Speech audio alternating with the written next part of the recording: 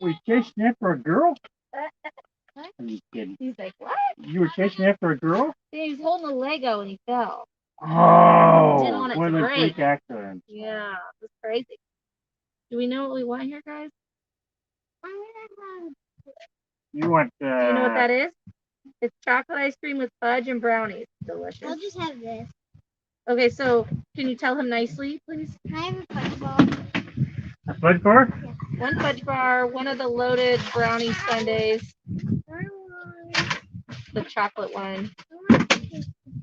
Those are delicious. Have you ever had one? Okay. Okay, wait till he comes back and you can tell him. You know what it's called? It's called a Snickers ice cream. Mm-hmm. All right, one chocolate brownie. Perfect. That's you, Ben. What do you say? Thank you. Oh, there we go. We'll take it home, okay, buddy? That's for you. So you get you get girls carrying your books for you? You get girls carrying your books for you at school? Okay. Can I open this? We're going to do it when we get home, right? So we're going to go quick. Okay, a Snickers ice cream bar. What do you want? Can I have an original bomb? Yep, are you sure? Thank you. And an original bomb pop. Perfect. That'll do it for us. Here you go, buddy. $13.50. All right. I'll be right back. I got a credit card.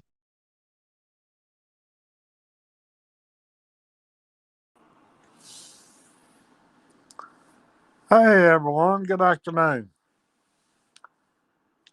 How is everyone on this Tuesday, September the 14th doing?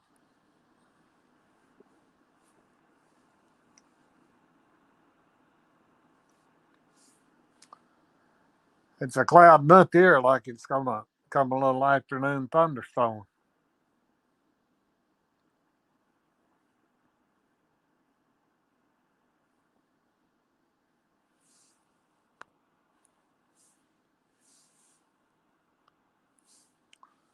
What's everybody doing this afternoon?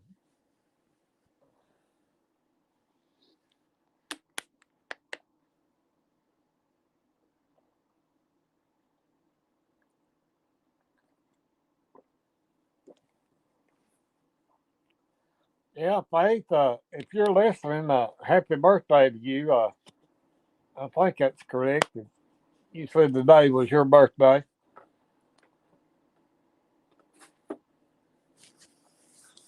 Hope you're having a good day there, Faith.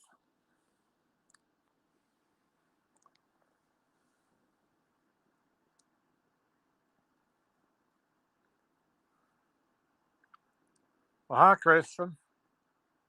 At work. Well, hope you're having a good day at work, then.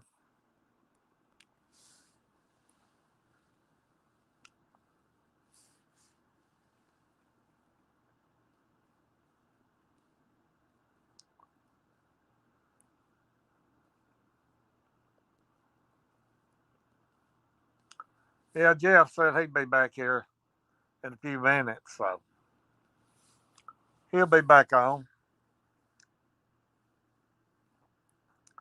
Where all the regulars are that usually come in here, I don't know where y'all at this afternoon, but I'm back. y'all can come on in and join.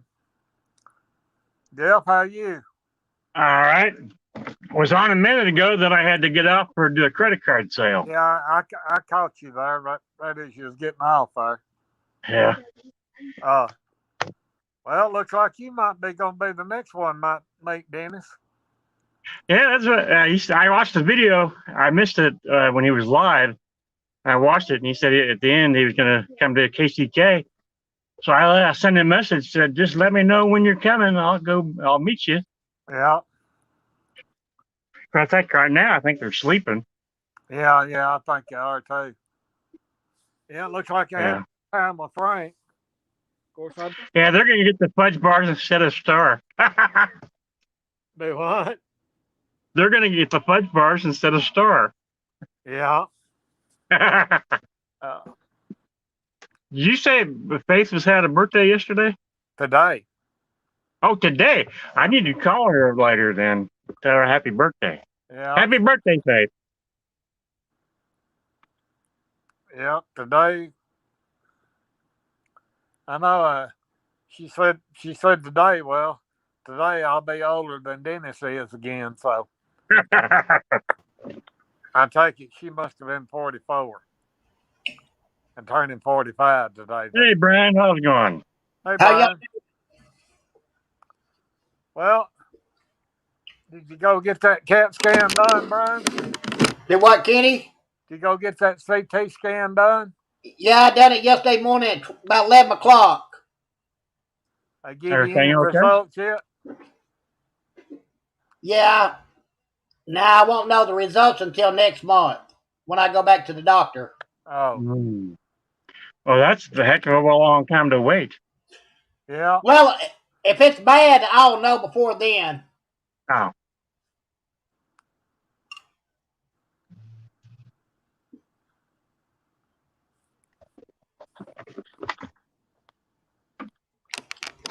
I know.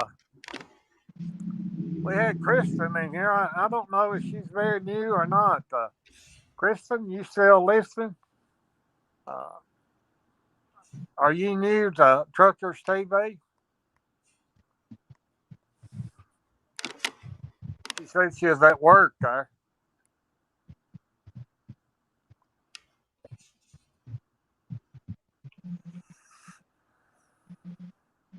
Huh. You know, I wanted to ask you something, Kenny. Have you heard from Rooster lately? Not since the other night. When he Somebody was said on he night. can be in Colby, Kansas today. Of course, it's too far for me to drive. I can't go past Topeka in this truck. Okay, Kristen. Hi, Janet. Well, Kristen, how did Yeah. you find out about Truckers TV and the stream?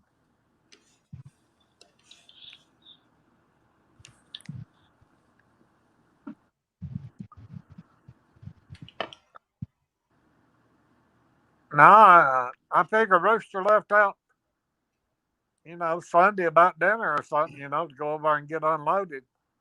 Uh, get in line over there with his brick Monday if they had a place to park there overnight. Yeah, I even heard from him. I ain't He heard was on word from live him the other yet. day when he was going across the street to the store to see his cousin. That's when he was online last time. Yeah, and then he drove on home and put his thing on there for a minute, and then that was it.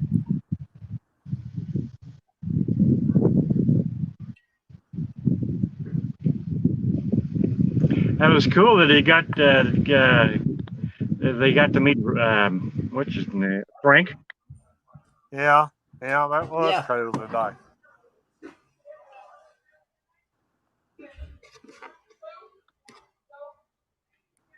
Yeah, time. You can't never tell. Time they wake back up, they may not put them on another load. Yeah. Yeah. And the other's Welcome, a night Frank, in hub. here. What's Hey, going on? there he is. How are you, Hey, sir?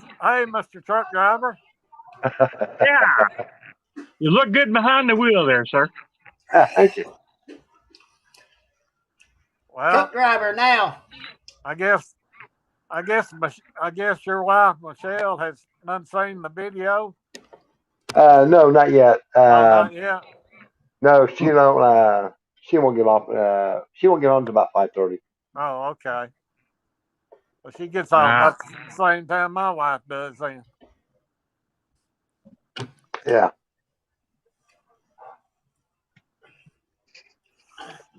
I tell you what, guys, man, that was a blast today. Oh man. Yeah, it looked like y'all had a good time. Oh yeah, man. I'm still on. I'm still on cloud 9 of it, man. I don't Frank, think you I'm gonna really come want off. to leave there, did you? No, not really, but Dennis and the guys, man, man, you could tell them, man. They were just dog tired. You could see it in their eyes and stuff. And what truck stop were they at? What What truck stop were they at? at the Flying J there in New Haven.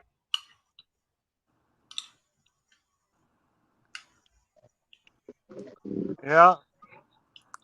I just said a while ago that time they wake back up, their load might already be changed, again. Yeah, you never. Well, I don't know. Now there is a night hub in KCK in 32 Because Highway. uh, according to Dennis, uh, got a message that he has to take Will and himself to the hub in KC. Oh, okay. Yeah, it's right there Some on kind of 32 appreciation, Highway. some kind of award or appreciation thing or something. Oh, And okay. it's mandatory that they show up. Hey, So Dutch. that Wow. so that load ain't going to change. So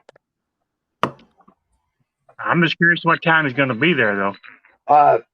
Jeff, I mean, to be honest, I don't know. They're going to be down for 10 hours.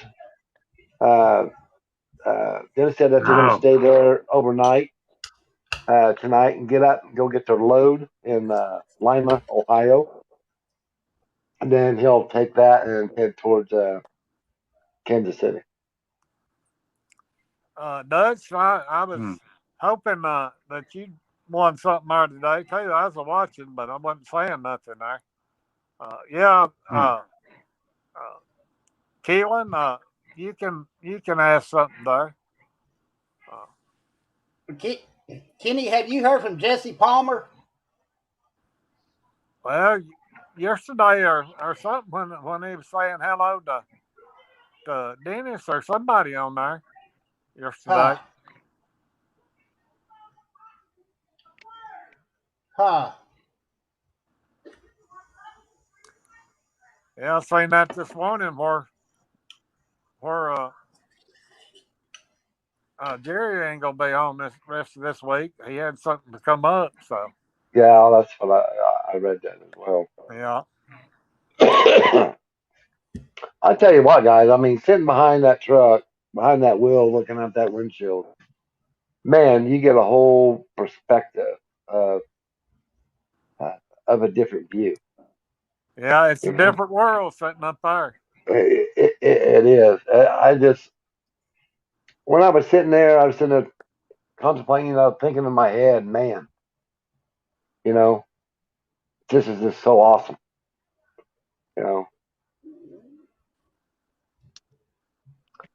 it's just Makes you want wonderful. to get back on the road. Yeah, it does. Like I said on that video, you know,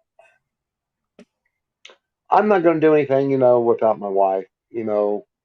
I don't want anybody thinking, well, he has to get permission from his wife. No, that's not how it works, guys. Uh, Go ahead, Somebody Frank. listening, can they contact Arnie there, please? We don't need no comments on here like that.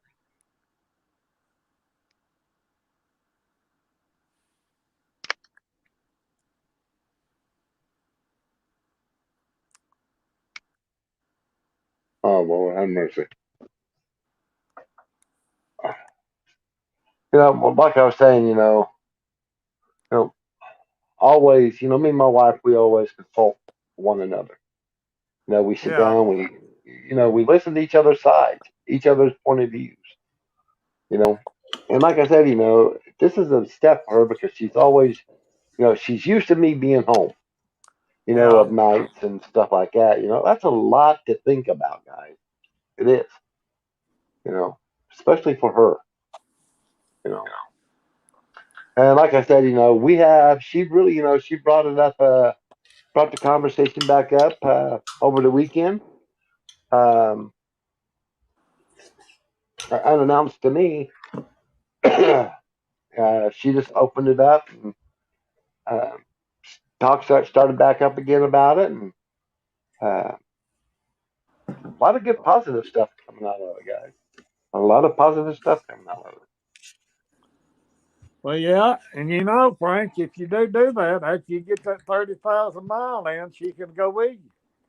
Oh yeah, yeah. 'Cause all my kids are grown up and gone anyway. Well, besides Hunter, I got Hunter. Then the grandkids would be wanting to come with you. Oh, I know Hunter would. Like I said, today it was comical today. This morning. Hunter wanted to go with me because he knew I was going to go up there and meet Dennis. He wanted to go with Papal. Um, so I got some videos of showing, all the pictures that Dennis and everybody took and posted. So I thought those pictures were pretty cool. Well, bless your heart there, Debbie.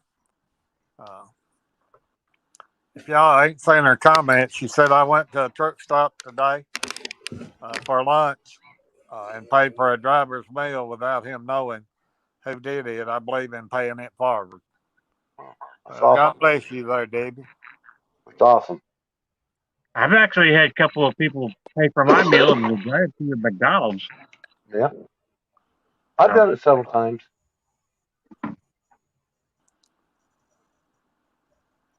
Yeah, we have tried to do that too.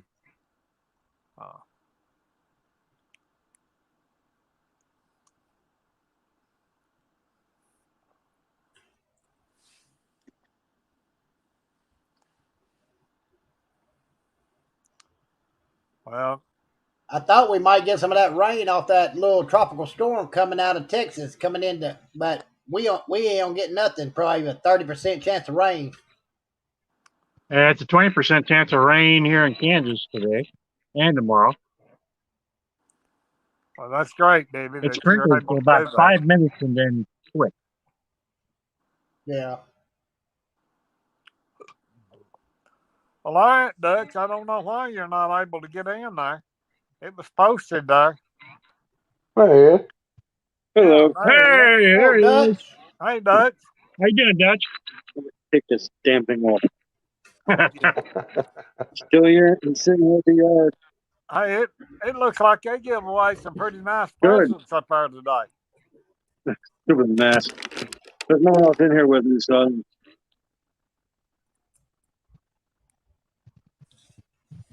It's pretty nice. It's a nice yard. They got showers. They got everything for the drivers here. I mean, it's pretty driver oriented here. It was fun. Well, hey, Where are Carol. you at now? And I got permission. Hey, Carol. How are you? You having a good week so far? No, I didn't win anything. Well, always the next time, Oh, yeah. They do something like that at Christmas too, or Where you at now, Dutch?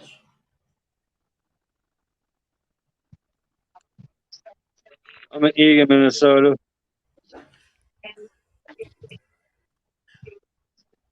Eagan, Minnesota. oh, you ain't left back Is it out anywhere yet, close to the Carol. border?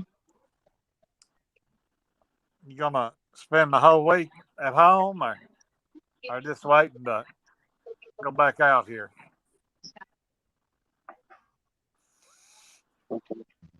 Yeah, that Carol there, that's that nice lady that Dennis talked to the other night. I think she's got her own truck there. I think that's right now. I may be mistaken, but Yes. Yeah, you're correct, Kenny. Camera went sideways. There you go, Dutch. You were sideways for a second. well, are they feeding y'all good up there, Dutch? What's that? Are they feeding y'all good up there?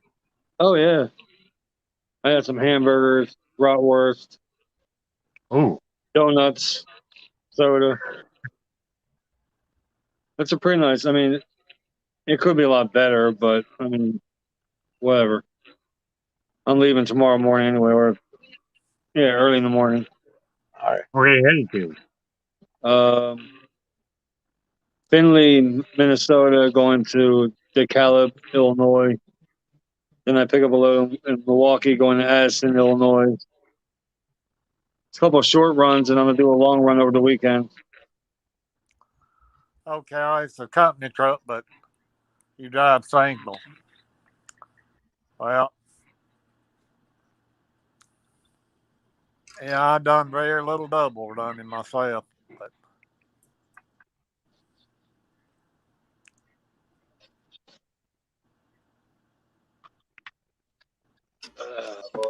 I'm just sitting here in the lounge,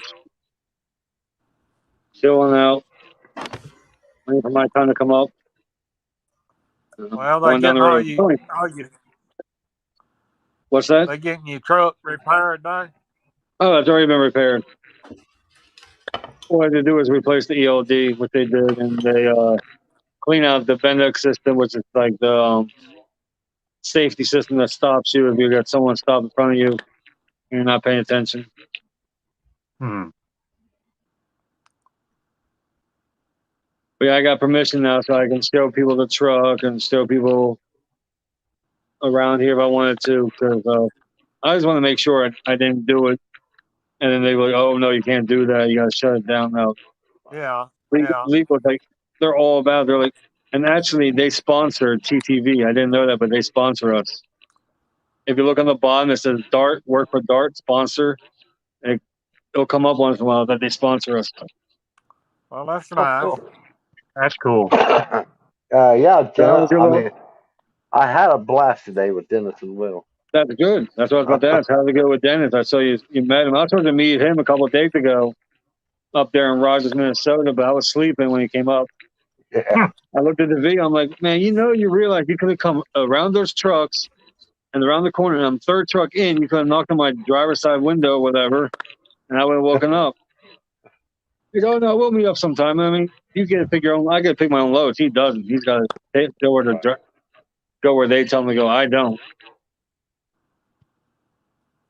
And I mean, if you saw my video, I talked to the lady that does all the what's it called, advertising for us, and she does all the YouTube pages.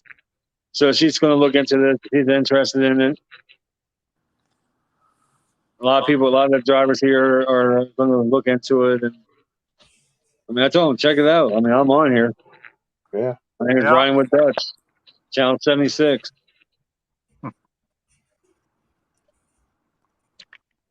What's your CB handle? Dutch. Oh, okay. Figures. Go figure. And the funny part is how I came up with it was I was working at the airport of all places.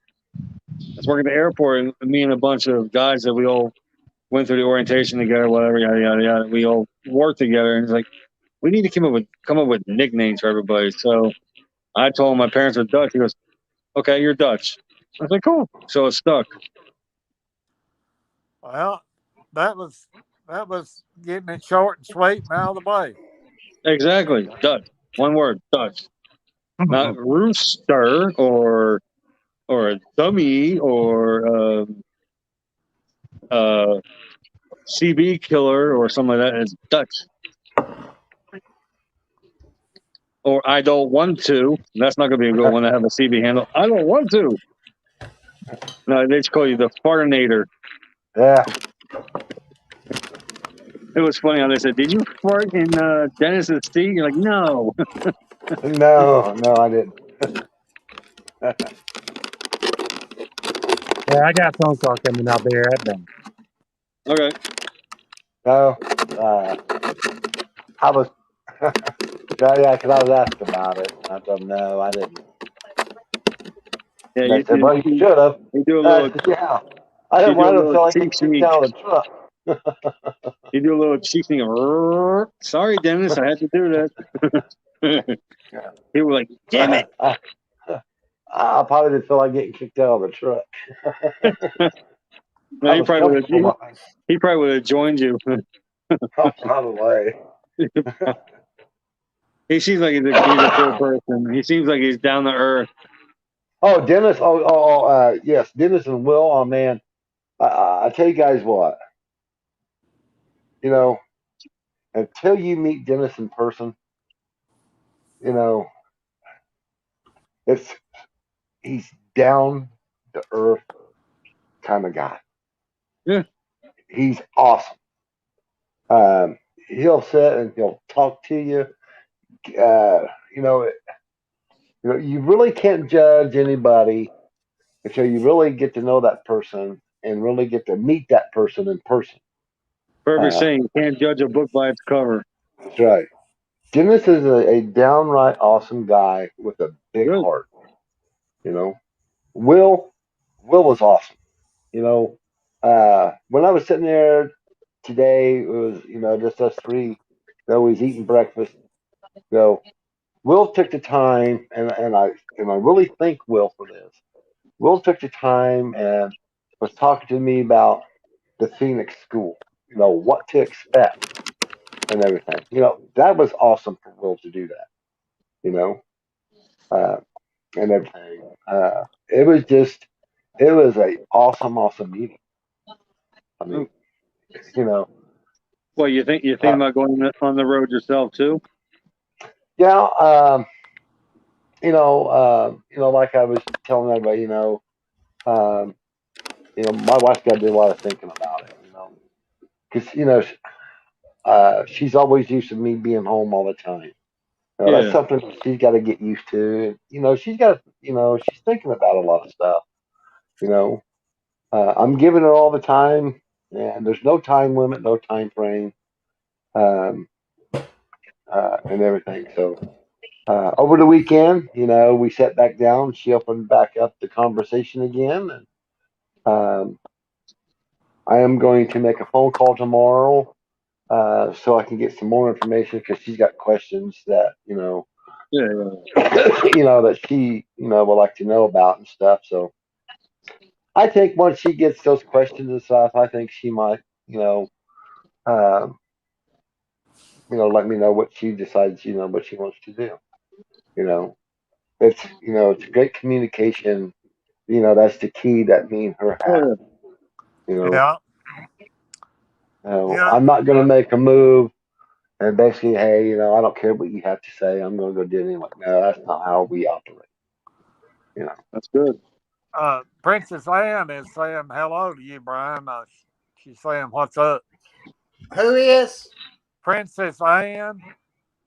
Oh, Princess Anne, that's How cool. how's everybody doing out there? Yeah, Jan, I had a nice day up here at the yard. I enjoyed myself. Met a couple of new people that I haven't met. I come here. I try to get to at least one of the yards every once in a while because it's good to know who's behind the doors, behind the on the other side of the phone. Next yard, I'm probably gonna go to is Pontoon Beach, Illinois, which is out there by St. Louis. Then I'm gonna go to Sellersburg, meet a couple people that are head of my department, and then I'm gonna go to I've been to Lancaster. There's nobody out there. I mean, I just want to go every yard and see what they're like, just to see the different yards, get to know my company. I've been here almost 2 years. I'm about to start recruiting for this company, so I'm gonna have someone put a sign on the side of my truck. Recruited. If you have any questions, I mean, they ask me.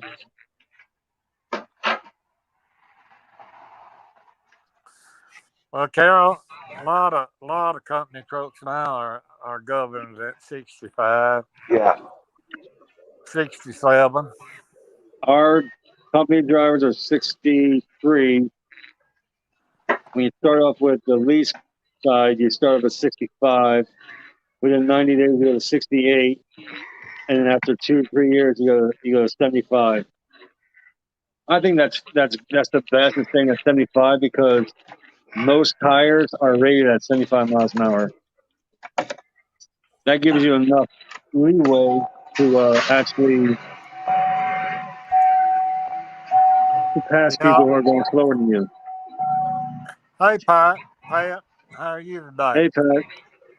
Yeah. Especially when you running Hey, Pat. out west in the summertime, and at 120 degrees out there on the pavement.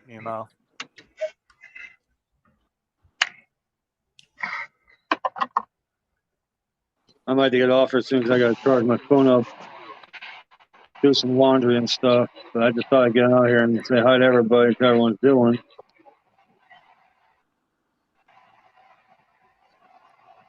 You take care, Ontario Dutch, truck is but be 55. safe. Wow. Well, You that's be safe all out the there, brother. Dennis's truck will run there, Carol. It's 65. Uh, Hey, George. yeah. George, how you this evening? Afternoon. Hey, Gio. Dio? Hey, Jeff. Hey, Pat. Hey, guys, I'm gonna jump off here for a bit. I'll get back on here in a few. All I right. gotta run a quick All errand. right, brother. All right. All right, Butch. talk to y'all All later. right, All thanks. right, Frank. All right. Okay, Dutch. You be. Yeah, I'm not leaving yet, but I'll be leaving soon because I got to charge my phone up. I keep putting my mask on because I'm inside. I'm don't want to, even though no one else is wearing masks. I just think it's a respect thing to wear a mask. Yeah.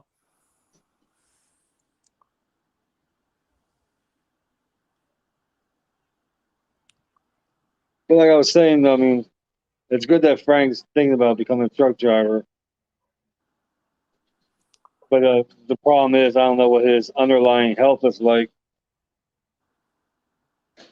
I mean, as long as he's not insulin shot, if he's diabetic, as long as he doesn't take the insulin shot, then he's fine. Oh, yeah.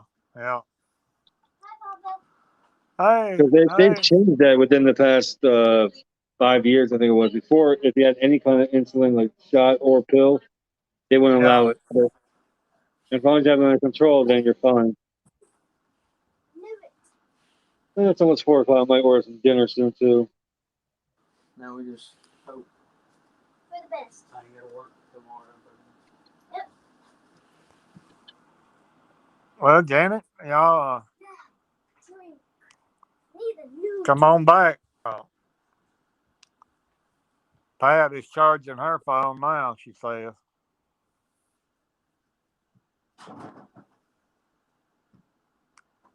I went out how the other Jan is doing with her new truck, how she likes that new job. I She heard ain't she's straight. supposed to be looking for a load today. She ain't been Oh, screaming, has she, Dutch? What's that? She ain't been screaming, has she? Yeah, she passed the drug screen. She just had to wait for something wrong with her airline, her air in her truck. She had to get it repaired, and then she was going to go look for a load or pick her next load. well, I hope she's gonna like it there. Heart issues, yeah, they can. Depends on what they are. Like high blood pressure, you can control that with your diet. Yeah. And diabetes, all depends because PANAP isn't diabetes and heart issues what keeps someone from getting their CDO. Yeah, but as long as you're active and you keep it under control, most of the time they'll give you like a year. Well, like what I have a yearly physical, and then if you pass the physical, then you're fine. Yeah, some drivers just get a 3-month card at a time. Yeah. But as long as they got that health card, they can go to work anywhere. It says they're good to go. Yeah.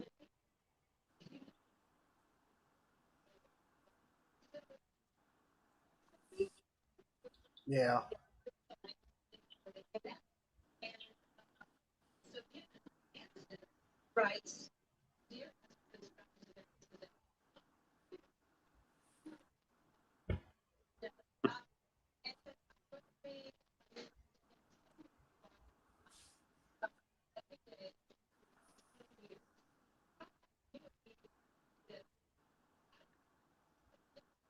Oh. Yeah, I'm watching Ella DeGeneres on our TV. Yeah, I think this year's her last year, ain't it? What? Oh, this? I bought that. What? Yeah. That good? I haven't used it that way yet. I got a dash cam, a dash mount. So I use that. But this is for when I stream on, like out here. I'm streaming right now with a bunch of guys that on Trucker TV. Oh, Pat says that's her brother's physical every 3 months.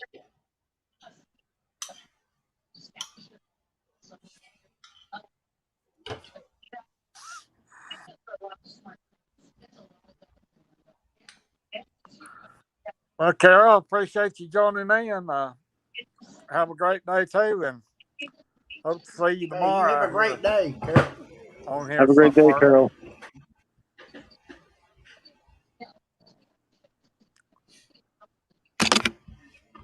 So just come on back in anytime you want to, Carol.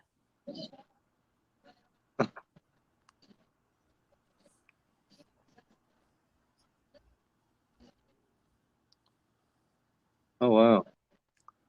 Yeah, that's pretty nice lounge sitting in there. Yeah, it's got TVs, couple, and it's got behind me like microwave. So I mean, yeah, it's pretty nice. Yeah, I got some Most of our nice yards chairs to sit in there. have a TV and they have a lounge. They have showers, bathroom, their bathroom shower combo, washing machines, dryers. So yeah, it's pretty nice here.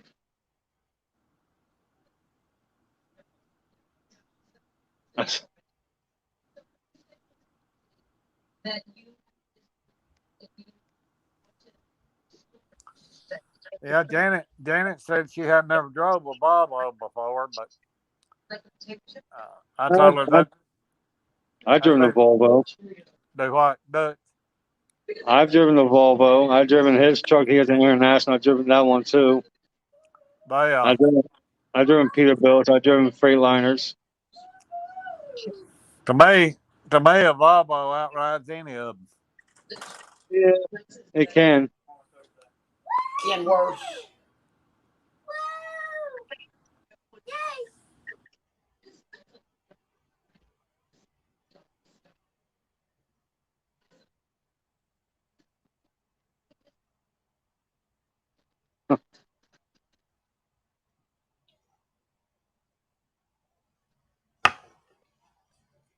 Hey, Mike. Yeah, I'm in Minnesota too. I'm in Egan right now.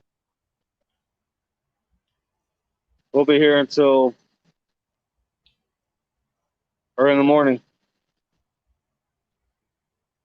I gotta pick up the load at about 7 o'clock, 8 o'clock.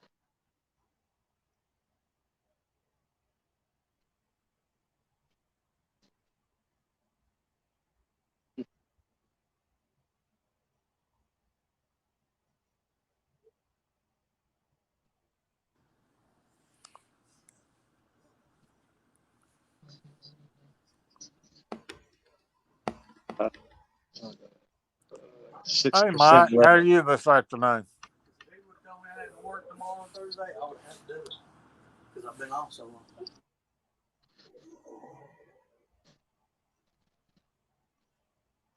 I'll probably be back on here, later, guys. I'm gonna charge my phone up and do some laundry and probably get something to eat. Well, you If you're back on here later, I'll be on here. I'll see you guys later. okay, brother? You have a good All right, night. man. Yep. See you later, Kenny. Have fun. He's All muted. right, Dutch. Okay. Appreciate it. Yeah. Take care. You too. Are they going to Hey, Kenny, Yes, sir. I got a question to ask you. Do you when you talking like you want to say something to me? Do you hear a repeat echo? No, not on my end. I got everything muted here. I got I my guess I tape. need. I guess I need to talk to Arnie about it. No, I'm talking. You can't hear. Like if you say one thing, you repeat the same thing that you said. No, I don't hear it here on my end. Like I said, I got my TV muted. I mean, and I'm on my phone. I don't hear nothing. What do they hear though? I guess I need to talk to Arnie. Yeah, you probably got two programs running on the computer, and and you need to close Facebook out. What do they hear? What Echo. Wait. Echo. Echo? It's their mic settings. You on your computer? Yeah. That's what it was, I think. Yeah, Does it I sound know that. okay on your end? Oh yeah, yeah. I know that's what it was on Lonnie. I know Okay, that's what it was for him. It's sounding good now. I closed that other program out. Yeah, What was the program? he had two running. He closed Facebook out or something. Well, your mic, you can go into your Facebook settings and turn your mic settings off in your Facebook. That way you can use Facebook and that at the same time. It's two programs trying to use your mic. Yeah. And it's echoing through both. It's like having two mics. Gio just said that he's gonna get rain for the next 5 days. So Oh. I guess he's gonna get rain off that hurricane. I know we're supposed to get about 60% tomorrow. Oh, Lord, there's Robert. Good afternoon, Robert. Hey, Robert. Hey, it done bounced right in on you. I'll be like one of them surprises. How are you today? Surprise. I'm pretty good. Pretty good.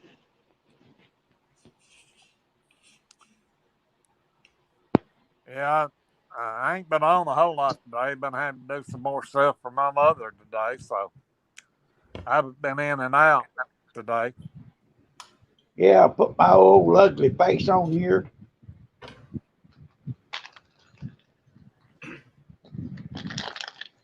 Yep.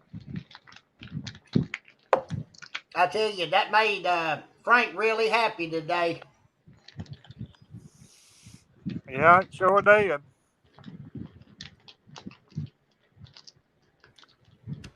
And his wife and Hunter will get to watch it after a while.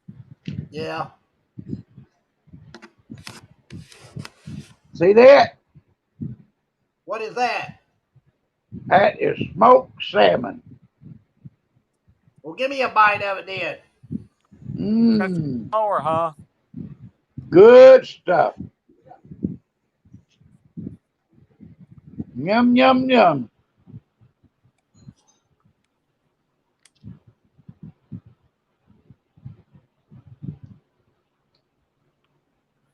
That's better than fried catfish, ain't it, Robert? Man, I'm telling you, I like fried catfish. I like any kind of fish. And I like any kind of seafood. My favorite fish is crappie. Yep. Mm-hmm. Oh, Lonnie. Hey. Hey, Lonnie. How am I sounding? You sounding good, bud. Yeah, sounding good. See, I told you Arnie could fix you up there. Yeah, he got me fixed up. Buddy. Smoked salmon, Lonnie. Give me a bite. Like Brian said, give me a bite. No, it's all mine.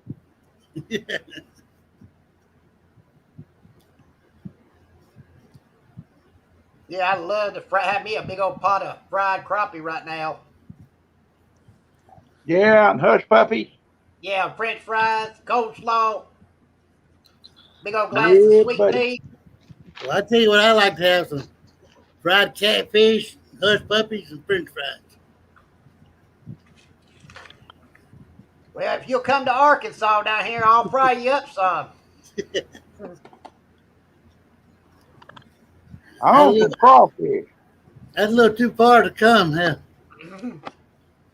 You like crawfish, Robert? Oh, yummy. I like frog legs. I love frog legs. Huh? Yeah. You don't like frog legs? I love frog legs too. Yummy. Yeah, I love them frog legs. Salmon. Yummy, yummy, yummy. Yeah, they're good. We had us some soup tonight for supper. Yeah. Had what now? A bowl of soup and cornbread. Oh yeah, that's good. Yeah. Yeah. Back then when I used to live at home, me and my dad used to go frog gigging every night. Frog Yep. gigging. Get them big old bullfrogs. I'm I talking about love that good old pork salad too. I'm talking about bullfrogs being like that right there. You two eating? Yeah. Yeah, they get old, and I mean, they get big too. Yeah. That's when they're good eating when they get big like that. Got Oh, more meat I on them. like them. I like them young, tender ones. Got more meat on them legs. Yeah. Boy, it sure tastes better a lot better than chicken, don't it? You better believe it. Hey, There's a restaurant here that serves frog legs. Every time I go in there, I pound my plate full of frog legs. It's all you can eat. And I pack that plate full of frog legs.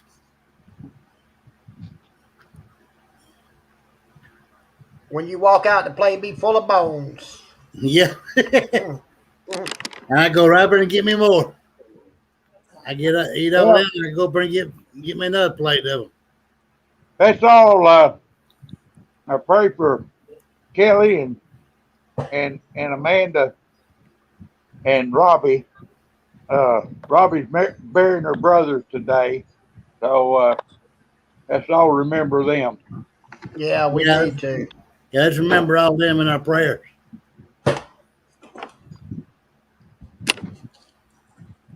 You know, they having a rough right now. Yeah, they must special people. Yeah. Oh, I love watching Amanda and Kelly. A lot of love to watch old Dennis? no Tanker Jack. Oh, Tanker Yanker? Yeah. I watch him every day. Yeah, I watch him some myself. Let's remember Rhonda down there in Louisiana. Yeah, we need to, Robert. Yeah. Yeah, they And plus they getting some more rain and hurricanes coming. yeah, they got that that hurricane, what's the name of it this time? It's a tropical storm. Yeah. Yeah, they get another hurricane. But it was a hurricane when it hit. I don't remember the name of it. It wasn't Ika, was it? No.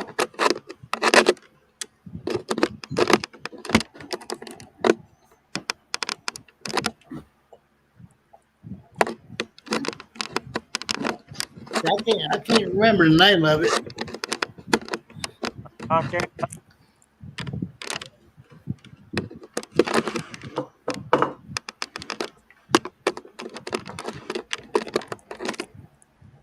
What's the name of that hurricane in Louisiana? Nicholas, what it was. Nicholas. Yeah. Richland? Nicholas. Oh, Nicholas. Yeah.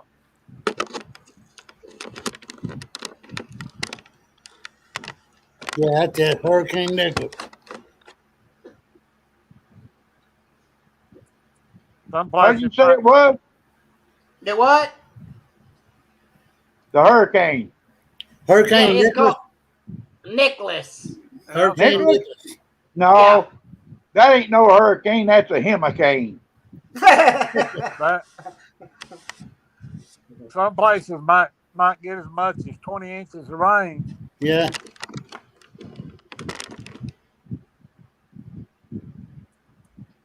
Better get it politically correct. It's a hurricane.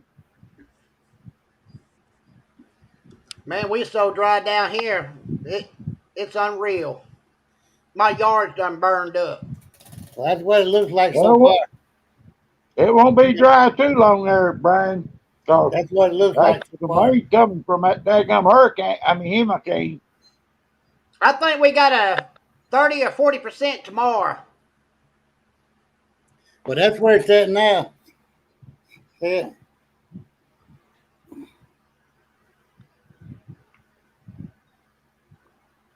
Yeah, rain's washing the foundation out on the concrete there.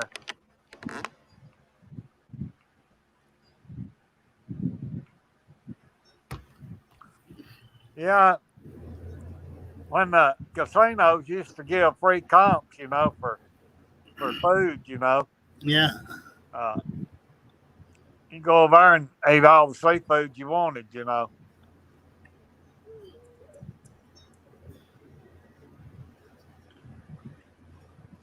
Ain't that where ain't that where that guy lives? Does that the swamp people? Ain't that where he lives in Louisiana? What's I his think name? so, Lottie. What's his name? Ron? I can't place his name right off. One of them boys got killed. He was in a car accident. I didn't hear about that. Yeah, several years ago, one of them got killed in an accident. They got a TV show called The Gator Boys. Yeah, I might be him. It may be.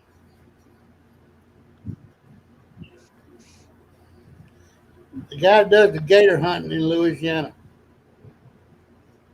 According to Louisiana Travel, History Channel fans know the town well as the host to the hit show, Swamp People.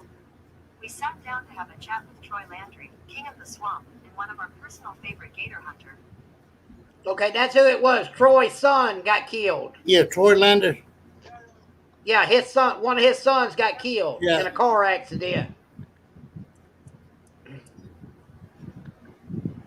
Probably about 4 years ago. Geo says it's going to be 70% down there where he lives next 5 days. Huh.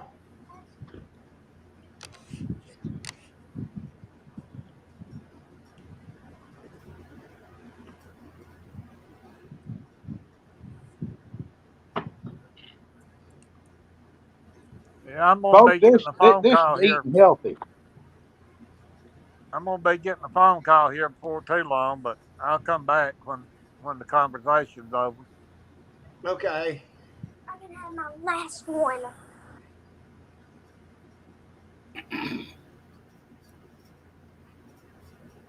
We got to go back to Cersei tomorrow. My fiance's got a doctor's appointment in Cersei tomorrow. For a checkup, that's all.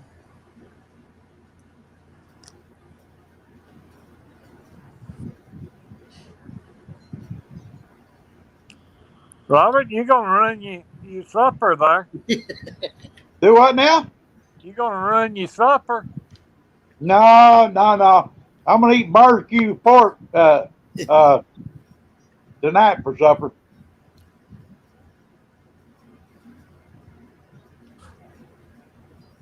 Will you pour some barbecue sauce over that roast that you had left over? Oh yeah, that's what I've done. I shredded that pork and put barbecue sauce on it, and man, I'm putting it on big old sesame seed hamburger bun. Huh.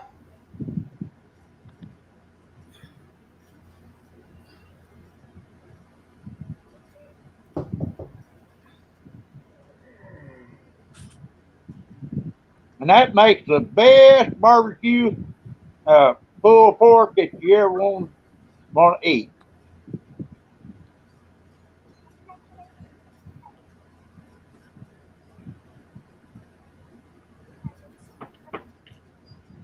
Cause you got the flavor of the potatoes, and you got the flavor of the onions, and you got flavor of the carrots in that pork. Oh my gosh, is it ever good? And garlic. Garlic.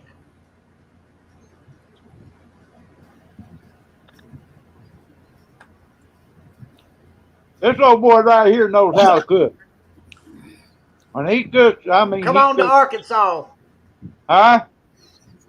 Come on down to Arkansas, then. Well, they's trying. You bet we're trying. If somebody would drop me 15 grand right now, I'd be packing tomorrow. I hear you. Well, Yeah, we got a place at the restaurant here it's called Tim's Cajun Kitchen. Where they cook all that alligators and a lot of other stuff. I ain't never ate there. you But ain't I never hear all ate no about it. alligator? No, never. I like good alligator tail. I want to try it. Yeah, I do too. No. I want to try it though. Robert, do you like hog chitlins? Do I like what? I said, do you like hog chitlins? Pig gut. If it's thick right, Pig guts. Hey, hey, Pam. Hey, Tanya. How are y'all? They're good if you fry them and put some hot sauce on them. I guess Tanya's Yeah. on her break. I guess. Well, that's good, Pam. Yeah, I'm good too. tomorrow I'm fixing to go in there and cut up that cabbage and put it in a pot and boil it, and then I'm gonna fry it in bacon grease. Yeah, that's what you call good. Yeah. How's your day been, there, Tanya? Been good?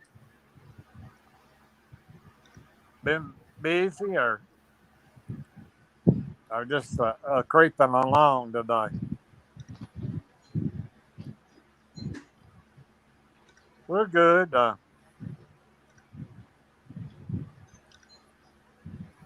Man, this stuff's good. No, You might have to get you another piece, ain't it?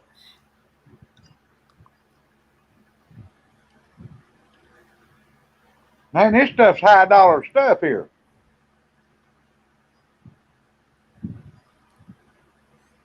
You know how much this stuff you know how much this stuff costs? It costs $25 a pound. Wow. $25 a pound. Yeah. Yeah, Yeah. Mm. yeah, buddy.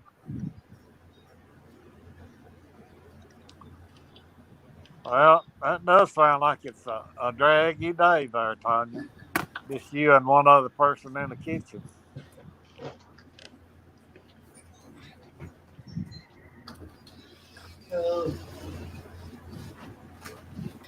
Uh oh, Lonnie must be getting his mail there. That's good. Oh, he went and ordered something. He done had DoorDash Grubhub delivered. bring him something. Yeah, DoorDash done brought him something. Now is that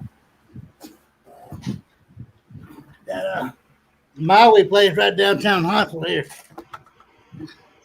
I called in and ordered me some shrimp fried rice. Well, it's like a Chinese food place. Yeah. Yeah. Yeah, they deliver. Well, that's good. I like Chinese food. Huh? All right, well, I'm finna get out here and go eat. Well, I come Frank back in now. Robert done made me hungry. Okay. He's already hungry when you ordered that. See Hello, you, bud. Frank. Well, hold Hey, y'all Rob. later. Y'all have a good day. You too, See you, bud. buddy. Hey, Johnny. I hear you've been driving truck, Frank. Man, I'm still on cloud nine. I don't think I'm gonna come down on that.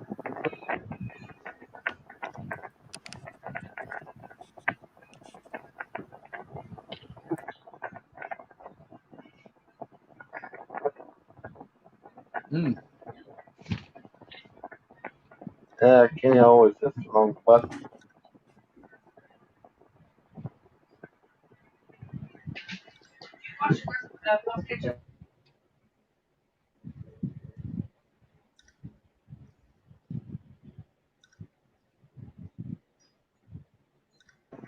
Hold on, guys. I want to put you guys on mute. Um, my wife needs to talk to me real quick. So bear with me. And no, I'm not in trouble.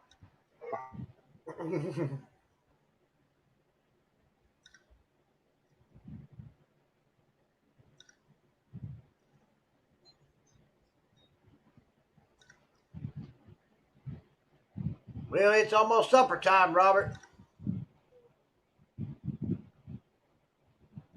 Oh yeah, they will be. Yep.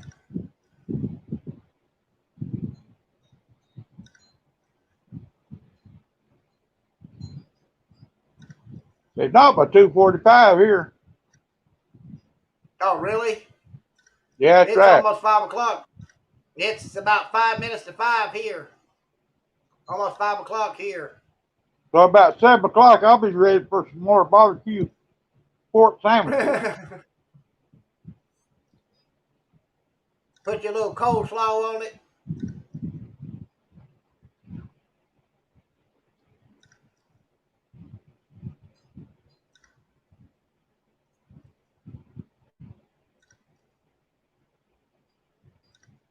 Oh, Santa Claus has got to build him up some energy for Christmas. He's gonna be going 24/7 about then. Yeah. How's the weather down there today? You mean up here? Yeah. Well, it'd be about 70 degrees. Ain't too bad. 70 degrees. I love it. But no humidity. Boy, I hate that humidity, man.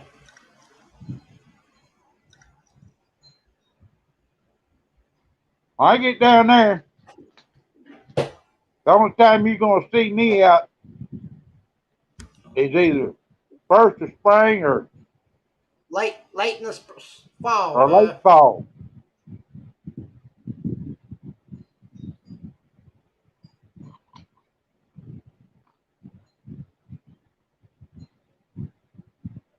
Unless it's going to the grocery store. Yeah.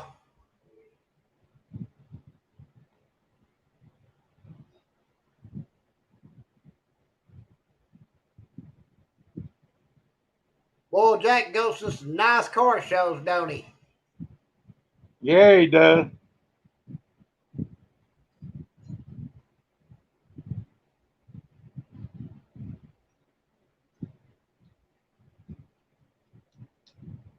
Oh, next time I see him, I'm gonna tell him that that the little Spokane River where we live at, it's got Chinook in it, and that's for Oh, they're coming back in the little Spokane, pretty good now, yeah. and they're going to try to protect them for a while.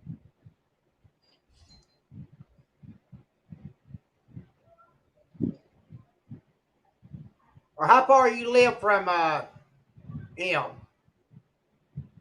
Who, Jack? I Yeah. guess maybe, I guess maybe as a crow flies about 240 miles, 250 somewhere about. Yeah.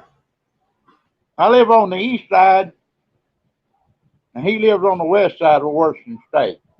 Oh, okay.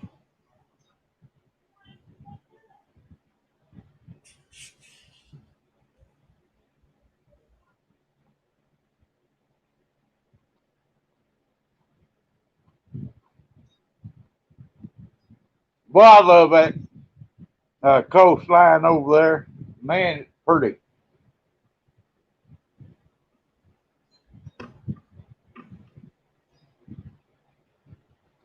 Some places you got bluffs, some places you got cliffs along the side of it. It's pretty out there, ain't it? Yeah, it is.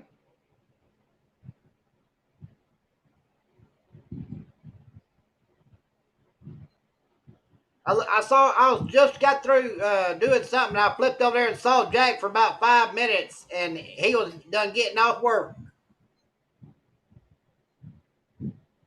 He's probably going home, going to bed because he'd been up since 11 o'clock last night.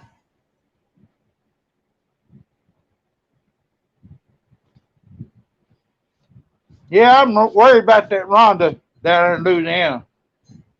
Yeah. It's sad, man. It's really sad.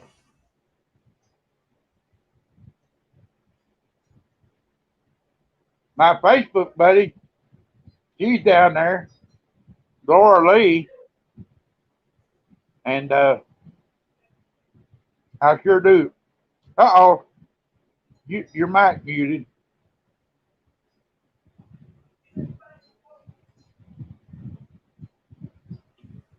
But yeah, it's really sad about that down there, ain't it?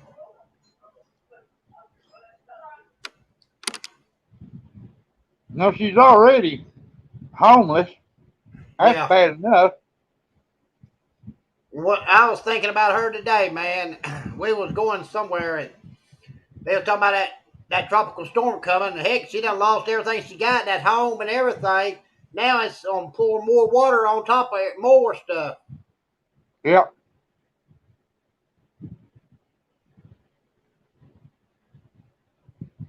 Like me and Arnie, we've been talking that she should just sell that piece of property for what she can get out of it, collect the insurance on it, and move herself somewhere else. Yeah.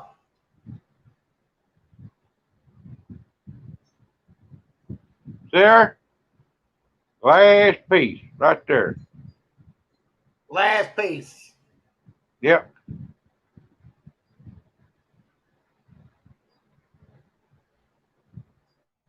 But old Frank was really happy today, wasn't he?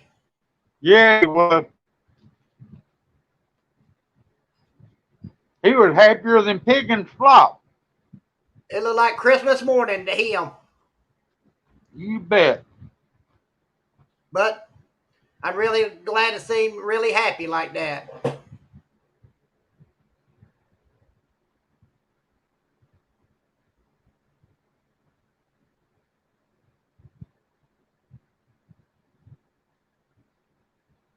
Come on in here, admin.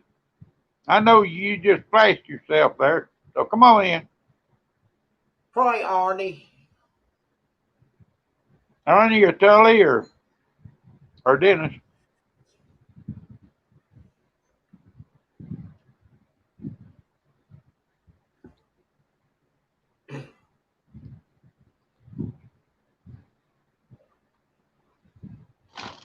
Oh man. I'm back. Huh? I'm back for Hell, a little I'm back. while again.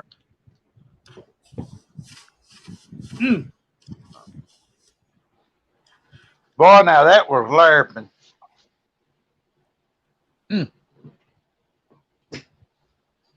You need some more of that, don't you, Robert? I need more than that. More than that. Frank, you got your buddy there now? He stepped out for a second. Oh, he did?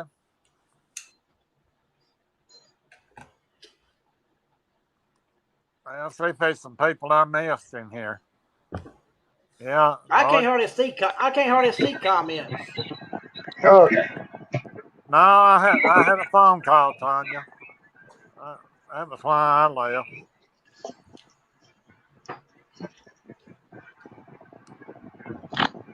Well, Frank, when you gonna go to school? Robert, I don't know. Um, uh, my wife is still doing her thinking. Tomorrow, tomorrow I am going to be making a phone call to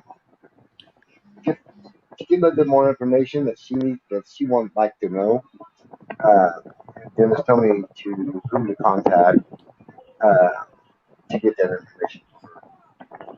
I knew you were popping your head around out there somewhere, Arnie. I've been watching for a while. Yeah, you've been watching me eat that daggone smoked salmon, hadn't you? And I'm eating a hot dog and chips now, so we don't want to play, okay? Yeah.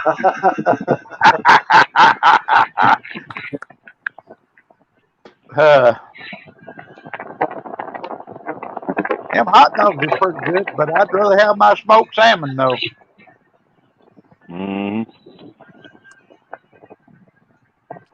Yeah, I was watching a little bit of telly over there. I'm hooking up his cable lines and stuff. I've kind of been bouncing back and forth.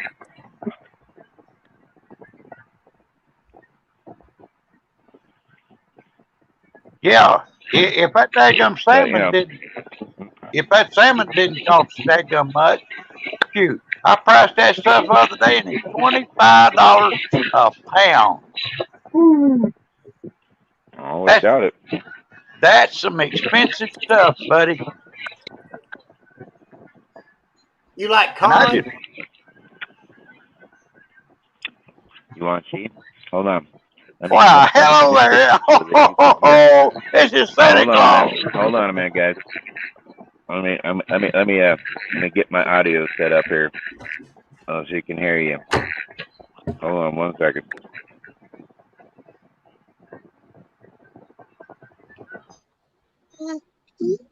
Mm-hmm. Of me.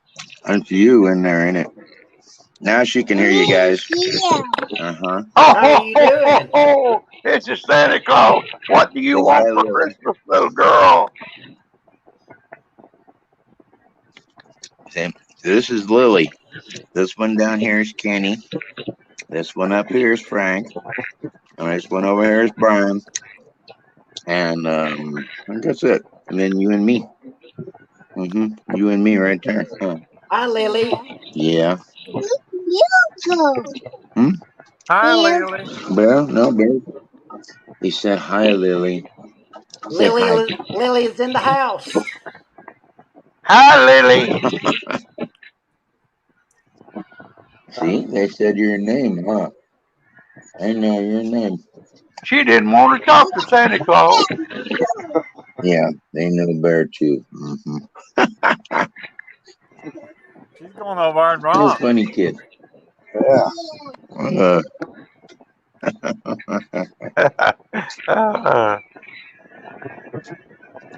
God love them kids. They hang out with me all day long. They do. I ain't even kidding.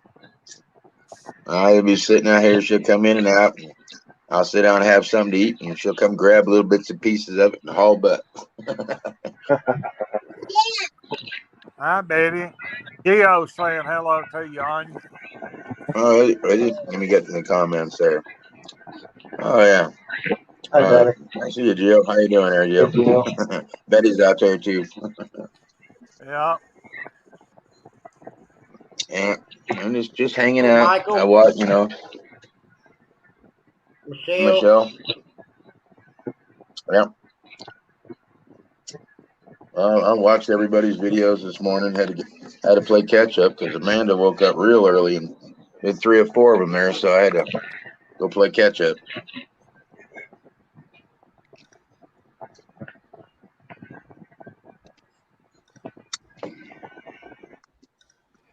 Yeah, I gotta go play catch up too.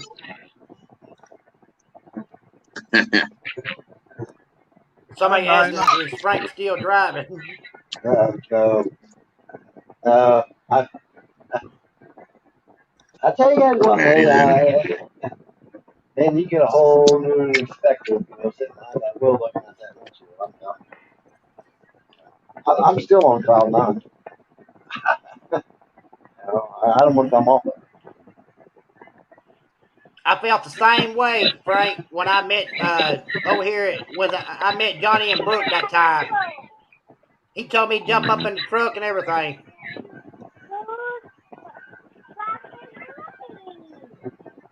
Where? You went back inside? Hi, Michelle.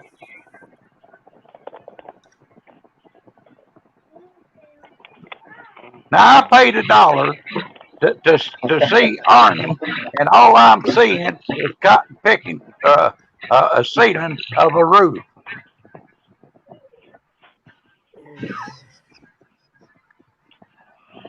You heard that, didn't you, Arnie? Yeah.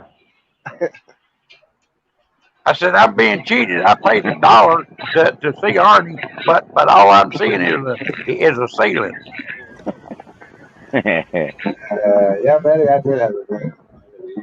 I was happy in that truck. Oh me.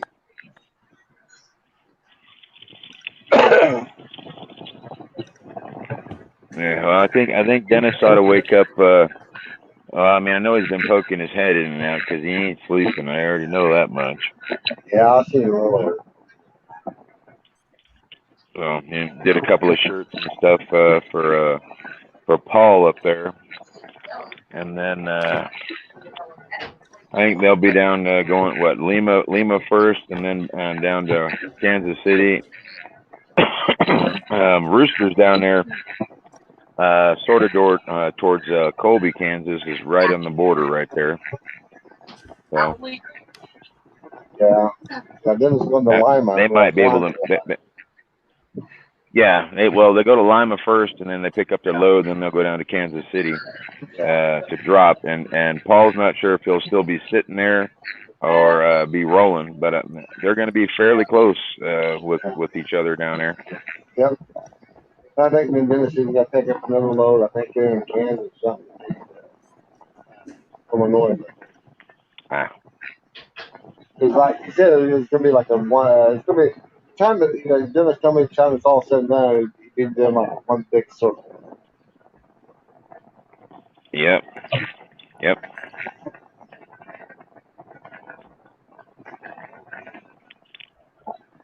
Boy, everybody on here is my buddies.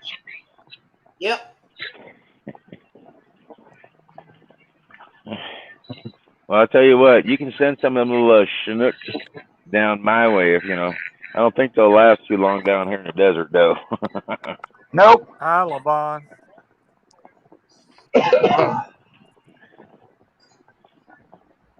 No, brother, I didn't even surprised to see.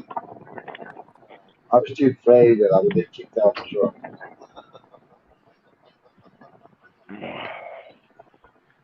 I wish I could put my arm around every one of y'all and just squeeze you like a big old grizzly bear.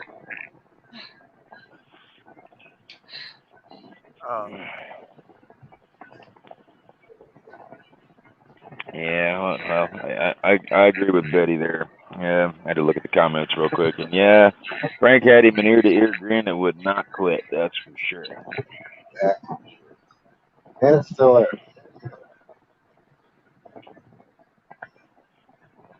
Yeah, well, I wish I had that luxury. That's for sure. Yeah, I wish I could go out there tonight, climb up one, and leave. Yeah, I'll tell you what.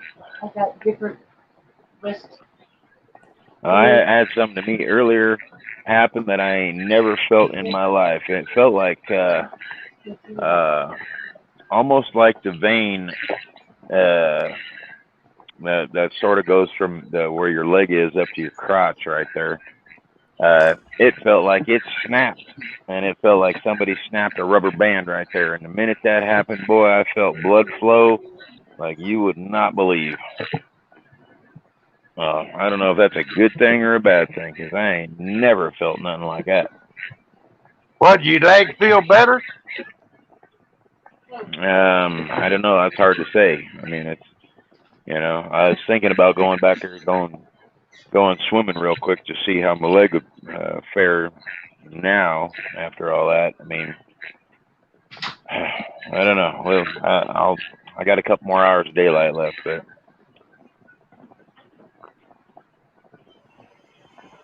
we'll see. I hope it was the good Lord slapped you in the leg and made that sucker open up where you can wet leg will be better.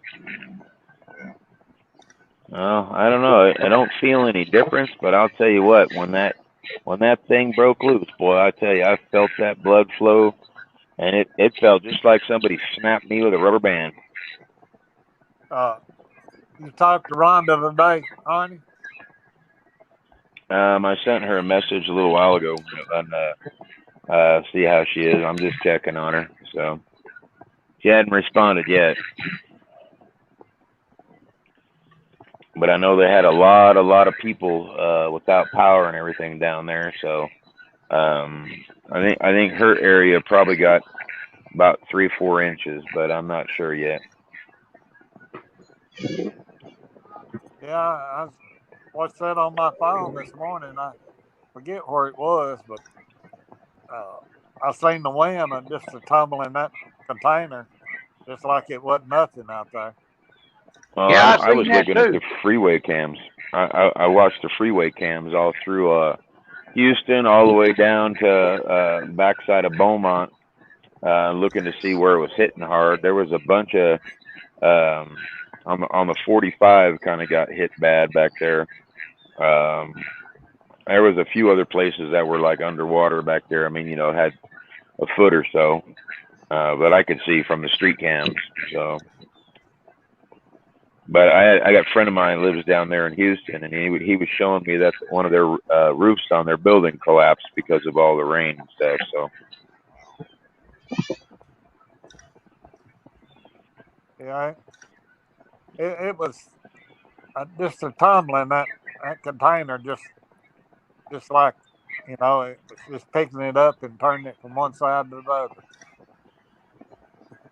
Yeah, Kenny. Yeah. I'll guarantee you, it was tumbling that thing just like a shoebox. Yeah, it was. Yeah.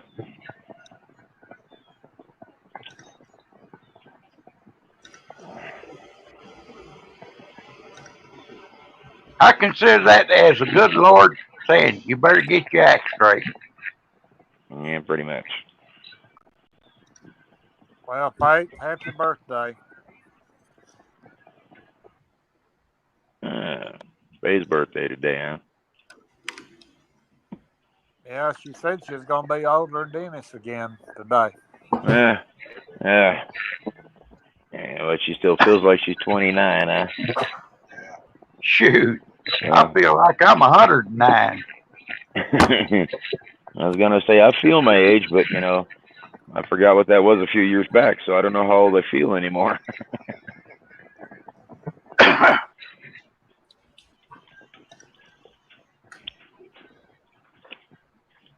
Well, bull crap. Yep, pretty much. Other than that, I ain't done much of nothing really. Sat around here, played with her for I don't know, a couple 3 hours this morning here, just doing my thing. Actors arrested for torturing housekeeper. I don't know who it was, but that's what flowed on my phone.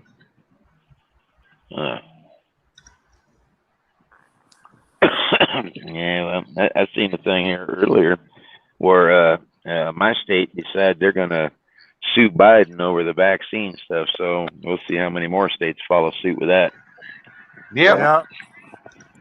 Yeah. I'm seeing here in Alabama too, where the attorney general says that he ain't gonna be putting up with that. You know, here in the state of Alabama. Well, you have to think about that. If he's saying all federal employees got to get their shot, and every truck driver works for the FMCSA, you know. Yeah. So how's that gonna work right there? You know.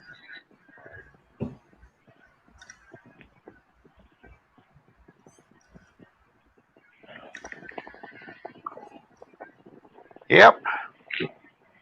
He's getting to be just like a dictator. Yeah, well, I think he's beyond that. Yeah, he's way beyond. I seen that today it come across my phone too. They was wondering who was running the country up there in Washington D.C. Arnie tells Santa no yelling.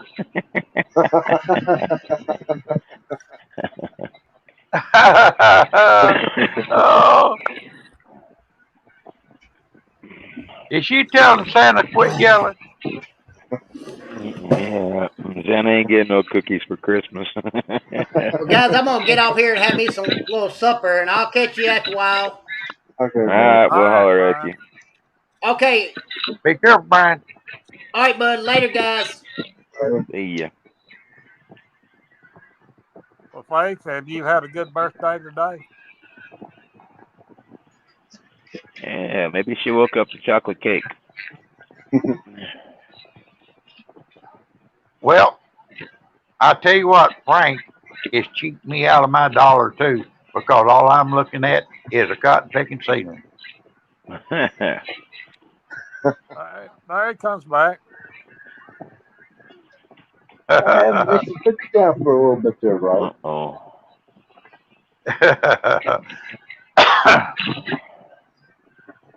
Well, there's another hurricane out there.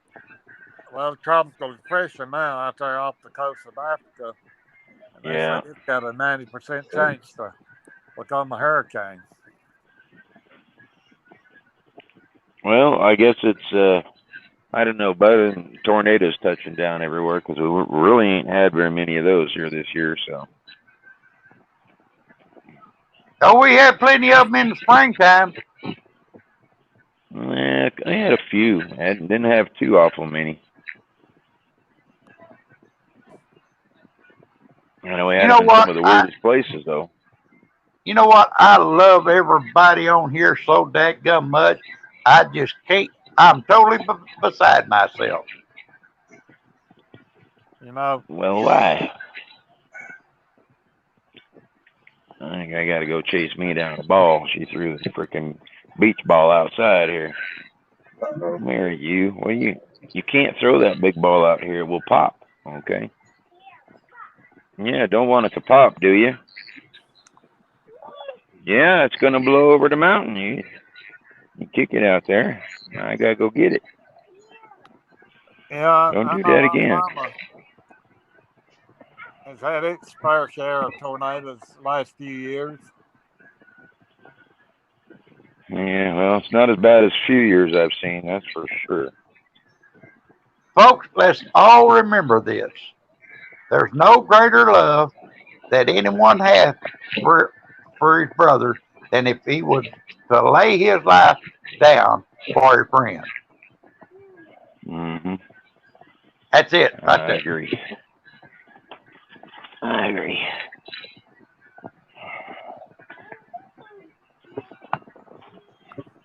I seen something. I didn't read it, What are you but doing? I seen something about where this, I don't know, young man or boy, he saved his four sisters from a house fire or something, and then his dog saved him. Huh. That's pretty good. Yeah, I'll take it. Yeah, I'm gonna go in there, go grab me something to drink. It's getting hotter than tamales out here right now. I bet y'all are just totally looking over my shoulder there at that little old bitty rod and reel in that rack. Yeah, that's a little miniature rod and reel. That Well, sucker that's what I is used about. to go fishing. Yeah, we got to go fishing with that. That's what I used to have in my truck, just like that. I had a little kids fishing pole, and I'd go down there, and if I was up north on the gorge and stuff, and sometimes on the backside of Klamath there, and depending on where I was in Idaho, that kind of thing. And I'd always go fishing, always. But you can't catch nothing but about a 2-pounder on this one. That's all I needed.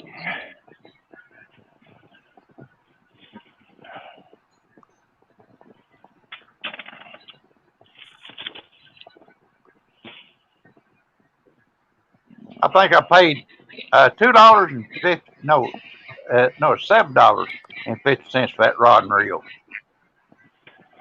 Brand spanking new. I think I paid $5 for mine, however long ago.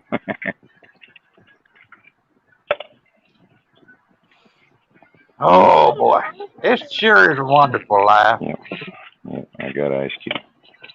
Cold, yes, very much cold, very much. Having bunches of friends like this to talk to and to laugh and to enjoy. Yeah, it sure is a wonderful life. I agree. Hi, Diane. I can't see the comments. I'm about, 50 feet from my phone. And boy, Arnie, I can hardly wait to pull that truck up near your yard and jump out and hug you like you ain't never been hugged. Well, this don't hurt my ass. That's all I'm gonna say. Don't hurt him. Hey, so Arnie, are you a grandpa? Me, yeah. 4 times over. And I got another one on the way. She's 14 weeks, 15 weeks pregnant now, so she went through her first trimester. So get another one after a little while. Yeah, my latest great grandbaby went for a checkup today, her 3-month checkup, and she already weighs 13 pounds.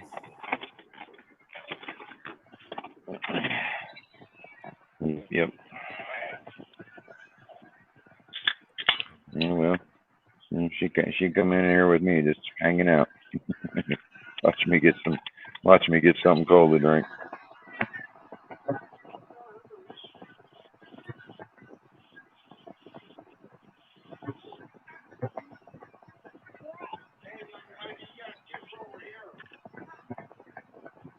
You got more chips over there, huh? Okay.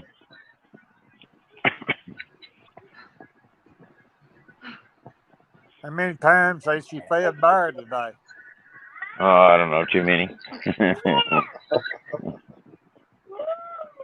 Maybe she, I don't know, probably about 35 minutes ago, right when I come outside with my stuff, she came out with a little piece of bacon. Had both dogs following her. She got all the way out here to the little bench, and she climbs up on the bench, and then she sits down and gives both puppies a little piece of her bacon.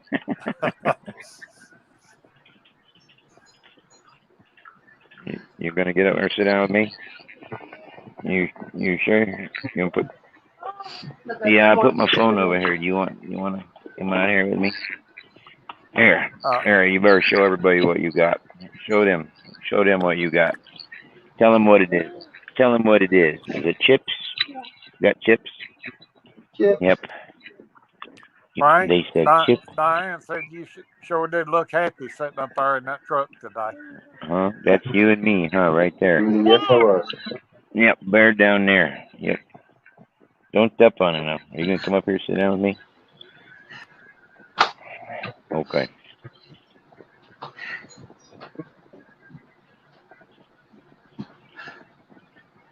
You want me to hold that so it don't spill? Okay, you sit down. All right, here you go. We just hang out.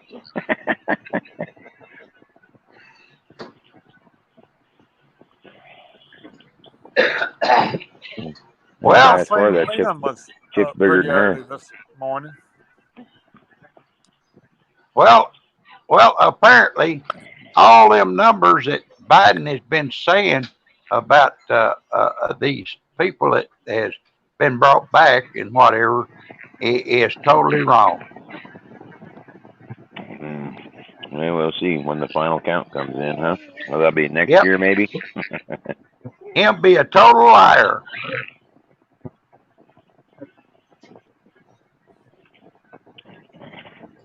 Well, you figure if they pull back, even if they pull back 12 planes and each plane had 300, 400 people in it, that's what you got coming out of there.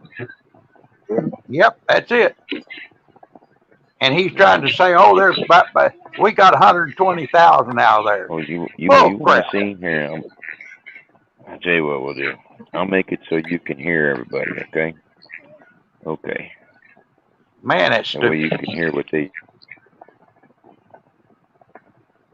Hear him talking?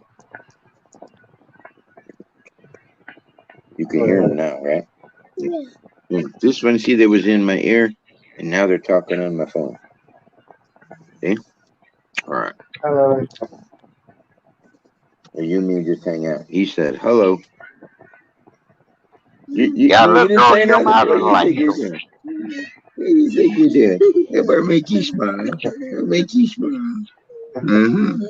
You are Hey, what's it God's you little make angel. you smile? What's it? What's it That's you right. make you smile? And all these people right here, these ones, these are all writing. See all the words? See all the words they're writing? Yep.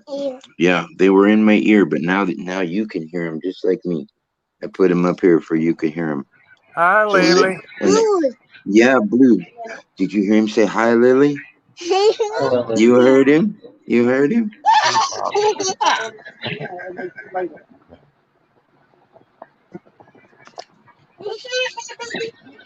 Yeah, Diane.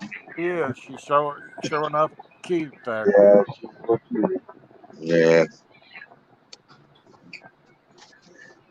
Yeah, she went over there to the big chair now. She got tired of sitting by me. That You chair went over over there there to is sit in the soft. big chair, didn't you? You got tired of sitting by me. I'll go over here and sit down. Yeah. All right.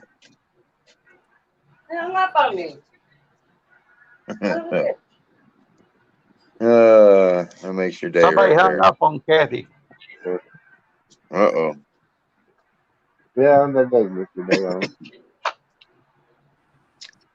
Yeah, I know. I saw that big old smile as soon as you seen Dennis pull up in that truck and you walked up and for the first time. I already saw that big old smile, and then afterwards, climbing up there and there, that made your day. I already know. Oh yeah. And And I you sent sent it. me, Go and ahead. you sat in the driver's seat. That Yeah. evening, boy, you had such a big old smile on your face. Oh man, that was worth $1,000,000. Yeah, that was permagrin. Yeah. Hey, Lily, come here. You think that guy right there? You think he looks like Santa Claus? Yeah. You think so? Yeah. He looks like Santa Claus. Yeah. Mm-hmm. You think he's gonna bring you presents this year? Yeah. Think so? You been good?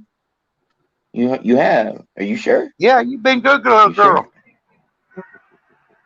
See, he said you've been good, so he's gonna bring you presents. Yeah, you've been good, little girl. You're gonna Yeah. get lots of presents. See, lots of presents. Man, aren't you lucky? Yeah. Yeah, I think so too.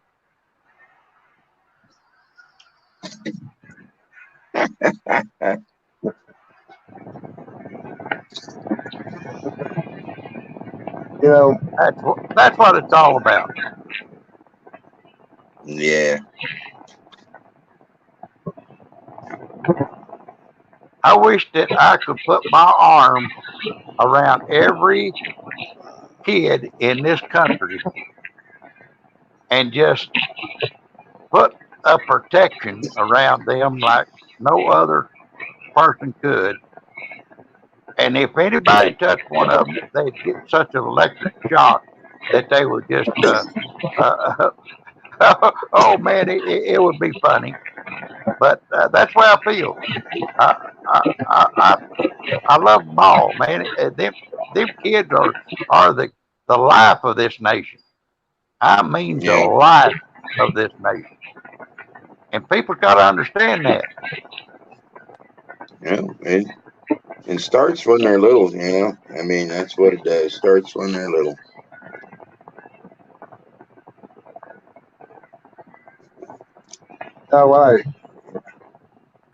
when I came around the corner uh, on 469, and I seen that back in the trailer. I was only running about 64, 65. You know, even though the speed limit was 70. Yeah.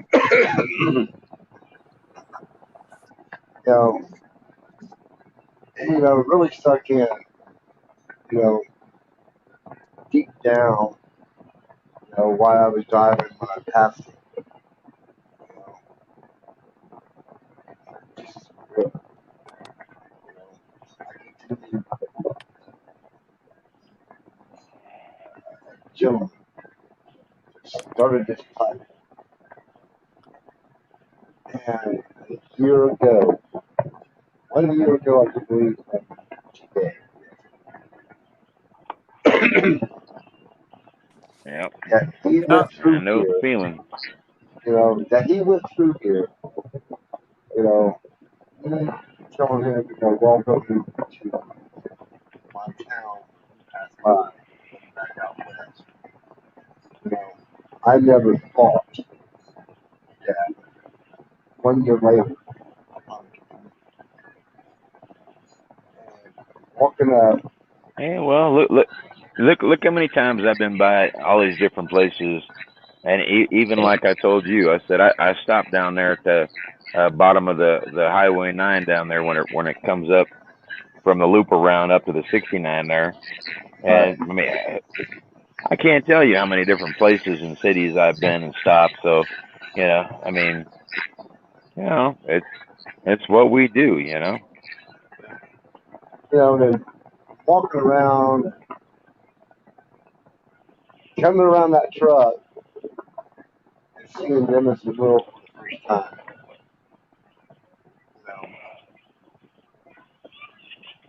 Walking up, shaking hands, giving him a hug. That Yeah. man right there, that's harder. Hi, Boo. How's school? I've, Good. Lily's inside. She just went inside. I've delivered Oh my native Lord. sheetrock up there at Fort Wayne, up there at Fleetwood before. Travel trailer plant. Yeah, I've been all through there. Jesus Christ. Do tell. Well, it says that the spending bill will top $5 trillion. Oh, I ain't gonna say that's just the beginning of it, because there ain't no way it's gonna top that. It's gonna blow that out the roof. Man, that's sick. With all everything that just happened now, I mean, you wait. If they put Louisiana in a state of emergency for all that, you'll see. Yeah. What you doing, Boo? I mean, why are they showing it there on Toy the web? phone? I think it was in the house. I saw it a little while ago. Yeah, I think it was in the by where the toy box is. I think that's where Lily put it. Or why they're talking, that thing ain't gonna get to Jackson, Mississippi till Friday or later. Yeah.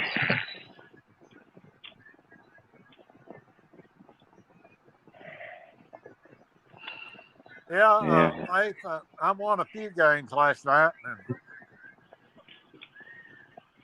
I went to sleep and then woke up and I thought, well, what was I doing? I was playing pool and then I went right back to sleep. I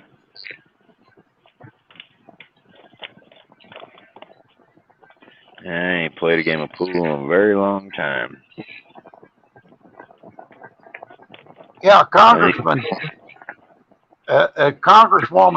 Kathy McMorris Rogers, she told me the other day, one of her longtime phone answers, told me that Mr. Carter says everything you've told us way back 5 or 6 years ago has come to pass. Said just as if you had a crystal ball right in front of you. And I said, well, thank you. Thank you very much. I'm glad that somebody's listening for a change.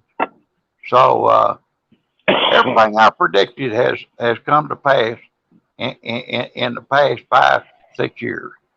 Everything.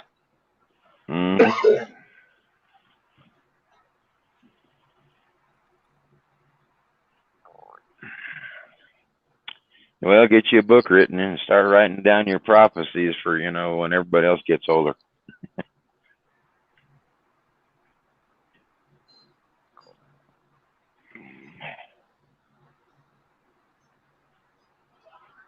Heck, you could dang near watch all this crap unfold. It's so bad, you know. It's just like I called the sheriff's department here in Spokane when they was looking for 2 girls. This will send shivers. This will send shivers all over you. I called them up and I told them, I said, y'all are looking at the wrong place. I said, don't even consider me being a suspect because I've got witnesses on where I've been for the past so and so many years. I said, but you go on the east side of the Spokane River, down about maybe 10 or 12 miles from the town of Spokane, and I said, you will find them 2 girls underneath a cardboard box covered with leaves, and they are dead. Sure enough, they went down the Spokane River on the east side. They ran on to in on a box, and them 2 girls was inside that cardboard box covered with leaves. Oh, so man. You talk about sending my hair standing on end.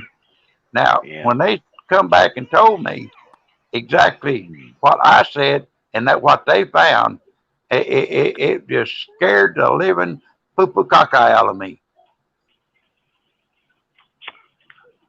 Yeah, that'd be a little scary, that's for sure. Yeah.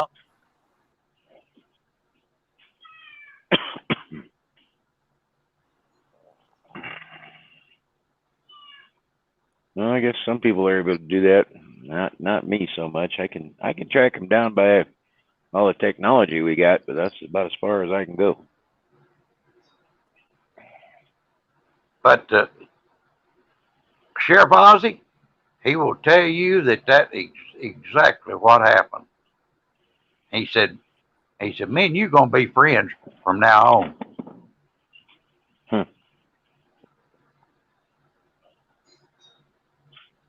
And I've got a picture of him on my Facebook page, him with his arm around me too. Good deal.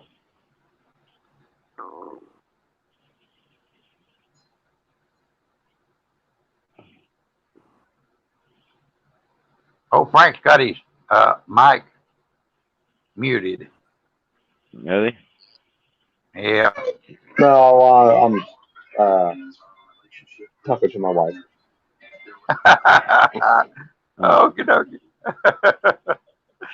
Oh. It's like I was talking to my wife all ago and I muted it. Yeah, I'm expecting mine to call just any time.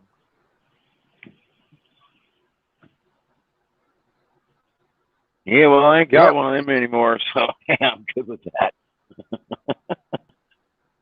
Mine calling telling me she's getting off work.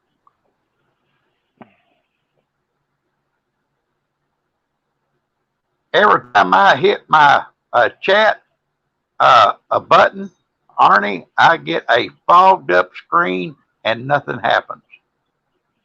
Means your data and your cache on your phone are getting full and it doesn't know what to do. That's what that is. That's what I kind of figured. And hello, Everett. I can see the comments, but I can't see them guys. I can just read your guys' comments from where I'm sitting.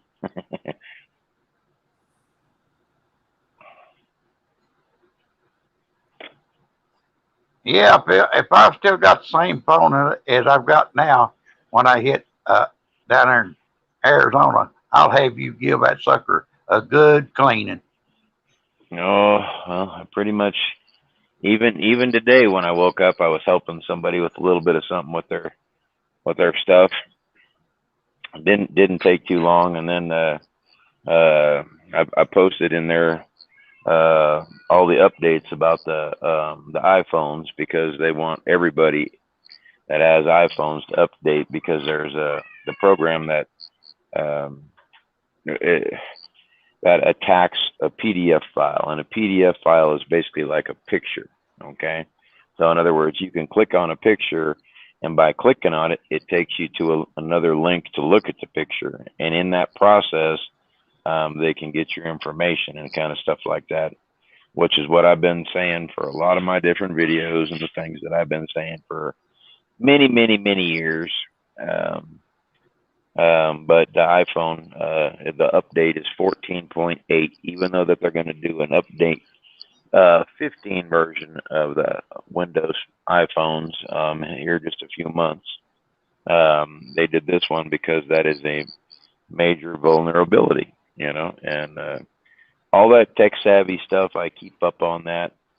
And like I said a while ago, how you doing? Howdy, who we got there? Let me see who we got here. I heard somebody name. Oh, look at that. I got to come back. Here I come. Here I come. Hi, Hunter. You just made my day right there. Yeah, there you go.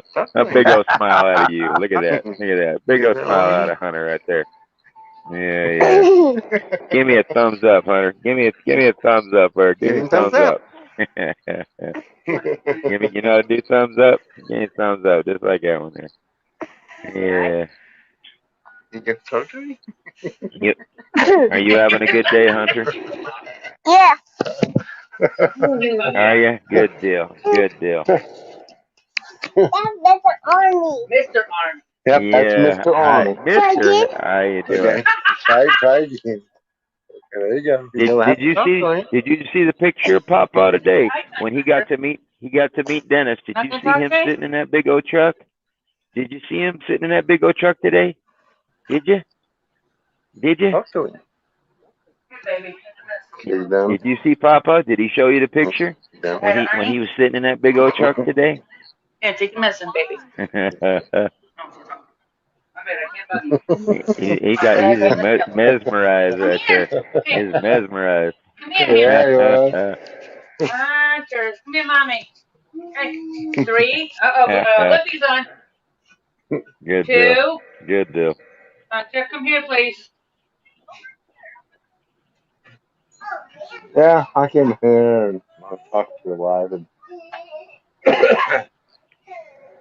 he knew that a certain guy was on. Yeah, heard my voice. I had to come running. Yeah. I told him, Good deal. I'll tell him, say, hey, just say Arnie's name. He'll pop one. Watch. And I told him, well, just say hi. He said, hi, Mr. Arnie, and you popped up. I said, yeah, I told you. Yep. Good deal. Nothing better than making kids' day. Oh, yeah. Especially him.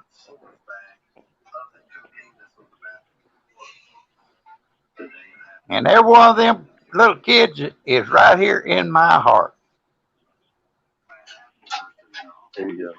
Yeah, that's kind of a soft spot too. Huh?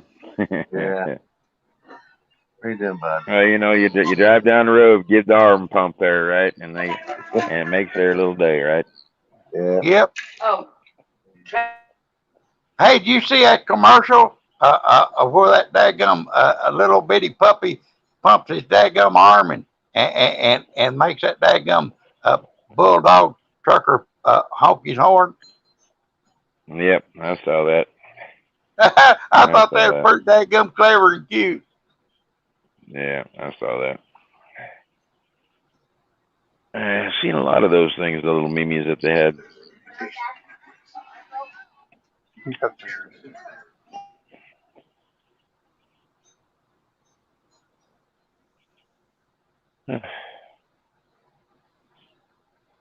This is my three things. God, family, and Truckers TV. Well, thank you. Thank you. You can thank Dennis for that. I'm just just one of the guys that helped get it along the way. I mean, everybody, Yeah. all you guys did. It wasn't just a one-man show. If it wasn't for you guys, what would we be doing? Just driving trucks. Right. It wasn't for you guys watching. Doing all the stuff that you do. Whether it's this watching here or somebody else or anything.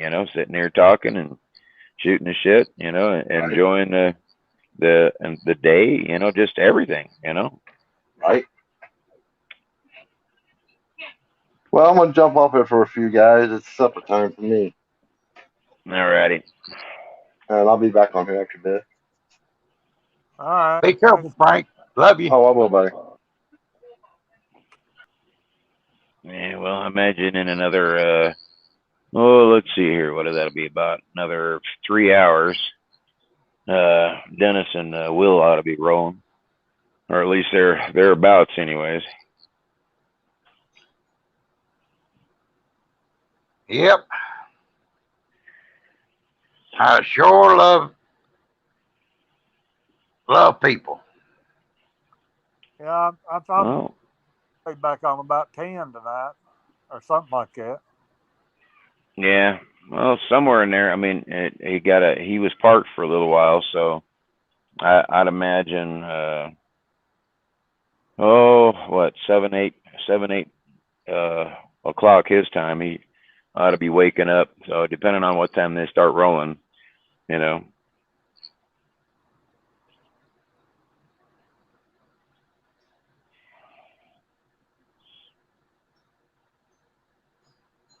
But yeah, I was watching, seeing where Star was out there, because I pretty much know where all the drivers are where they're doing here, where they're going there. I can pretty much see them because of the application that we use. So it's kind of nice to see where everybody's at, and then when I know where they're at, I can actually check, their weather, see what their conditions are, and this and that and the other, and kind of give them a little heads up if they don't already see it or know.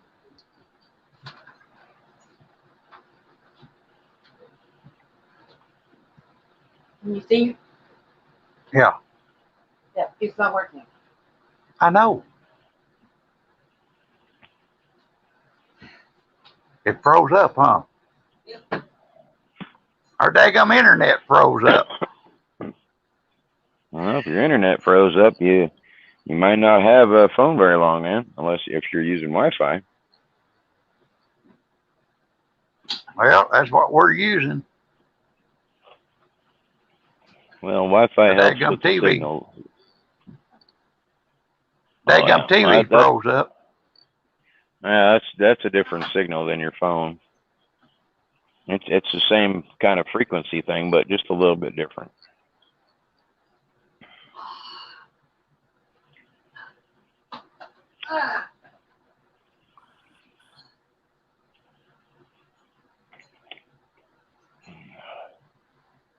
Yeah, well, just reset that little box it's plugged into. Leave it unplugged for about 10-15 seconds, and it should ought to come back.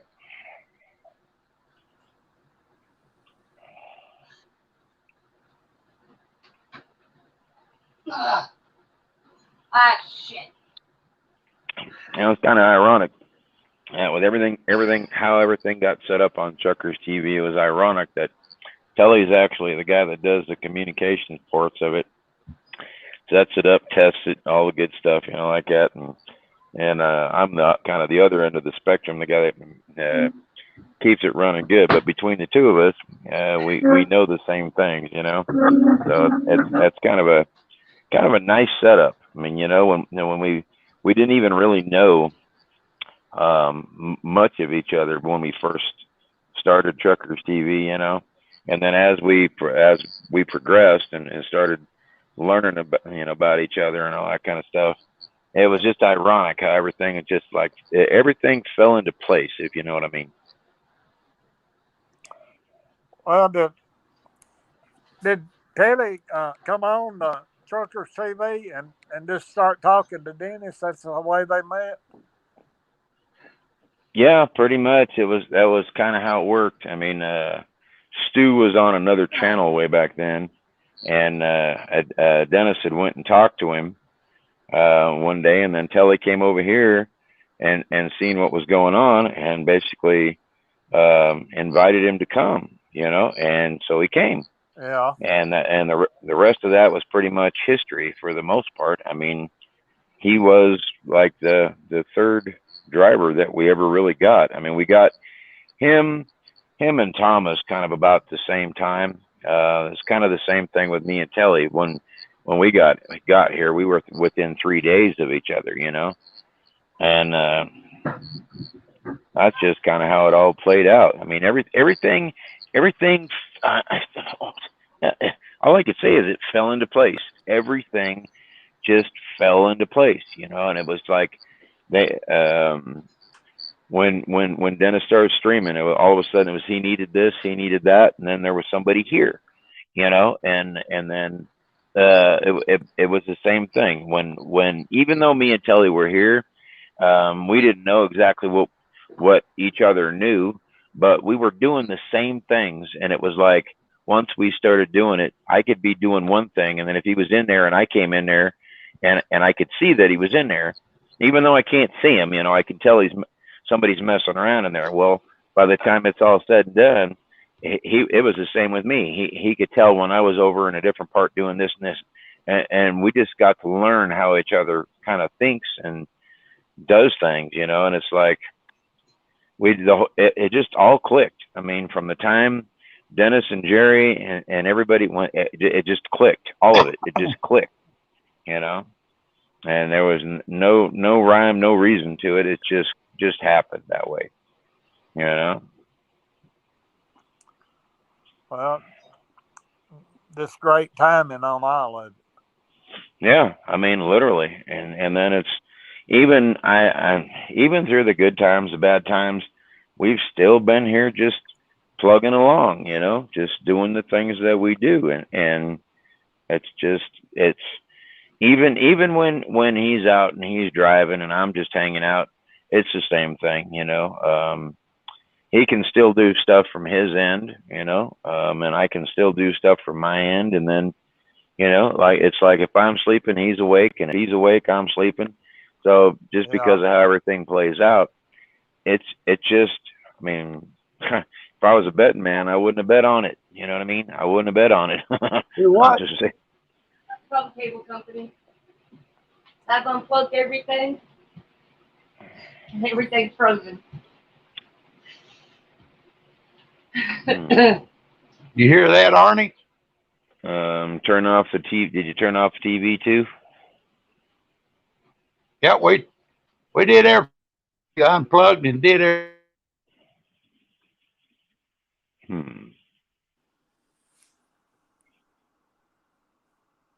Well, if you made sure that the power is off for all of it, then it should all reset. If it's not resetting, then you got something else going on. Maybe it just got too hot or something.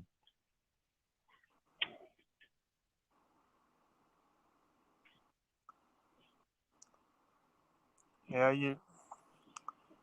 Reba said Dennis and Will was slid by her about 20 miles south of her last night.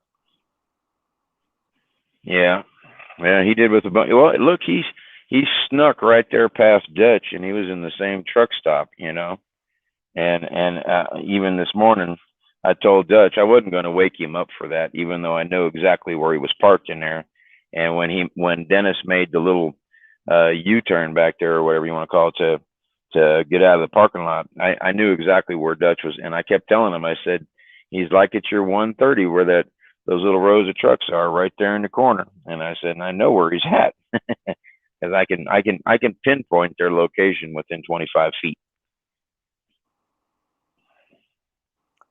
Yeah, I have to go back and watch, see what Will thought about I-80. Yeah, I think he didn't get to see as much of it as what Dennis did for the most part, because I know he was out there just kind of having him a smoke there and doing all this stuff. So I don't know how long they stayed, as far as that went. But I think Dennis got him something to eat out of there. And every time I ever got to Iowa 80, the only thing I ever really wanted was an orange Julius. I wanted one of their orange milkshakes, if you want to call it that. An orange Julius is all I ever wanted.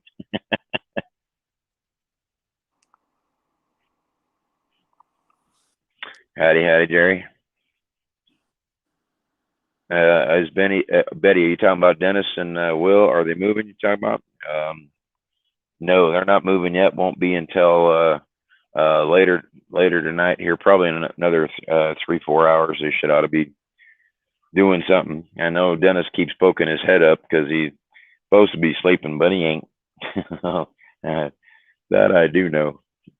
Hey, Gary. Gary, if you sent me a friend's request, just tell me you did on here, and that way I'll know it was you then.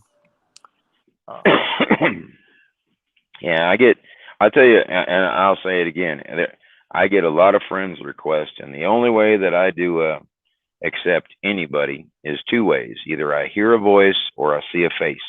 That is the only way that you get on my friends list. I do not accept anybody that I have never spoke to, heard a voice face to face or otherwise. That is the only way, because I am a personable guy, and I'm not one of those that just gets friends to have them sit there. You know what I mean?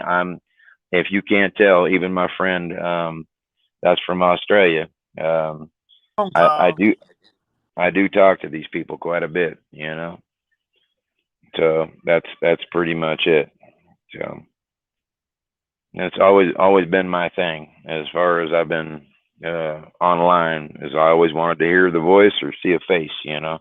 Because I've had some of them friends that were on my stuff, you know, gave me the thing, you know, I hate to say it, I'm an old person, you know what I mean? And it turns out there's some young kid, and they're basically just trying to hack everybody's stuff, you know what I mean? So, you know, I've seen people said they were white and they ended up being black, you know. So everybody that's on my friends list, believe me, I have gave them the once over and checked out all their friends, made sure everybody's good. I do that with everybody. It's just always something that I've always done. Right. So yeah, you never know. We had a lady on here that used to come in chat. I don't know, 4 or 5 months ago now. And she came in and she was sitting back in the background just to talking away for the longest time. And everybody, well, I'll say all the admin, all of us knew that she was fake. And we were just letting her sit back there because she was talking. And lo and behold, she ended up sent 50, 60 people a message at the same time asking for money, saying, you know, do this for Social Security, this, that, and the other. And the minute that happened, she had spread that to so many people, they didn't know what to do. Well, by the time it was all said and done, we had her blocked, removed, but she had already friended however many people. Took me a little while to get her blocked and banned from Facebook for spamming and the rest of it. But eventually I ended up doing it. And all it was just a little bitty hacker that came in here. But that's it. And from that point, even the little itty bitty ones that came in and trying to do this, trying to do that, I put my foot down. So when they come in, and that's why you don't see a lot of them now like you used to before, because we catch them before they come through the door. And even the ones that do get by, and some of them we just kind of let hang out and see what they're going to do and see if they're going to talk or that kind of thing, you know. Just because they're a hacker don't mean they're a bad person per se. You know, or they come in under a fake profile or whatever. And so those are just some of the things that we do. But you can tell we don't have them very much anymore. That's pretty much the name of it. That is how we do our things in the background that you guys don't see. So it's just call it protection mode. That's the best way that I can put it. That's what I have done since the very day that I got in here, was blocking all the little spammers and the hackers and doing all that kind of stuff. That is what I've always done. I really am an old person. No, leave this down here for him. He don't need it up here. If he gets hungry, he will go get it. Okay. Yeah, like that one's Jeremy, and the other one's Lily. You want to see? I'm the only person on here right now. That's you and Lily right there in that picture, and then me over here too, right? So you guys, and then everybody else. When you learn how to write, then you'll understand.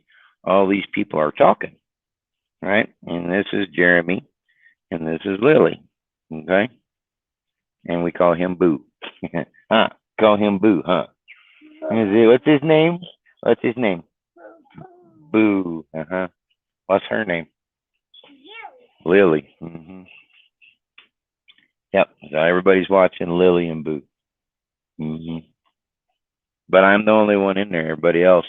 Remember how there was a lot of people in here? Yet don't touch the buttons because then it changes. That's you right there. Yes.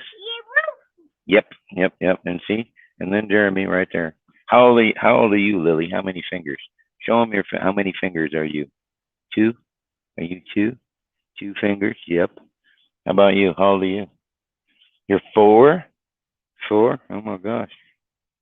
Wow. You're like old, huh? Seriously old. 4 years old. Oh my gosh. What are we gonna do? You're gonna be 3 and he's gonna be 5. Man, you're getting so big. Yeah, I don't be a big kid. You're already a big kid. Yeah, but I don't turn bigger. You're gonna get bigger like your dad, right? Big? Yep. Then you'll be a real big kid, huh? Yeah, and I don't spend all my money. Yeah, don't spend all your money. You keep your money, huh? I don't spend my baby. Yeah, you keep that. You keep that for a rainy day. I don't spend my own. Oh, your own? Yeah. All right. All I right. got my toys. You like toys? What's your favorite toy? The where you put the water in it? Huh? Oh, you like the squirt gun ones? Yep. As for playing in the pool, you like those ones? Yeah, but Dad won't let me buy it. He won't let you buy those? Oh, okay. Well, maybe next summer when it gets more hot next summer, after it gets more hot. What do you think? Yeah, but it'll be super hot. I think so too.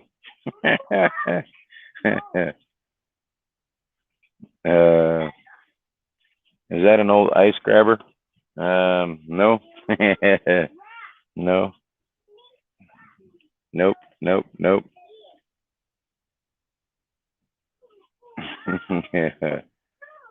Yeah, that's my day right there. It's my day. I know that's actually an axe that's back there is what that is. He's got a lot of stuff out here. Oh yeah, my day, my day. What do you do? Yeah. Have fun with it and go from there, right? That's what you do.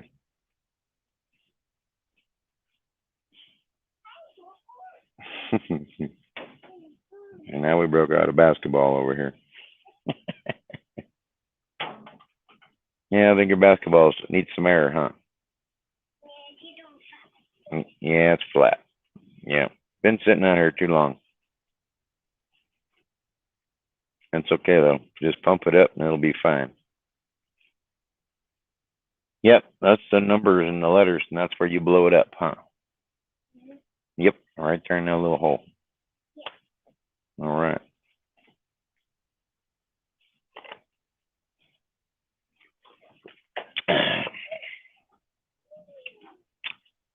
Let's see what's everybody saying here. Got a few comments. It's hanging here with 2 claws. No. Oh no. Oh, you talking about this here? Oh, that thing. That's actually to pick up wood. It grabs the wood like logs. That's what that thing is. That's what you're talking about. It almost looks like an old ice grabber. You're right, but that one just happens to be for logs. You could probably do it with, ice cubes and stuff too, or whatever. But now I see what you're talking about. Yep. Yep. Yeah, that's just well, all the wood and everything that's down here is because he's got I don't know 4, 5, 6 different trees down here, and splitting all the logs. You have to grab the log and pull it, and then you could use that, I guess, with pretty much anything. Go fishing with it, I guess, if you really had to. Yeah. I would have never even noticed that until you said it has 2 claws, and I looked over there and I went, "Wait, what?"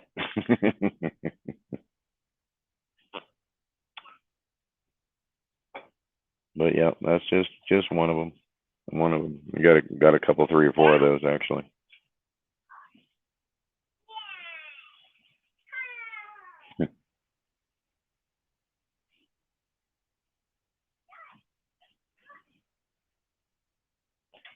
So, what's everybody else doing today? Anybody else on live, or is it just me? I'm just sitting here yapping all by my lonesome. Wait for somebody else to get in here. I think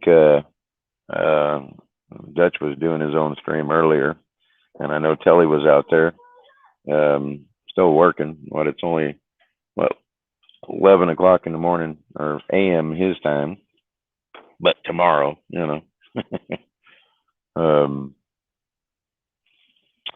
who else? I've seen, few of the drivers got their own little personal things they're going to. That's why nobody's streaming, and everybody pretty much knows that. At least I hope you guys do. So it's not that they ain't thinking about you guys, but they got their own personal stuff they got to tend to. Then they'll come back on. I don't bug the drivers when they're at home. I don't do that kind of stuff. Well, that's it. Although I do, I pop in there and I'll just, ask and say, I'm just checking on you, making sure you're all right, that kind of thing. If I don't hear from them, that kind of thing. If they want to, pop on, if they want to tell me what they're doing or any of that kind of stuff, that's all up to them. So pretty much it. That's it in a nutshell. Try to get the drivers to come on here and stream and do their stuff. But when it's their own personal stuff and things they don't want to share, I guess, because it's a private family thing, or stuff like that. It's just like you guys, I mean, can you imagine streaming and sharing every single thing you do every 24/7? It's not a reality show. You know what I'm saying? All right. Star's doing good. She's down in Georgia right now. As the last I saw, I think she was heading towards Florida, or going that direction, anyways. Matt's still up there doing his thing. He does a couple of videos early in the morning. Mike's still out in Vegas. Let's see. Joe's out there running still, doing his thing. I did get to talk to Jesse a little bit earlier. See who popped on. I hear somebody popped in there. Yeah, Kenny's back. Okay. Who else? Josh and Lindsay are doing their home time stuff. Who else? Well, you guys see Jack pretty much every day. Does his things on the weekend. Preston, the bull hauler, he's still at home, doing his thing. Say Paul, you already know he's out there. He'll be in Kansas City later on, if he's not already there now. He might be there for a day or so, and that's just outside of St. Louis. So anybody down around St. Louis, well, might be able to meet up with Paul down there. I see Angie, the one with her dog and stuff. She's got personal issues going on. A lot of stuff with her. She's supposed to be in a new truck just the other day, but she's got other things going on. See who else? Well, Amanda's got her stuff going on. Amanda and Kelly. Who am I missing, Kenny? Are you talking about Cool Beans? Yeah, he's no longer here. There's a kind of a long story with that one, but in essence, he just wanted to stream when he wanted to stream. And that was pretty much it. And when the drivers get to that point to where they just kind of want to do their own thing, it's not like we block them and remove them. What we do is we lower them to a different status, so they just can't pop on and pop off anytime they want. Okay. So that became the issue. It's pretty much is he just wanted to do his own thing. So he had a lot of issues with his data as far as, it costs money to do this up where he lives. And so we understood that, so it wasn't that question of, he didn't want to be here, or we didn't want him here. It was just became too much of a conflict. So that's pretty much what happened. And there's been a lot of drivers actually had the same kind of issue, depending on their plans, the kind of phones, the stuff. I mean, you think about that. When somebody comes on the fans page, and you guys have seen them, when I get them all started and set up, there's other ones that have just never made it off the fans page that you guys don't even get to see, because me being in the background, I'm the guy that watches them. I'm the guy that can sit there and watch them do their thing, hear them talk, all of the above. Okay, even before you guys get to see them, I can sit there and watch them for however many hours. You know what I mean?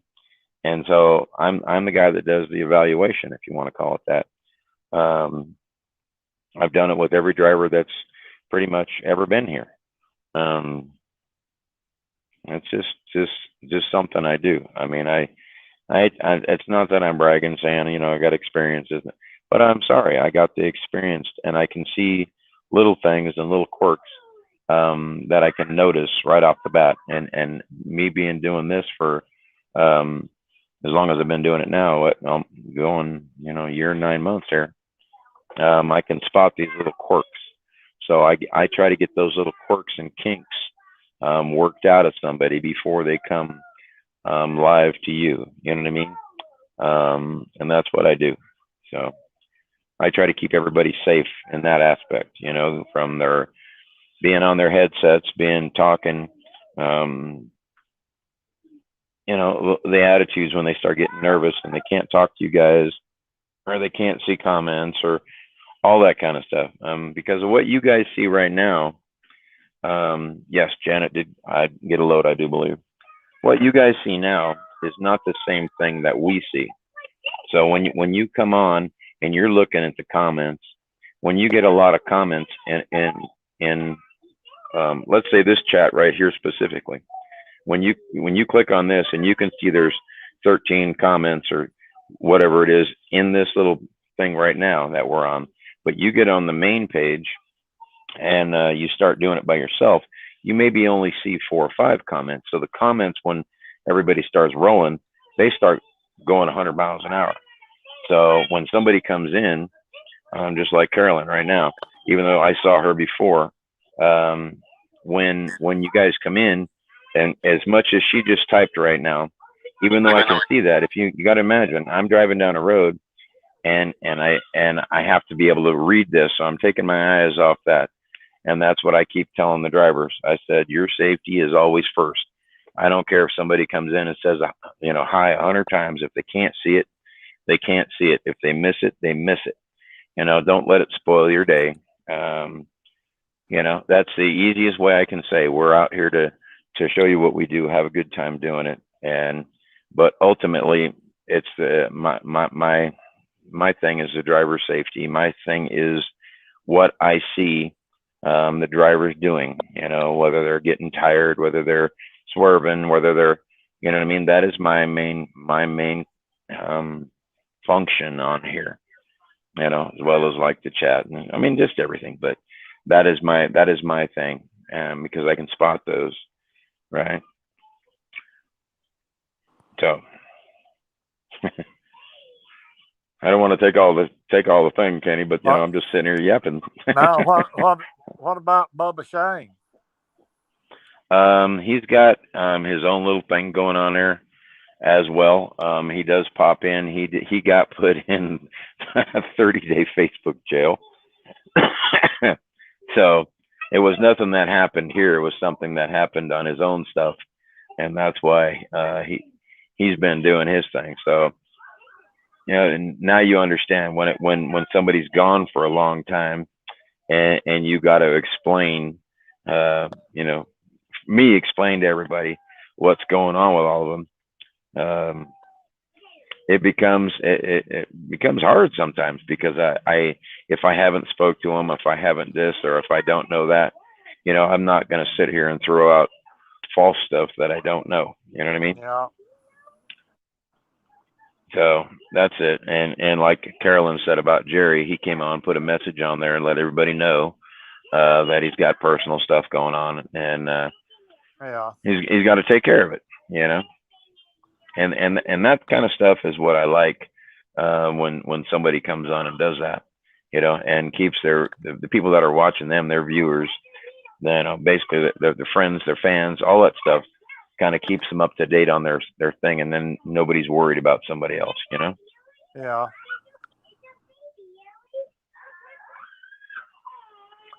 I mean, you know, everybody knows we've had a couple of viewers that were on here that have passed, and did like Truckers TV, and then once you don't hear from them for a while, you know, and everybody starts searching for them, you know, and then you find out they passed. That's kind of a hard situation, you know what I mean? It really just, you know. Yeah. What was the older gentleman that come on last week or week before? The last one. Which one? The last one that started streaming. Last one that started streaming. You mean my friend from Australia? No, the one here in the States. He's the older gentleman. I forgot his name already. Was he a part of Truckers TV? Yeah. And then that would be Gary and Mary. He would be the oldest ones we had in here, other than me. No, I mean he's the older guy, and he just started streaming a couple of weeks ago.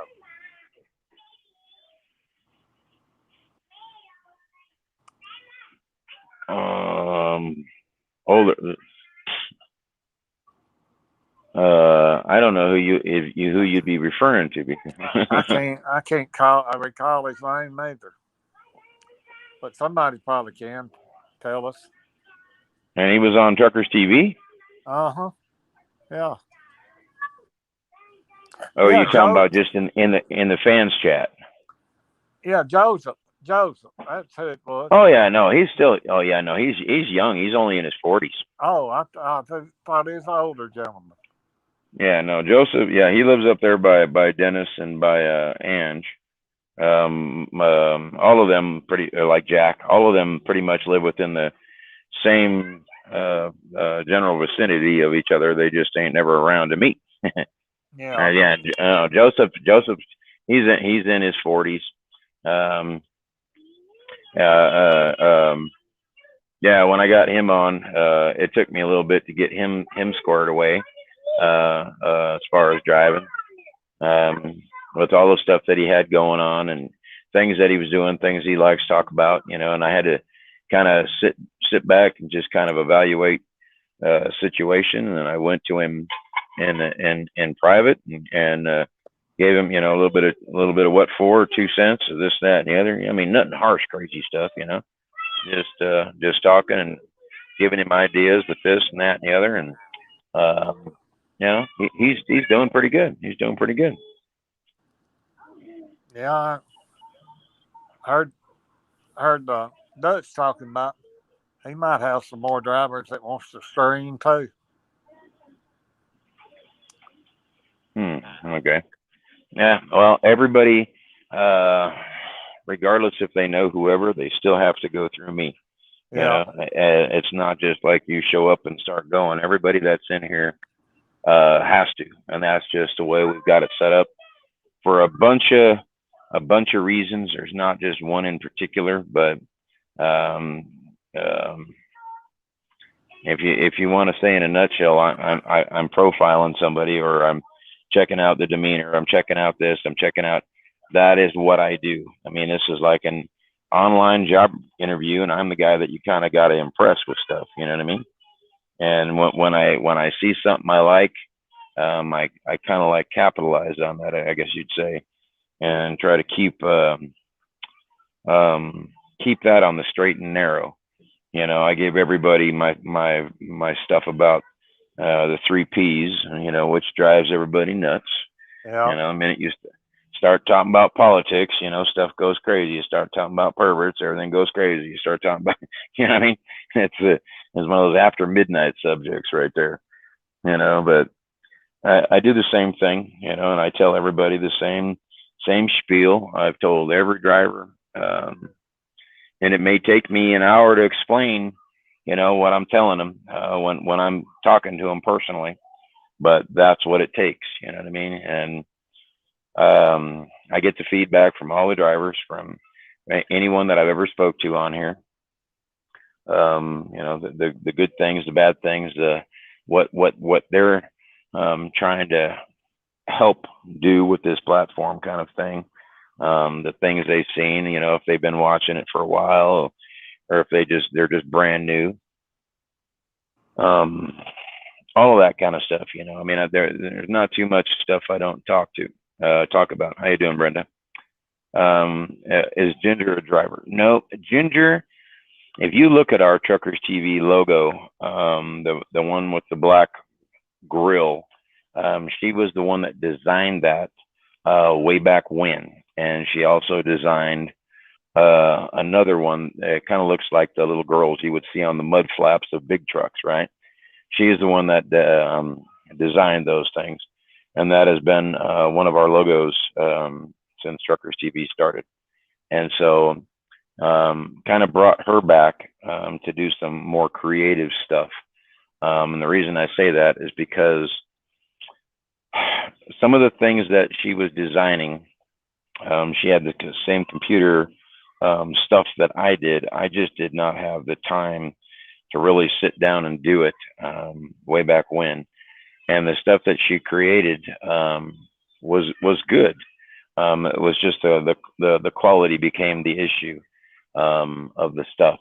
And now that we've got an actual manufacturer, we can use her designs to put it on better stuff, so the quality will be better. So that's kind of what it is. And plus, Ginger was just bored sitting at home, you know. So that's kind of what we do here, you know. That, I mean, I know you guys don't see, but there are viewers that even though things happen and they do get removed from Truckers TV, blocked, banned, there have been a few that have come back that we have allowed to come back.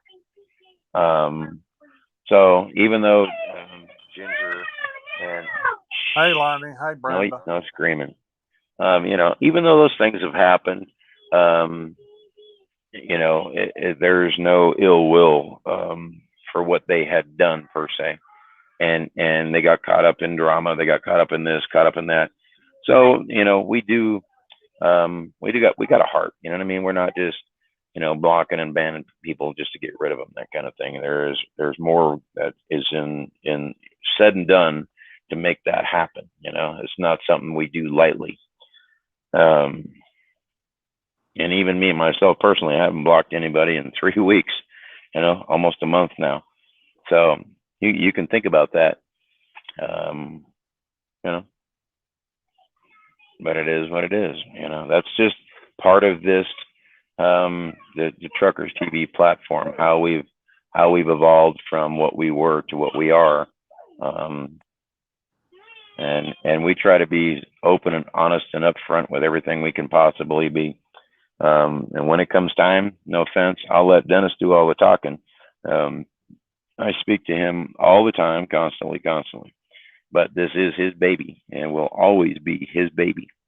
I'm just the guy in the back, so is Telly and a few others. That is what we do. And when Dennis has an idea, we have a discussion or whatever. toss it around, figure out ways to improve things, make it better if this, that, and the other. Some of those mini conversations that we've had, every aspect of this, we've taken it apart and put it back together, and we always come back to the same thing. It boils down to you guys, the viewers, and the drivers. That's what it boils to. People like me just sit here and like I'm talking to you guys. Yeah, I think Kelly's in here now. Yep, I see him out there. I think when I call his name, the little hair on the back of his neck stands up.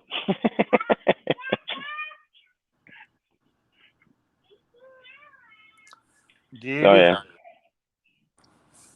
I'm sure Telly can sit here and tell you the same spiel that I'm saying it.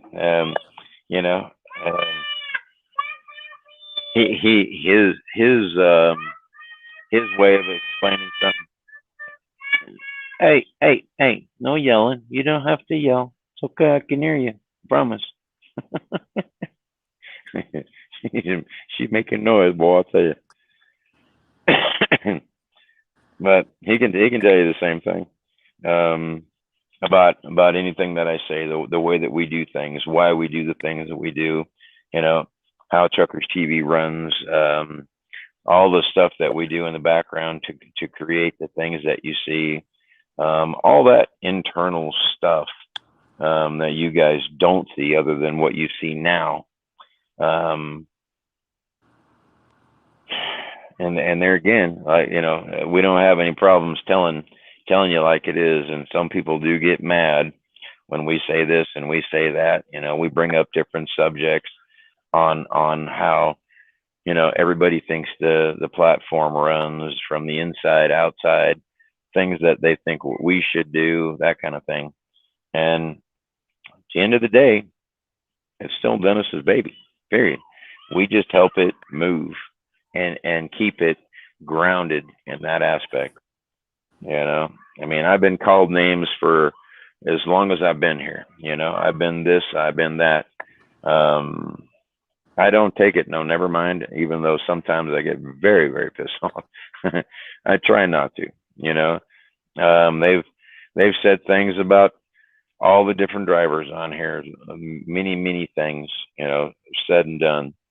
And, I mean, we're people. And when you all come together like what you do and you take something as bad of a day as you're having, and you can turn that little thing around, smile, and pay it forward, make somebody else's day a little bit better than yours, or vice versa. Everybody's on the same page. Everybody's shooting for the same goal. Yeah. I don't know if you've seen that today, but Debbie, she went to the truck stop and paid for some drivers' lunch today. Did she really?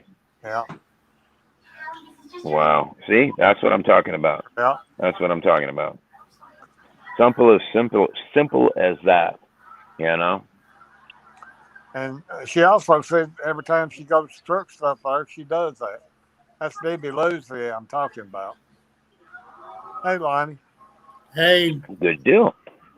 Hey, Arnie. Howdy, Lonnie. You fixed him up there, Arnie. Yeah. And I want to thank you too, Arnie, for fixing me up there.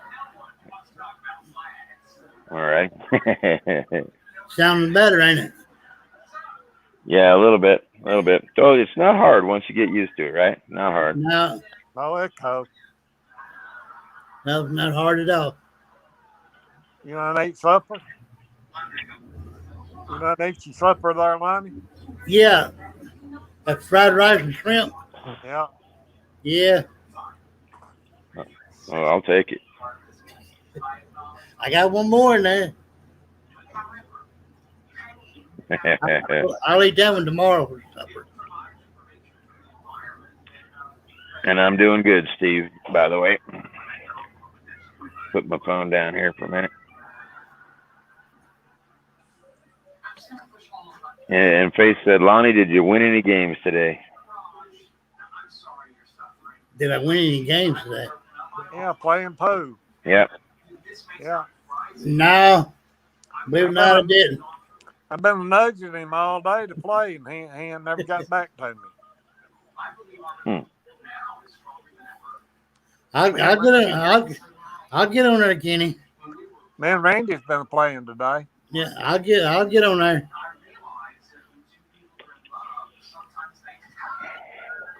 Hey, you need to get on that bowling game. Well, I tried it one time there. You gonna let you play it? Got beat real bad. Hey, Jim. You know you challenged me too. When you throw gutter balls all the time, it don't take much to get beat, you know. I hear you. Well, you know you can challenge me in that bowling too. Yeah, I know it. Yes, send me a challenge. I'll bowl with you.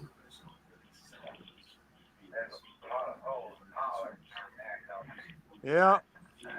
Faith, do you play pool? Huh?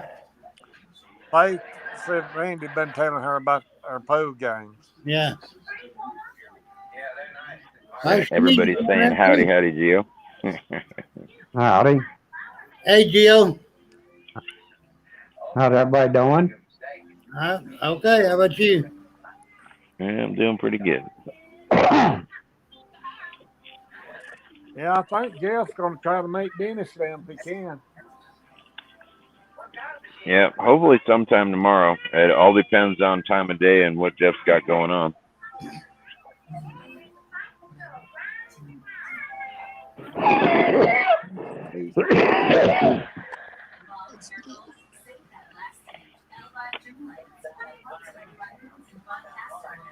So you ain't sounding too good there, Gio. Huh? You got a cold? You ain't sounding too Smoker's good. cough. Smoker's cough. I know how that is. Yeah. Yeah. That's smoker's cough I got. I need to put them things down. And howdy, Angie. But they're hard to put down, right? Is that better? They're not easy to put down, are they? Hey, Steve. Yeah, I know y'all I don't doing that know yet. TV and they're asking to come in here. Yeah, we hear a little bit. That's the reason I came in here, to get away from that TV. Yeah, Earl must be working a lot or something because don't see him much. I ain't been seeing him much. Oh yeah, he was in here earlier on Dutch's feed earlier. I think he's working the daytime now. I don't think he's got the swing shift thing that he was doing before there. Hey, has anybody ever seen that Preston lately? Do what? Preston, has anybody seen him on lately? Preston? No. Yeah. No. Oh. I just got a hold of him earlier today, and he's got stuff going on.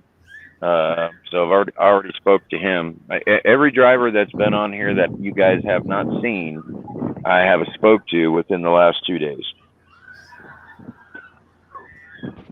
So all everybody that's on here that you guys have not seen in a little while, I've already reached out and spoke to all of them. So I know the situations that are going on, and the majority of the stuff is all personal with them.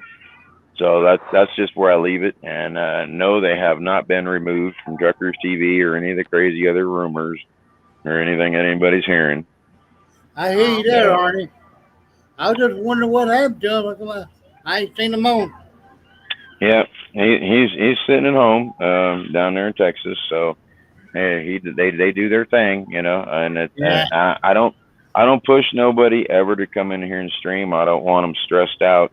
I want them to be able to do this and enjoy what they do, you know, to have fun doing it. I don't want it to seem like it's a second job or something like that there, you know. I hear you, but Arnie. same time, you know, the way that we're designed, if you want to call it that now, is to make the content so everybody gets to see the things that happen, so that that content we can then use that for other things. And so when you don't get anybody that streams, you only make a little bit of content. You can only do a little bit with it. You know what I mean? So that makes sense from a business standpoint. Yeah. Yeah. I had to put Well, my little So, earplug in so I can hear better. Hey, oh, Kim, you there you ready go. for the game Saturday? yeah, I'm gonna watch it. Comes on CBS. You think we'll win? Oh yeah, You know who we playing though, right? yeah, Playing Florida. yeah. I know. Yeah, I heard something about all the college ball games. They didn't get aired the other night because there was a lot of things going on political wise at some of the games. I'll just say that much. I know. I know. My son's flying to Penn State to see Auburn Penn State play. Yeah, I like that. I like them college ball games. Some of them actually get, I'll say, better plays, better stuff than some of the pro ball. You know, and I Yeah, wish I wish some of them AstroTurf guys, I'll say that, would get to play on some real grass. You know, like the pro guys do. You know what I mean? I hear you. yeah, You know, I wish it. I mean, I realize they're doing the exact same thing, but hate to say it, it's not even close because, you know, the end zones stop right there at the goal post. You know what I mean? Instead of having 20, 30 feet behind it or whatever, 20, 30 feet on both sides of the sidelines. You know what I mean? It's like they need to open that up just a little bit for these guys to do their thing. You know? Yeah. Yep. well, I'm gonna have to leave good time here, but uh, I think my spaghetti is about ready. Alrighty. But I'll be You back. go enjoy your stuff. I'll be back on if y'all gonna stay here and keep it going. Yeah. I'll get back in later. I gotta go make a phone call right quick. Well, I'll be back though. I'll be back. Gotta go make See a you, phone call. Mommy. See you later, Alrighty. Kenny.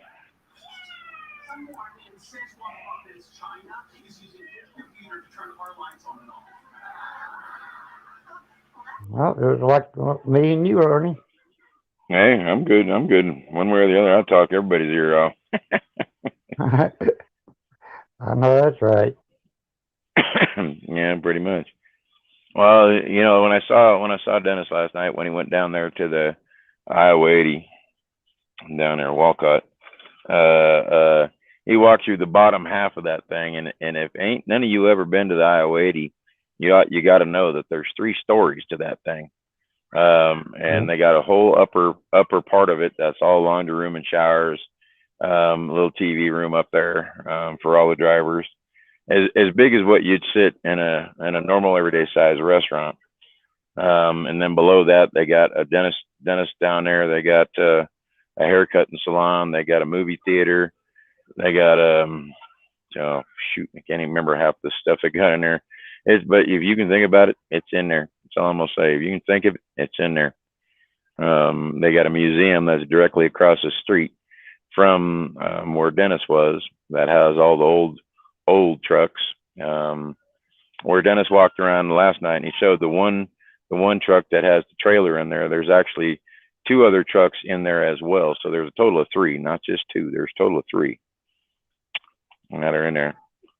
So yeah, if you, I mean, the one that's down there in oh shit, where is it in Alabama down there? The other big one that they have, the 44 down there. It's similar. I mean, you know, in some senses of the word, but you know, ain't got nothing as big as the Walcott. You know. Yep. So yeah. I love Geo's cat watching me, huh? Yeah, that's one of my kitties. I Yeah, got just 4 of hanging them. out until he. That's Ghost Yeah, right there. I was watching Telly earlier when he was in there messing with the lines and stuff and all the cables and showing everybody the different boxes and alarms and all the doohickeys in that little thing there. But that's what it takes to make everything go around and have good signal. Yep. Well, Dennis, he turned around the other night. Caught a stream that he done ended. I caught the previews of it where he had them all in different color lights doing different things on it. Yep. That was pretty cool. Yeah, I think once he gets his new truck and he gets everything all set up in there, I don't know if he's still going to be doing training or what time that all happens. So we'll see. You know, if he does like what he's talking about and is able to get his own truck, get his own authority and stuff. There's a lot of people that can actually help him achieve that. You know what I mean? So it just takes a little bit of knowledge to do different things, a little bit different than what he's doing, but ultimately he's still driving down the road. Oh yeah. So, still got to put that load down the highway. Yeah. Just a little different if you do lease versus owner operator. Everything just changes a little each time, but at the end of the day, it's the same thing. You know, you do your pre-trips, you do your truck, make sure your truck's running good, make sure everything's secure, this and that and the other, and down the road you go. You know, and end of the day, one pays this and one pays that, and so it all depends on what you want to do and how you want to do it. Yep. I know, because a friend of mine used to work with me. She went out and bought her own truck. And she's driving her own truck now. She's an owner operator. Yeah, I got a lot of friends that drive truck that own their own stuff, and no, half of them don't want to stream. It's just like, I'm busy enough driving my truck going down the road, and doing the things that I do, and it's kind of hard to, I don't know, I guess you say get an old dog to do new tricks. You know what I mean? Yep. Definitely know what you mean about that. So, that's pretty much it. The ones that I've been working on now is one of my friends out there, Gary in Australia, to show you guys what that looks like, as well as if I could get his son to hop on and do too, as he drives truck. So it all depends. I don't force anybody to do this. You know what I mean?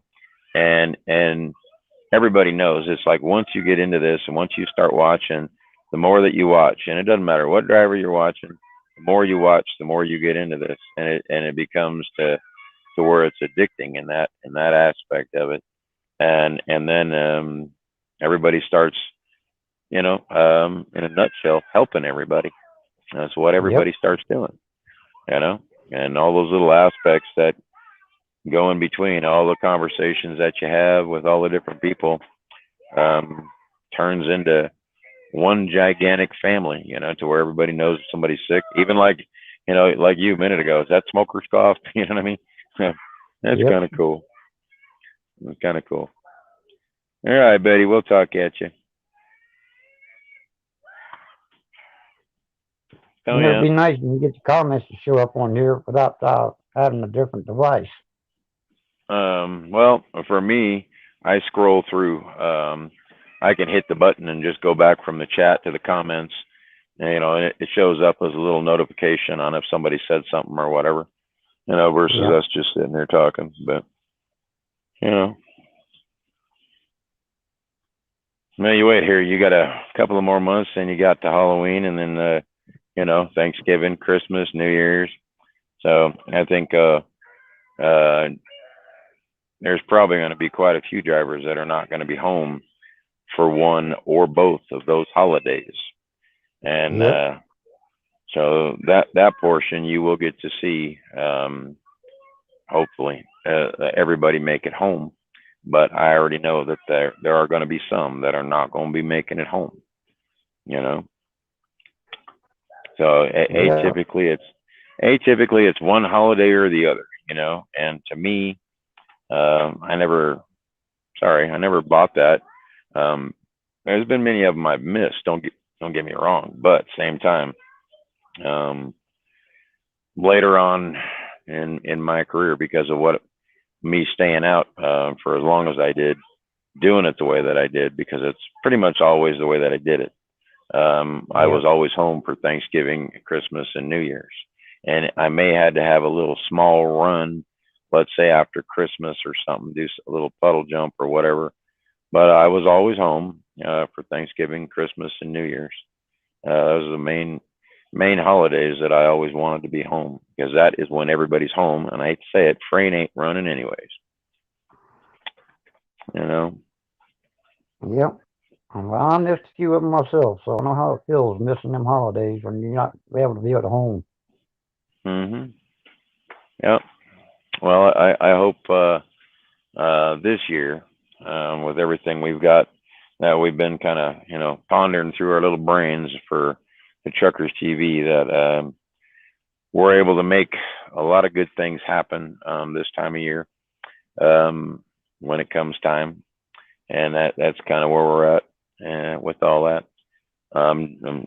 Right now, Dennis is pretty much starting to put out all the winter stuff, designing different things, this and that and the other, and that's kind of one of the reasons that Ginger come back, was to help some of that, just to pretty much do it, and Yep. all the little stuff that ends up happening with the merch, and the different pages, the different stars, just all of it, everything that happens with it is what we're about to witness. So I'm hoping everything goes good, like what we're hoping, and hope we're able to do a lot of good with it. Yeah, I hope so too. I really like watching Truckers TV because ever since I started, I've been watching ever since. I've been with you guys ever since we started. Yeah. There's, well, I think the only one person that I know that off the top of my head was George Thompson. He is one of those that was literally from almost day one. I mean, he was here when it was just pretty much Dennis and Jerry, and kind of like me. When I first started watching Dennis, I was just kind of like hanging out in the background, watching him drive, and because of all the places that he was driving up there, I don't know, with him it was like I kept thinking to myself, why don't he stop here? Why don't he stop there? And as it took me a little bit to realize that he was pretty much like local for the most part, I did see that they were shooting him off, for here and there and the other, that kind of a thing, and then that's pretty much when I first started coming in and said, I've been there. There's a truck stop here. There's a rest area here. There's a good place to eat over here. I mean, that's what I started doing with him. And then afterwards, when Jerry came in, I knew that I had met Jerry somewhere.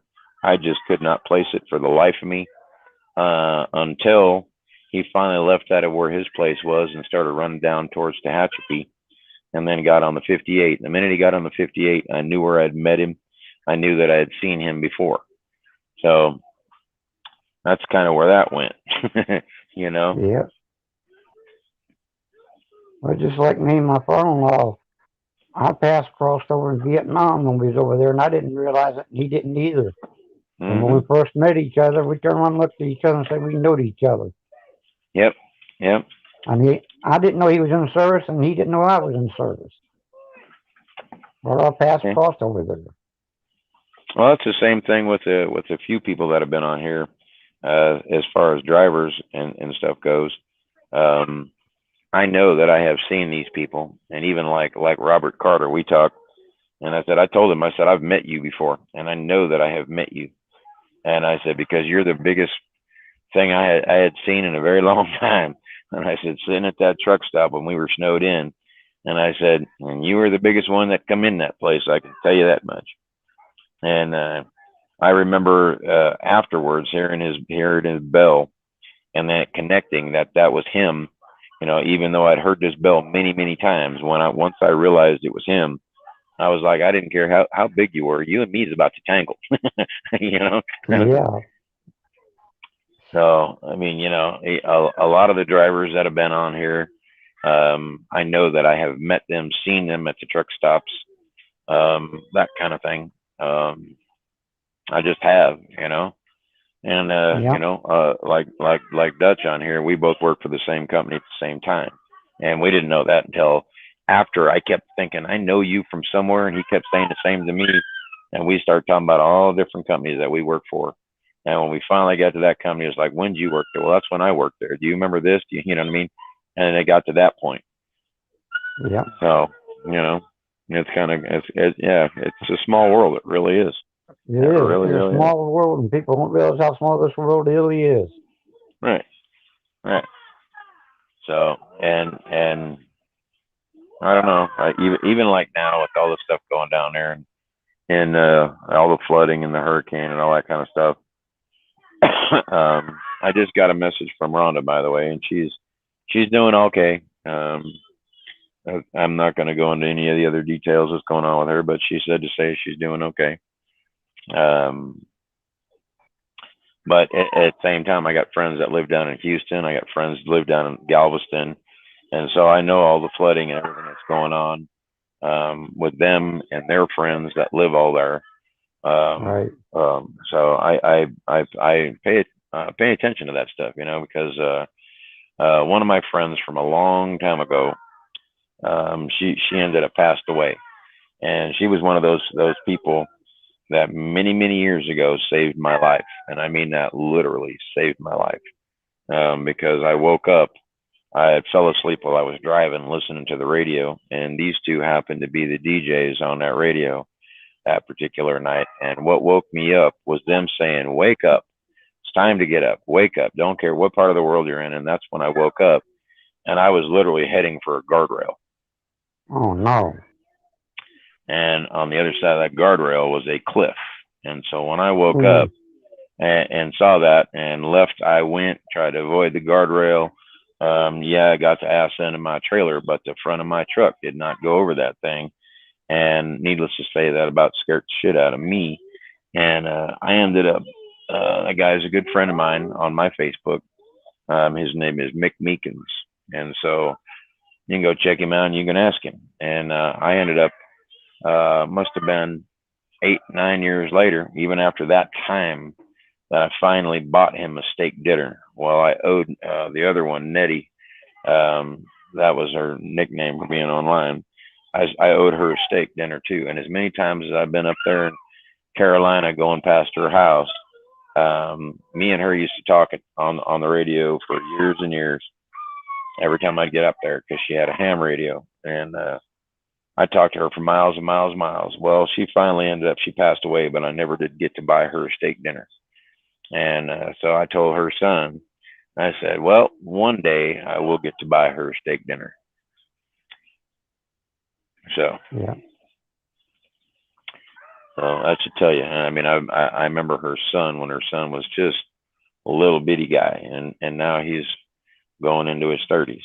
You know what I mean? So that's some of my old stories. You know what I mean? Yep. You know, things happen in this whole world for a reason. There's a reason behind everything, but a lot of people don't look at it that way. Well, you know, it's kind of that way with a lot of people. You know, they get stuck in a rut and they don't know how to get out of it. You know, and it's like the path is there. They just ain't looking at it and they can't see it. You know what I mean? And it sometimes takes somebody else to say, "Hey, look," you know. And I don't mean it by hounding somebody. I'm just like, well, this is what I'd probably do if I was you. Something to think about, that kind of thing. But there again, depends on if you guys are good friends or this is just a topic in a long conversation that comes up for 2 seconds. And you find Yep. another way out of a situation. You take it bad and make it good. That's the easiest way I could say it. So what do you say, right? Yep. You can make it bad and you can make it good. It's according to how you want to make it.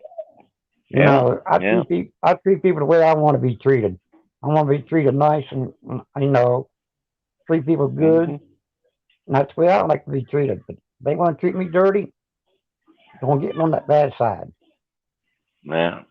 Well, it's what's that saying about respect, right? Some people say respect is earned, not given, and I say respect is given, not earned.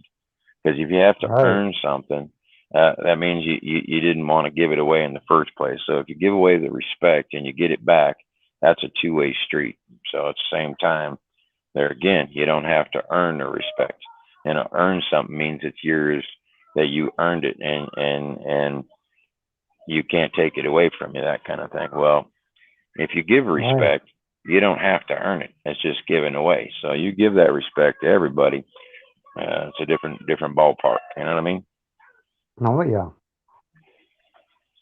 I try on not to treat people real good. I do anything in the world I can if I can help them. I mean, any way I can.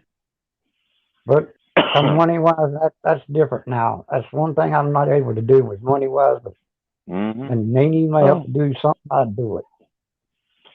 Same as me. I mean, I'm on the, I hate to say it, I'm on the fixed income now, which really, really sucks.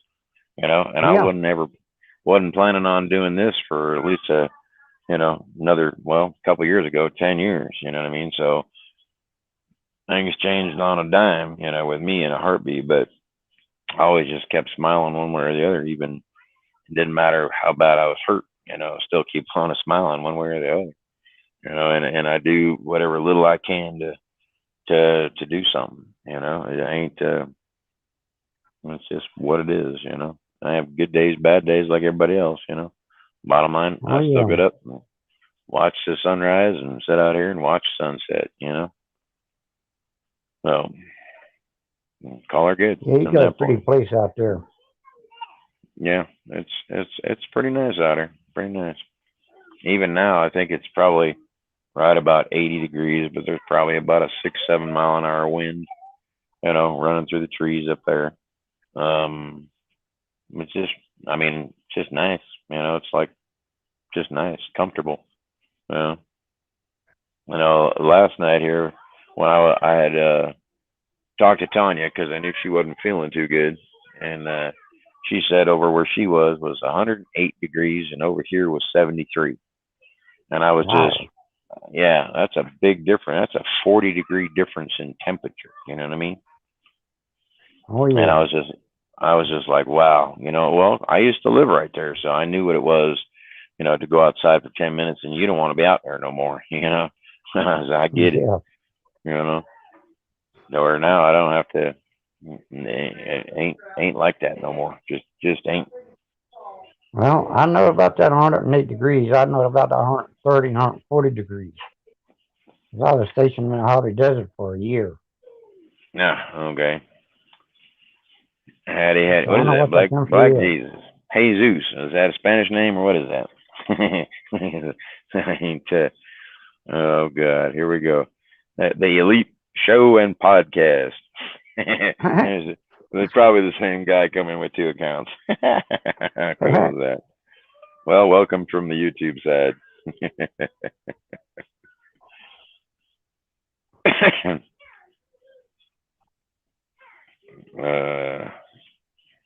Yep. How you doing there, Jennifer?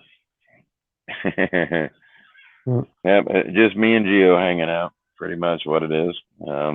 Imagine there will be more on later on. Just depends on what everybody's doing, what they're doing. No, we're different folks. Yeah. How cool is that? Well, welcome to Truckers TV. This is what it is. I'm one of them old drivers that don't drive no more. Yeah, I'm missing teeth and all the funny shit because I got life flighted here a few years back, and hospital busted my tooth right out of my face. So it is what it is. But all the other drivers that are on here, we got 13, 14 of them now. And they're from all parts of the United States. They drive everywhere. Got a couple in different parts of the world, showing you guys what we do. Oh, cool. Well, I'll bring them. Yeah, I talked to Pat and We're Heather glad to have today. them. Cool. Yeah, they're doing okay from what I see. They were shocked to hear from me today. Mm-hmm. They haven't heard from me. When my daughter went in there and reprogrammed my phone to set my settings in it a lot better, I turned on and had them locked out. I had to try and refollow them. There you go. When I ran across them, I turned around and put that follow button real quick. Cool. So, well, see, Black Jesus there. I don't know what your name is, but everybody calls me Hot Rod. That's my name, and they call me the Wizard. They call me 007. They call me all kind of crazy shit up on here. But most of the drivers on here, we got brand new ones that are just starting out, and other ones that have been here 20 plus years. Drive everything from flatbed, reefer, dry van, pull cattle, pull cement mixes, tankers. There's a lot of people that are drivers on here. On this Facebook platform, we got 104,000, almost 105,000 followers. We created this here multi-chat, what you see now, which is a good thing. So we've got this as well as another way for the drivers to stream, whether it's individual or bring somebody on, that kind of thing. Show everybody what we do out here.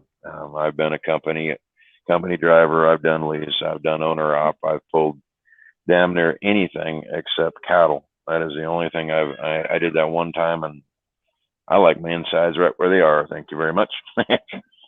So that's pretty much it. Two famous YouTubers. Oh, right on. Well, this platform has been on Facebook for a year and a half. We are in the top 4 of Facebook, and that's where we sit. So we've got over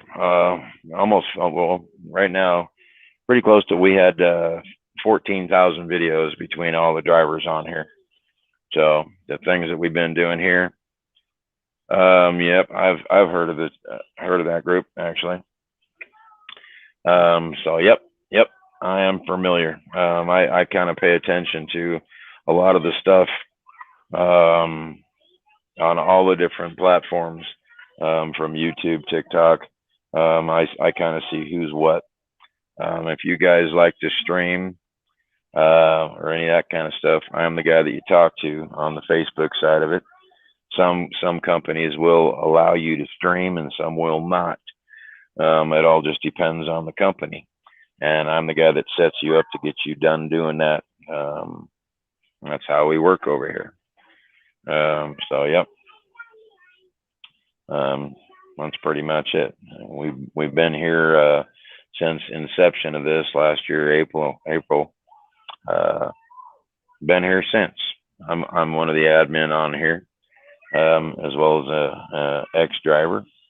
Some of my videos and some of the things I've done are on the pages. A lot of the people in here that are in this room pretty much know who I am. So that's the name of that. So what do you say about being? Huh? Go ahead, Gio. Have you ever hauled swinging beef? Yes. That's something else I won't haul again.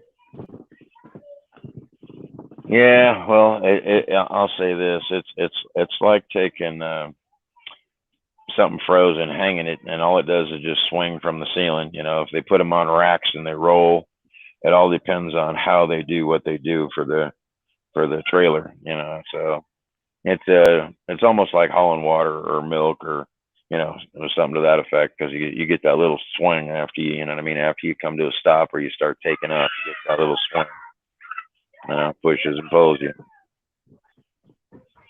Yeah, And then that's Nevada start guys, swinging when you're really in trouble. The only way you can get it to stop swinging is quit moving. Yeah, well, that's what it is.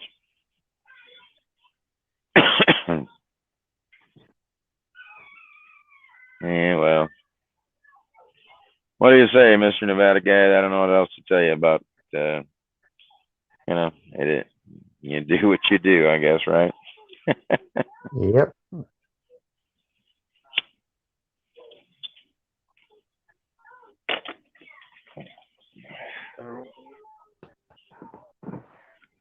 I came in there to the bedroom and laid down. I'm in Arizona. That's where I'm at, and Gio's over there on the other side of the world from me. Yeah, in South Georgia. Yep. Now we got people from New Zealand in here, UK. I mean, we have everything in here is worldwide, 100%. Everything we do, that's what it is. I have drivers that are in Washington, Vegas. I got drivers that are in Georgia, Alabama. I got other drivers that are in Pennsylvania. I got a couple of them now that are sitting outside of Cedar Rapids. I got other ones that are sitting in Missouri. So I got lots of people everywhere as far as drivers on this platform. And I know their exact location 24/7. I keep them safe while they're driving. Anything happens to them while they're out there on the road, I get the notification of it immediately. Howdy, Pat. Yep. And while you guys being on the YouTube side, you know, like, share, and follow, subscribe if you want to.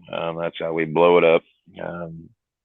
For us being on the YouTube side, this is pretty much a new thing for us. We really weren't going to try to do the YouTube or the TikTok or Twitch or any of that kind of stuff. For a simple reason, you get a lot of trolls, you get a lot of this, that, and the other, right?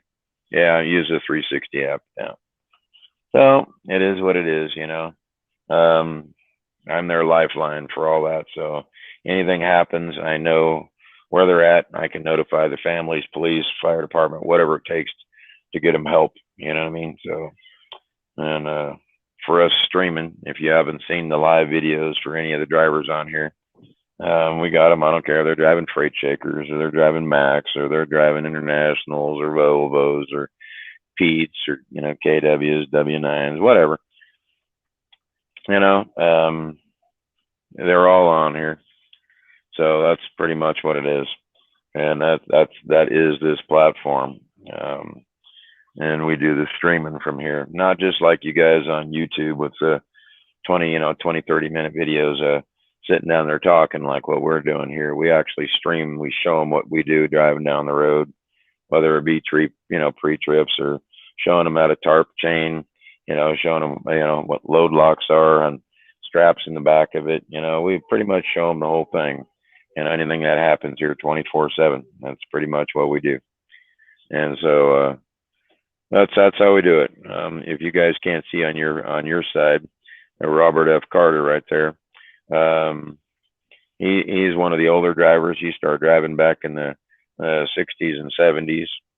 So he's one of the oldest drivers I've ever had the pleasure of meeting. If you're old enough to remember somebody called Monkey Shooter from way back in the day, that would sit there, bang on his little pot and pan, and woke your ass up 5 in the morning. That would be that man right there.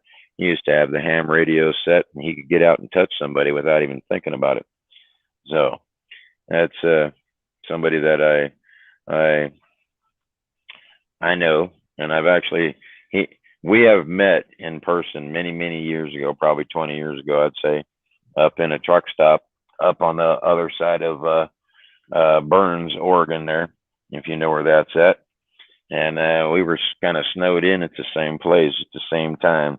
And he's a long drink of whiskey. I'll just tell you that much. So yeah, the way we used to drive back in the day with spring trailers and all the rest of it. I've pulled a couple of them trailers without the DOT bar in the back. When I started driving on a 6/4 split. Is what I started driving on. So that's just how far back I can go. I can remember when diesel was 78 cents a gallon. So how far back, I started when they grandfathered you in from a little chauffeur's license to what we got today. Well, been there, done that. I have too. Mine, I had a regular chauffeur's license, and I got grandfather in all through the years. One of the guys that's a driver on here has a ham station at his home. His name is Mad Max on here. I don't know what he goes by, but he does got a ham radio, and he lives up in Pennsylvania.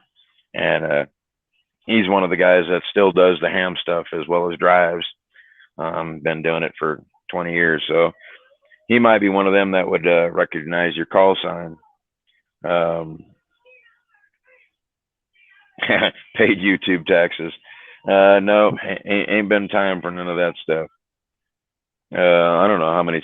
Right now, I see both sides. I see the YouTube and the Facebook side. We have other admins that sit in the background that watch all this stuff. So I'd imagine people on Facebook could tell you right now. I imagine this probably has just with us being in here, probably 16 people or so. It all depends on the day. I mean, I've seen us have 1.2 thousand people in a room before. So, just depends on the day, right? So, yep, that's it. But yeah, all depends on the day. I appreciate you guys for stopping in though, and you come on the Facebook side, look us up, Truckers TV. I'm one of your admin. You guys want to stream on the platform or whatever, come hit me up, see what we can do. And, maybe able to get something going, and who knows, maybe blow up your guys' page a little bit more or something. All right. So it all depends. Depends on the day. I mean, you could have, 50 people watching one driver, 10 people watching another driver.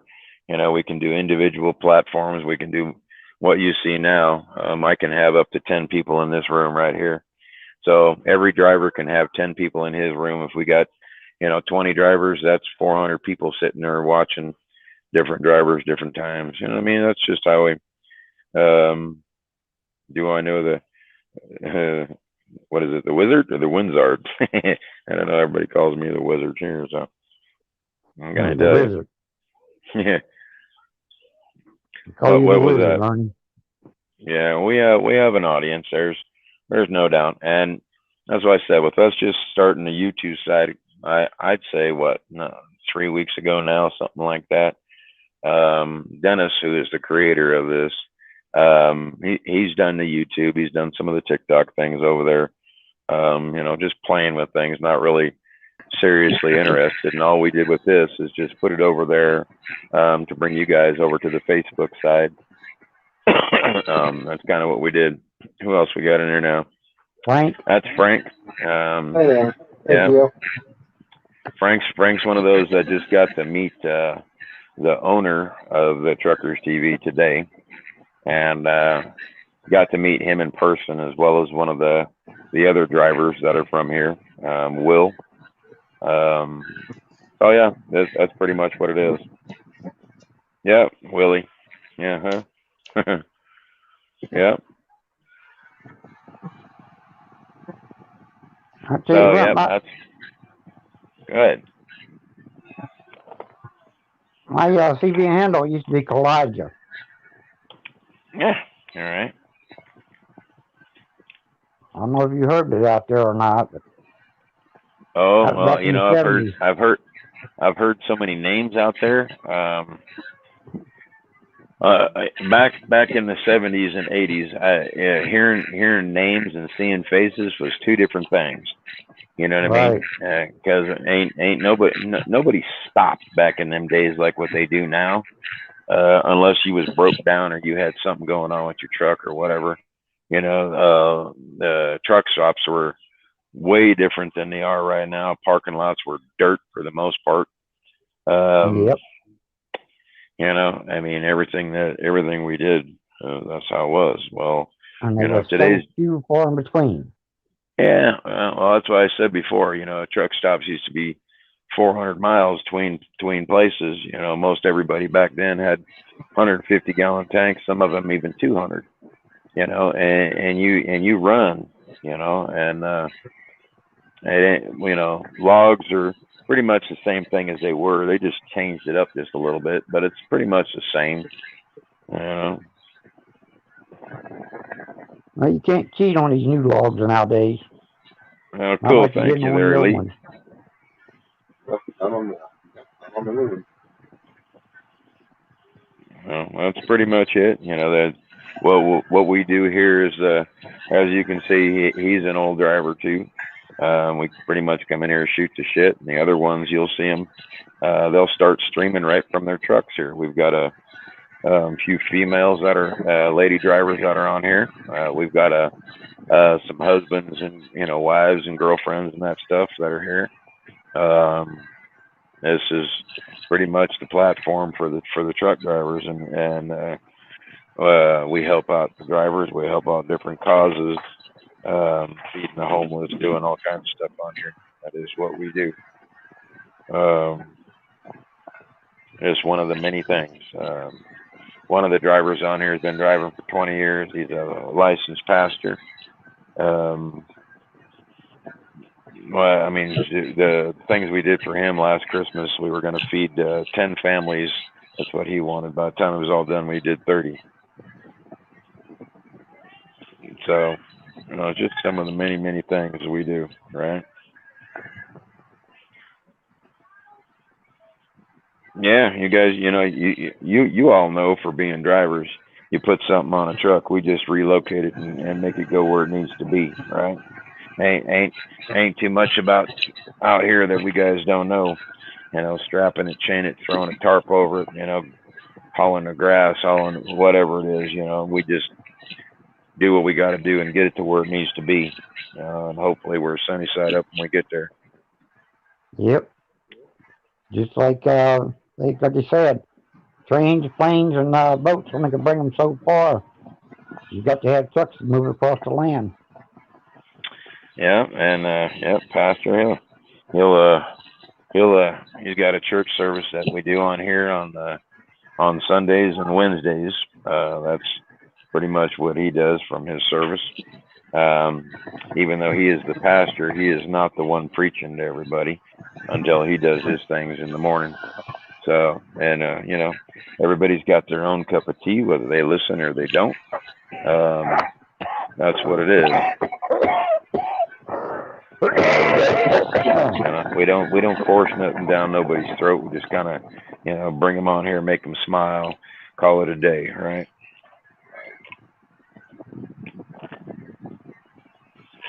You know, my thing is pay it forward. That's my thing. You know, I bought whole restaurants, dinners before. I've given, you know, $1,000 to some homeless dude sitting on a corner. So that's just my cup of tea. That's just what I do.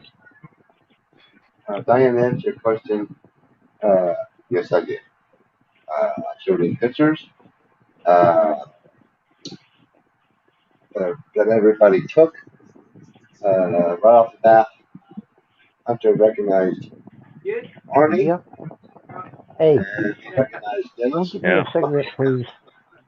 Yeah, if you guys see Frank over there in the light blue shirt, his little grandson, I bought and purchased one of the Truckers TV shirts that we do for the merch page, and I mailed it to his little grandson there.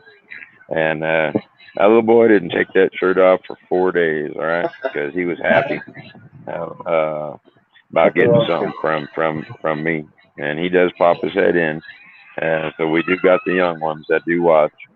Give me a nice tray out of the bathroom, please. Right. So yeah, you guys, you know, go on Facebook. You come on here on the Facebook side or whatever, and you guys want to stream, because we don't do the streaming from the YouTube side. Everything that we do comes from here to there and back, kind of a thing.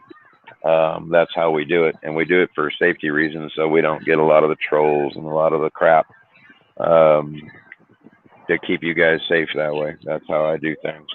Well, that's it. I mean, you come in here, come on the Truckers TV side, go check out the videos. You know, if you like it, cool. If you want to do something, jump on board or some videos or any of that kind of stuff, you know, you're more than welcome.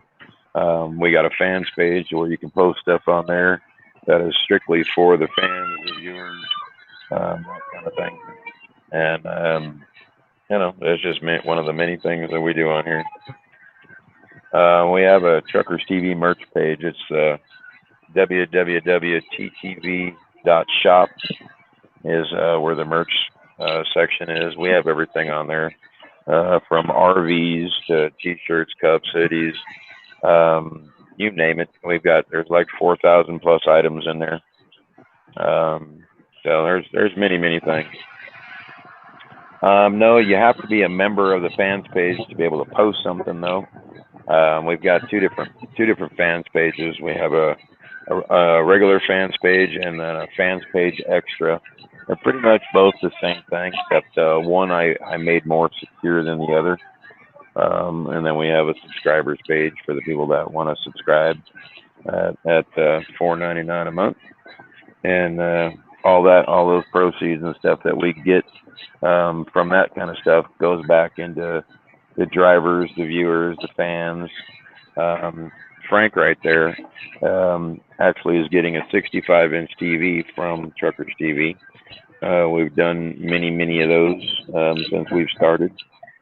We've came to truck stops and passed out, you know, $20 gift cards, $120 cash payments. Just walk up to a driver and pay it forward. So just some of the many things that we've done on here. See what else. We feed the homeless place, a thing called FDDR in Detroit.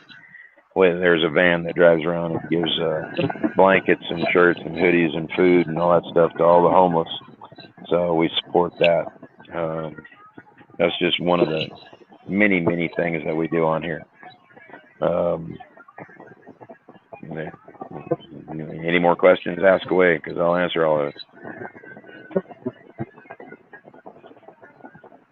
Trucker no. Nope, doesn't ring a bell. Doesn't ring a bell.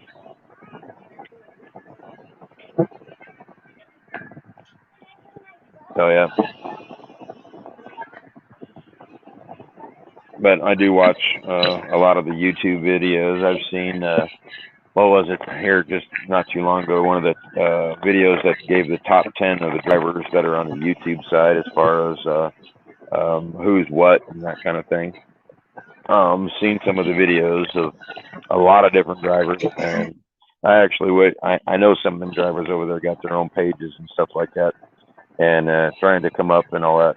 And I'll just say this, we've had a few of them that have come on here and just kind of popped in, did a couple of videos, that kind of thing, just to show the camaraderie between all the drivers, you know what I mean? So yeah, you know, with all the women that we've got on this page that do stream, and there's let's see, we've got Amanda, oh my God, help me out, guys. Everybody knows we've had Brooke, Angela, Heather on here. We've had Angie's on here. Amanda's on here. We've had oh my God, Jerry and Nancy. We've had who else? Jeannie and Ray. You know, we've had quite a few. on here. You know, I mean, literally, and some of the horror stories some of the women give for being able to get into a truck is crazy, right? So yeah, that's it. Everything on here that we do as far as donating and giving away stuff all depends on how everything happens with this platform and the things that we do and the way that we do it. We're always doing the pay it forward thing by different means, whether we're having contests or whatever it is. And that's what we do. It's just what we do. Everything on here is pretty much goes through Dennis because he is the creator of this. I know you guys can't see it, but on Facebook site we have the Star program, which is similar to what you guys get for the YouTube thing, but a little bit different. But we use that and we pay it forward. That's what we do. The drivers get their share. Every other thing we do just depends on the things that we do. We have many things that we help. Robert on here is one of the people we sponsor. He's got his own program called Wall of Little Heroes. It's for all the kids that have been abused, abandoned, killed, all that kind of stuff. So we have a lot of different things we do. Yeah, well, for me, I'd rather be driving. Hate to say it, but when I got life flighted a couple of years back, that's when I could no longer drive. So my whole world fell apart from that point, I guess you'd say, but still here.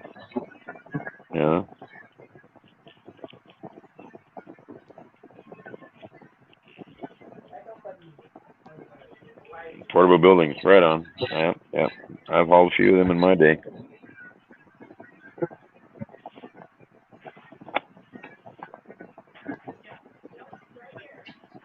What are you guys out there? What are you guys hauling now? YouTube side. What are you guys all doing now? You parked? Are you rolling? What are you guys doing?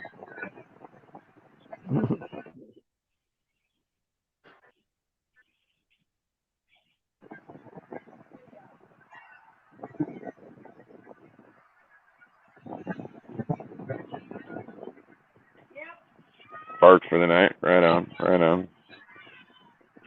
Howdy, Jan.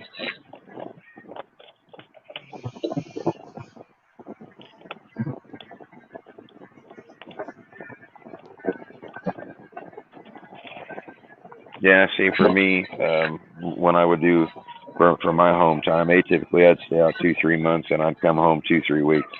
It would all depend on time of year for the most part, but that's how I always did it. I was never one that does like what they do, the 21 days out, 3 days home kind of thing. I really never did local. Everything I did was pretty much always over the road, other than when I first started. That was pretty much like a local gig, from LA up to like Seattle, Tacoma, that way, and then back.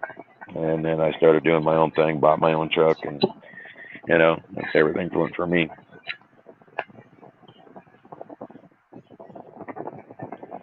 Yeah, the retirement thing, it ain't. I'll just say my buddy that's here, he drove about the same as me, a little bit longer actually, but that's where I'm staying now, his place. Me and him have been friends for a while, and he's retired here. He retired pretty much a couple of years ago, and then right after he retired is when all this crap happened to me.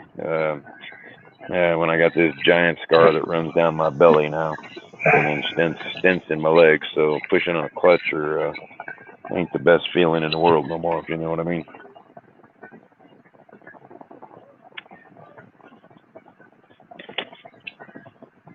But I'm hoping maybe one day I'll get back into it. Who knows? I can't say for sure. Like you see Frank sitting here next to me. Today was the first time he ever got to hop up in a big truck, right? So him hopping up in a big truck, I'll just say this, you should have seen a big old smile on his face for hopping up in that big truck, right? And being able just to see our view, even though he was parked up there on the Fort Wayne, on the 69 up there, with Dennis out there.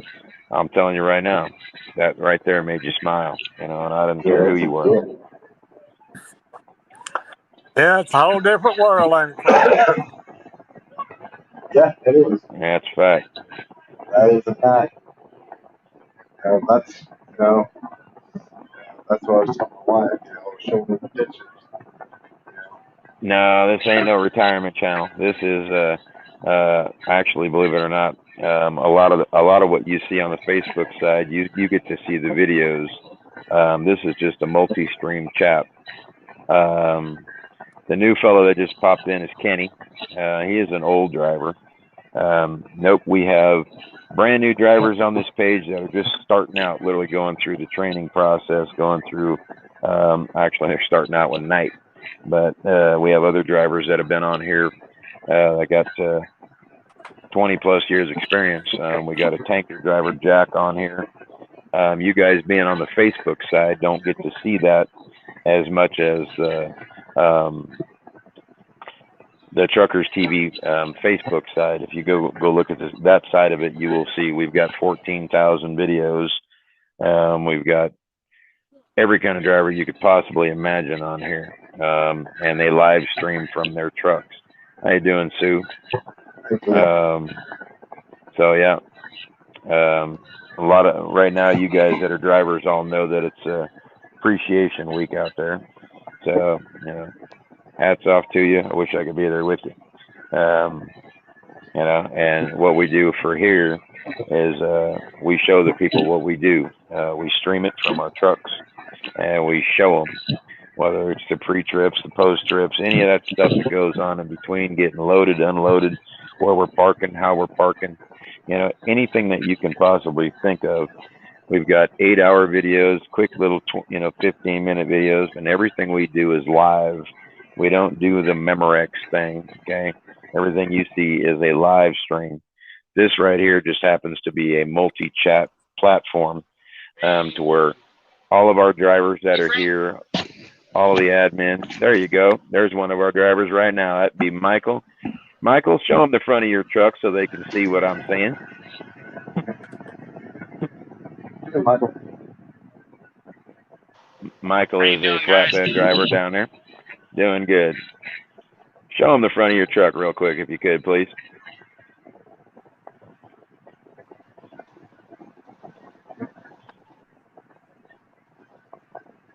He is one of the drivers that drives for Truckers 3V, streams for Truckers TV, and he shows you what it takes to go down the road being a flatbed driver.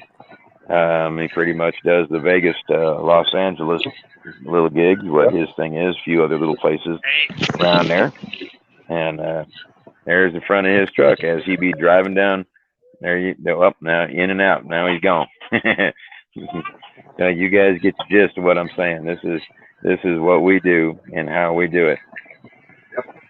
Diane, who streams 12 to 14 now in the basement? Ain't nobody streams in the basement. Diane, to answer your question, I showed how the video and all the photos that everybody took. All right. Hunter was happy. He was hugging Papa. He was sitting there naming everybody in the pictures. He's seen Arnie. He's seen Dennis. He probably didn't know who the other guy was. I told him that was Will. And he thought it was cool. Yeah. Every driver that's on here can pop into this chat and stream live from here, or they can do it from their own page. That's why I said you guys from the YouTube side, you see us, but we're here, but they can actually do this from their truck as well. So anything that you see here, they can actually do the same thing, but it is on the Facebook side. It gets streamed to the YouTube side, so that you guys can see it if you want. But there's many, many different ways that we do what we do from here. And most everybody that pops on the chat, they're fans, they're drivers. I don't get all three? There are all kinds of different things, and they talk about how it used to be, how it is. I can never get all three people. There you go. I can only get two. There you go. Yeah. Man. So yeah, that would be Michael. Where you at? Doing good. Where you at, Michael? Can you guys hear me? Yeah, we can hear you. Oh yeah. Okay. Yeah, I don't want to talk over Arnie on accident. No, that's all right. Where are you at? You He's going? I know you're spinning. going down the road. You guys are. I have to go in and out, and then I catch everybody, and then it's always one person. It's always one person. Yep. That would be the giggler. You guys know who he is. See, Anthony knows. Yep. Where you at, Michael? I am just coming into Las Vegas. Yeah, just coming into Las Vegas. What You the going heck? home? How did I lose you guys? You're still there in our ear. Yeah, You haven't gone nowhere. There it is. Hey. What the heck?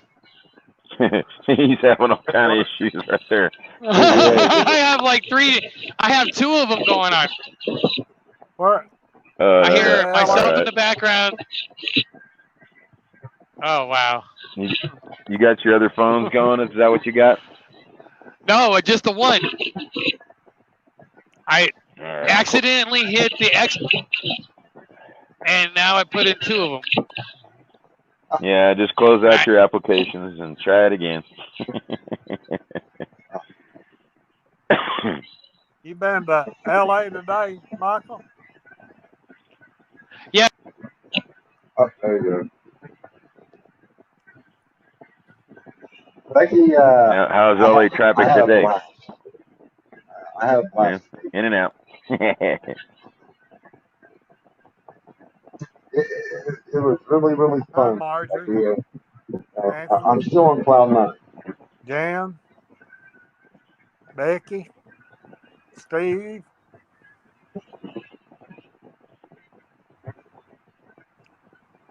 And hello to anybody else I missed. Really had an awesome day. It was awesome.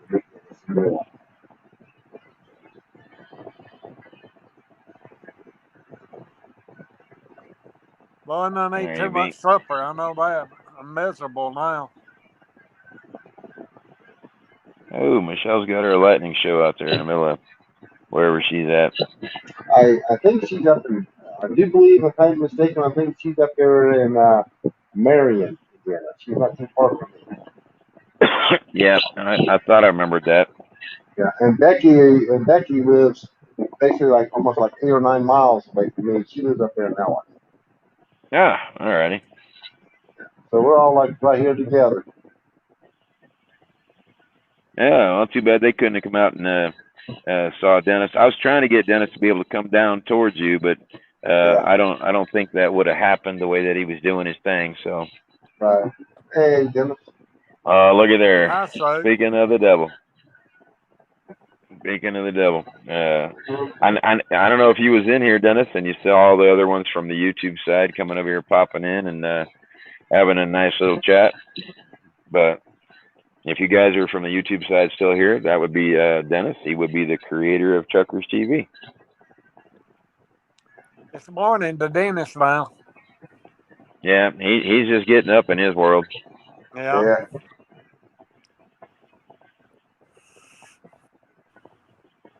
Yeah, that's what I figured, that you'd be up and rolling here in not too long. That's what I figured. Go get you something to eat and shower and wipe the crusties off, you know. Yeah.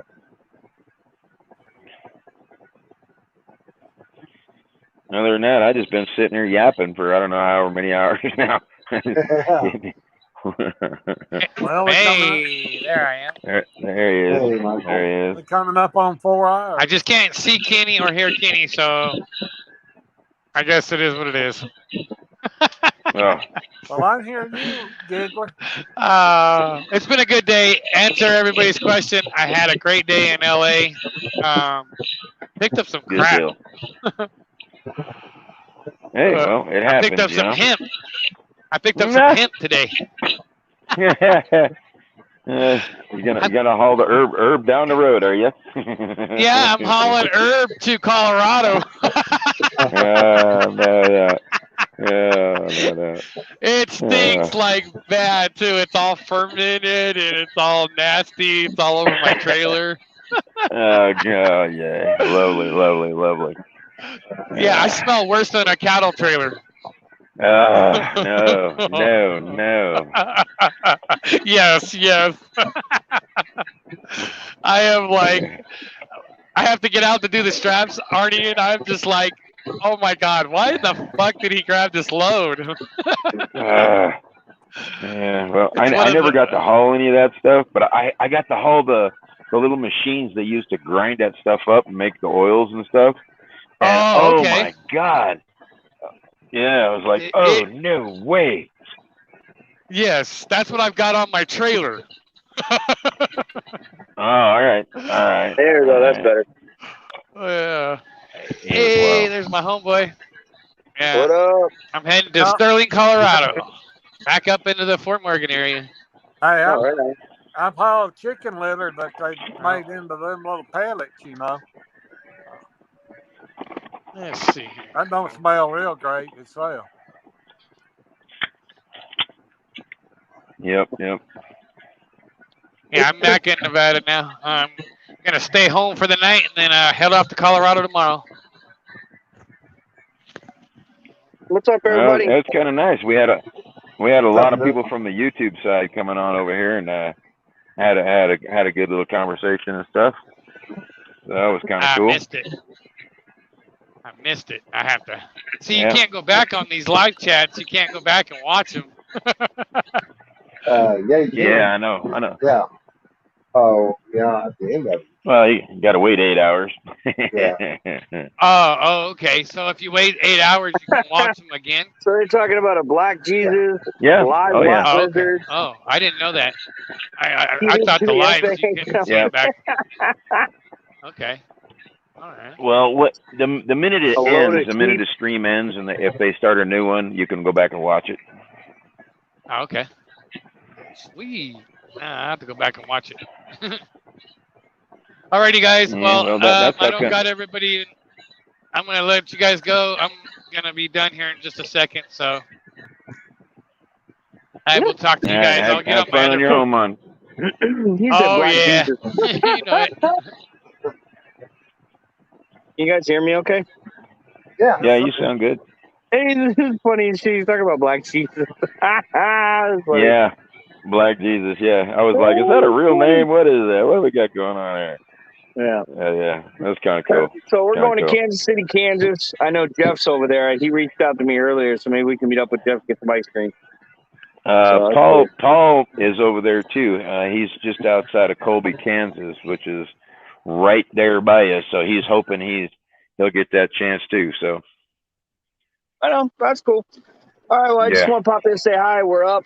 We just cleaned out our truck, got everything organized, and I'm about to hit the showers and we'll be rolling. I'll be driving tonight, so they got a bad storm coming through here. Yeah. So advisories and shit like there that. you So go. I'll drive tonight. There's some of the YouTubers popping in there. What's up, guys? How you doing? Thanks for watching on the YouTube side. When you get some balls, come over to the Facebook side so you can actually see who you are. So, Yeah, these guys, they're all just talking away over there. So yeah, they're all good. But that would be Dennis, guys. He would be the owner of Trucker TV. Yep. I don't know. I think we're going down 70, maybe. First we got to go up to 30, and then we're going down to 70 to Indianapolis, all the way down to Dayton, Ohio.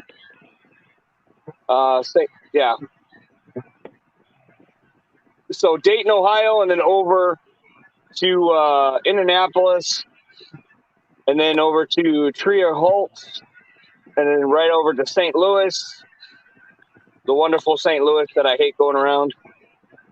And then down into Kansas City, Kansas, which is actually downtown Kansas City, Kansas. 42nd Street, something like that. Oh, lightning like a motherfucker. Yeah. So we're going across the 70, guys. Down the down the 75 to the 70. That's what we're doing. There you go. Hey, run 70 all the way to St. Louis. Michelle. Jan, So Becky, we'll be driving at night. So if you're a night owl, Steve. come say hi. We'll be Yeah, there by yeah. tomorrow. It's only Well, 10 hours. I think the total trip is 11 hours and 11 minutes. So we'll have Will deliver in the morning. well, that means you'll be there here pretty quick. That's pretty much what that means. Yeah. So yeah, there's no. I'm gonna balls the wall and go through, and it's nighttime, so there's no traffic, so it's gonna be quick. Yep, yep.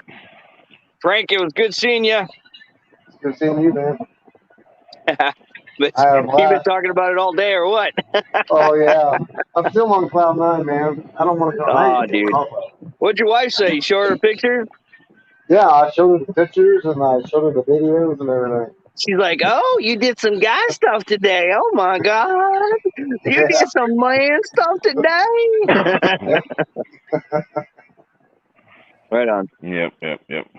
We did guy stuff. We did the guy shit. All right, guys. I'll be back a little bit later. Talk to you soon. Okay. All right, bud. See you, bud.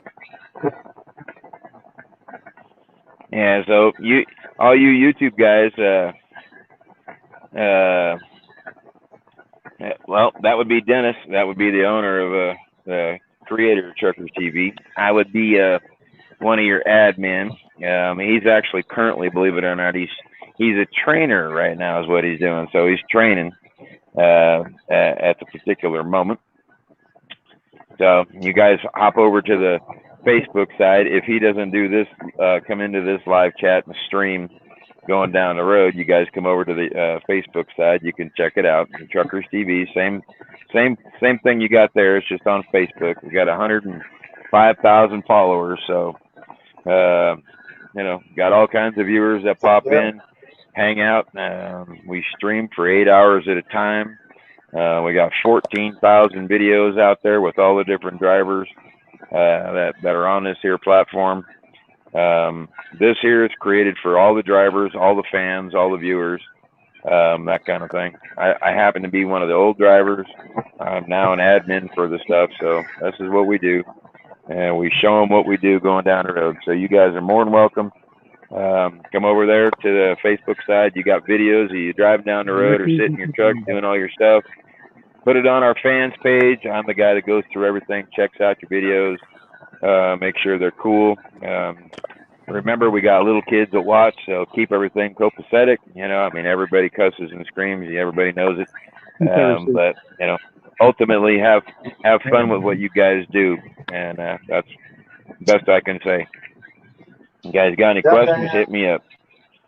Yeah, I felt comfortable sitting behind that wheel. Oh yeah, we've got owner ops on here, lease drivers, company drivers, everybody you can think of. We got little box truck drivers that were started on here, drivers that are over in the UK that drive little box trucks, dump trucks in Australia.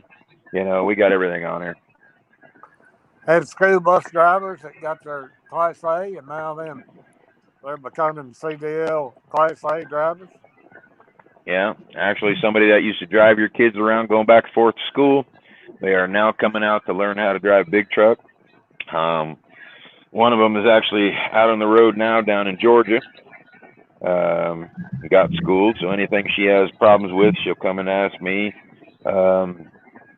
Any of the drivers, pretty much, you got problems doing whatever, truck stalls or starts or has issues, this, whatever. Any of the drivers here, old or new, answer all the questions, hours of service, what it takes to be an owner op, get your own authority, kind of money you make, company driving, lease driving, you name it, we talk about it right here. I can throw out this. All the people that you can see right now, not just the Facebook side. I'm talking about the YouTube side, the Facebook side. Give me what your weight limits are for your steers, your drives, and your tandems, right? Throw those little numbers out there, because these people have learned those numbers. They've learned all the different things that we have schooled them on, how long it takes to stop. So all them four-wheelers that are out there driving, they're getting schooled by us drivers, right? To help protect everybody, so that we ain't wrecking it around them and they're not crashing in front of us. You know, we're showing them in real life what it takes to do what we do. So there again, you guys are drivers. Come on over to the Facebook side over there.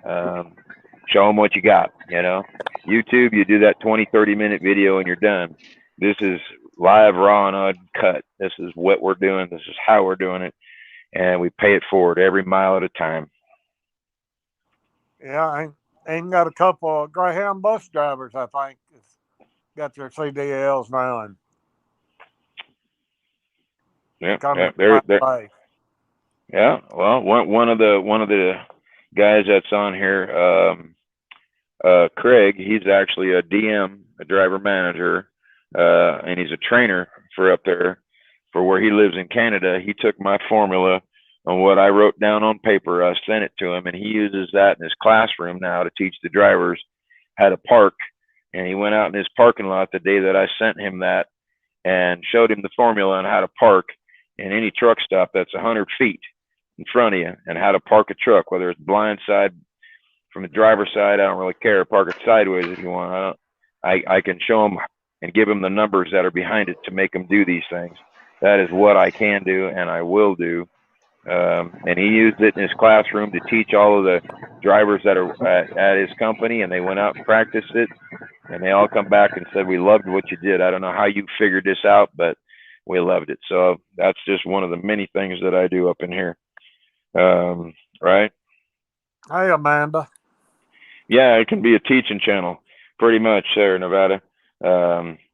Everything we do is to help school, whether it's the old drivers, new drivers, because you know as well as I do, you're always learning something out here.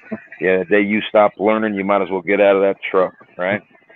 We teach them all, teach the four-wheeler how to do everything, give them an idea on how long it takes us to stop. You know, we're an 80,000-pound bullet, right? Going down the road, that's an average, right? And you want to get to heavy hauls, and you start pushing, you know, way more than that, and everybody knows it. Start talking about stopping distance, how what it is to turn on a corner, where not to be when you're in my blind spot. You know, not that I say that there's a blind spot in the truck, because I don't agree with that. Even though you can't see my ass end, I can see your shadow, and I do know that you're back there. It's just a question of what you're about to do, because that I can't tell. I can't see your eyeballs. I can't see the things that I need to see. But so driving down the road in a big truck, this is what we show them, and we do it 24 hours a day, 7 days a week. Doing, you know, rainstorm, snow, you pick it, we're driving it. You guys already know that because you're drivers, right? Hi, Amanda. And here's another viewer right there. She's from over there in South Africa. She's just one of the many viewers that we've got on here. Because that's what I said, we're worldwide, all over the place, and we sit here and talk about this. We've had other drivers from different parts of the country on here, from Canada all the way up to, you know, like, you know, all the UK, all London, all, you know, England, over in New Zealand, over in Australia. You know, their drivers are coming. You know what I mean? They're coming to show people what it is they do. You know, driving a big truck. You got a CDL, you know, and you're driving. You know, CDL is a driving a bus too. You know, driving your Greyhounds, driving whatever it is. That's why this channel was created, to show them what we do, so they have an idea. You know.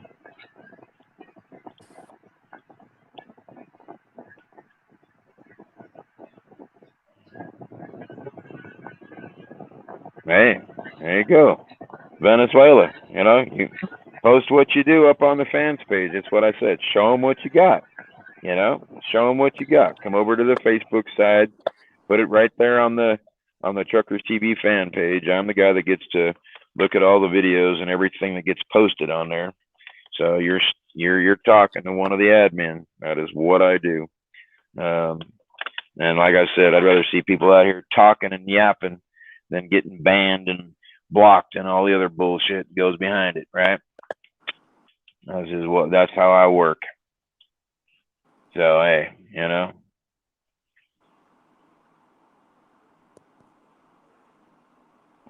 What I think about vaccinations, I think it's a choice.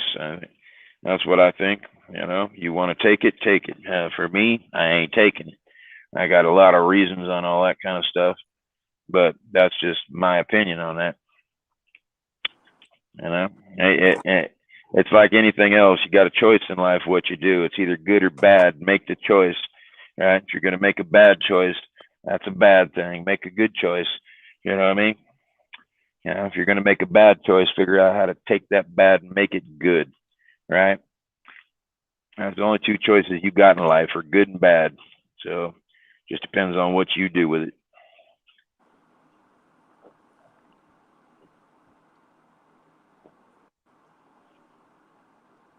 Would I hang up the keys if I was forced? I got forced to hang up my keys. I got forced to turn in my driver's license, simply for the fact that I could no longer drive. I couldn't pass the DOT if I tried. I got no legs no more. I got this giant scar, goes from my rib cage down to both legs. The whole inside of my body is now plastic. And so giving up my license after 30 years, I planned on doing it for another 10 before all this stuff happened. So no. But I'll tell you this, instead of them taking my driver's license and cutting it up and throwing it in the trash like they do most other drivers when you transfer from one state to another state, or you turn it in for a regular driver's license, they let me keep mine as a momentum to my 3.8 million miles that I drove, that I had 2 non-preventable accidents my whole entire driving career. So that's what I got. If here, you want to ask, and I'll just do this the easy way. I'm gonna show you, because I know you may not believe it, but there's my scar right there, right? That's my scar. I had what's called a AAA, right? Means the vein that comes out of your heart comes down out of your heart, and it does like a wishbone thing, like it comes out of a turkey. A wishbone goes to both legs, right? And that whole inside of me is now plastic. It looks like a braided fuel line wrapped with wire mesh that comes out of my heart. They don't know why that vein that is supposed to be as big as anybody's pinky, that vein, your main vein out of your heart, it swelled up the size of a kielbasa sausage. I got life flighted, almost died.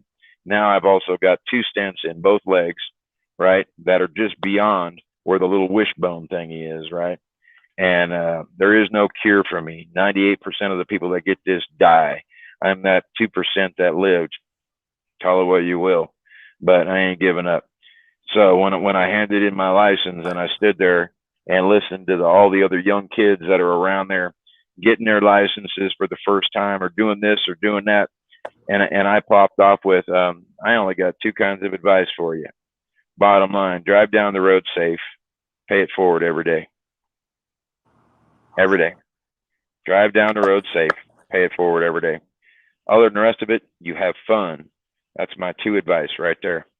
If you can't have fun with what you're doing, right, you're in the wrong line of work. You come out here to make money. You come out here to see the scenery. You come out here to do all these other things. Fine and dandy. 2 things, like I said. Smile, pay it forward, have fun with what you're doing, right? That's my advice right there. It's going to be hard. It's going to be tough. You're going to have good days, bad days, right? You do with what you make it, you know? That's my advice. So when all this stuff happened to me and I could no longer push a clutch, or I could no longer sit in a car bouncing up and down, my analogy is like this. If you take a cup, big old 44-ounce cup, 64-ounce cup, whatever, you put that straw in the middle, right? You picture that straw as being my artery coming out of my body, and you move that straw up inside in that flat lid, and it squeaks. Well, the inside of my body now feels like I got a wire brush inside there because of that mesh that's around that line inside of my body. Had nothing to do with what I ate, had nothing to do with anything. I was on my home time when it happened to be working on an air conditioner on a car, laid on the ground for about 6 hours. Happened to be 117 degrees outside, and I kind of figured that I just kind of smoked myself by laying there, but it is what it is. Either way, they still don't know what caused it. And I walked into the hospital with no blood flow coming out of my heart. And from there, once I got out of the hospital, I could barely walk 10 to 15, 20 feet tops, and I was done. Could not do no more. And I still had my truck sitting outside the house. And 2 months after this happened, my house got fire, went up in smoke, lost everything I ever had in my lifetime. And so I ain't complaining about nothing ever, right? Material bullshit is material bullshit. Now, when they took away my livelihood as far as driving down the road, you can ask anybody on this platform, on any page. Yep, I would love to go back driving. There's no doubt in my mind. I see these guys driving down the road. I see them streaming, and I see what they're doing. They show me the locations they're at. I've been there many, many times, right? All these things that are in the back of my brain for the stuff that I've done, the things that I've hauled, the places that I've been, the people that I've met, all of that, and it just got taken away in a blink of an eye. So when you tell me life can't change, it will change, and it's gonna change. It's just a question of what you do with it and how you move forward, how you pay that forward. That old saying, some that can do and those that can't teach. Well, I can't do it anymore, but I sure in the hell can help those who are just starting out and the ones that are doing it, because that's the best I can do. And yep, Kenny does talk.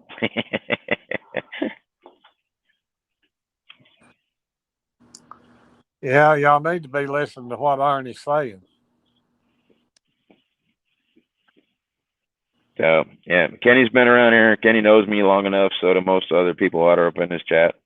I've been here since day one. I started out, no offense, I started out a troll up in here, just like you guys on the YouTube side, watching Dennis doing his thing. And then I came over to the Facebook side, started watching him. When I seen that man drive, and I seen his very first video that he ever did, and it wasn't like any of the other videos, because I watched many hundreds and hundreds of videos from the YouTube side, Facebook side.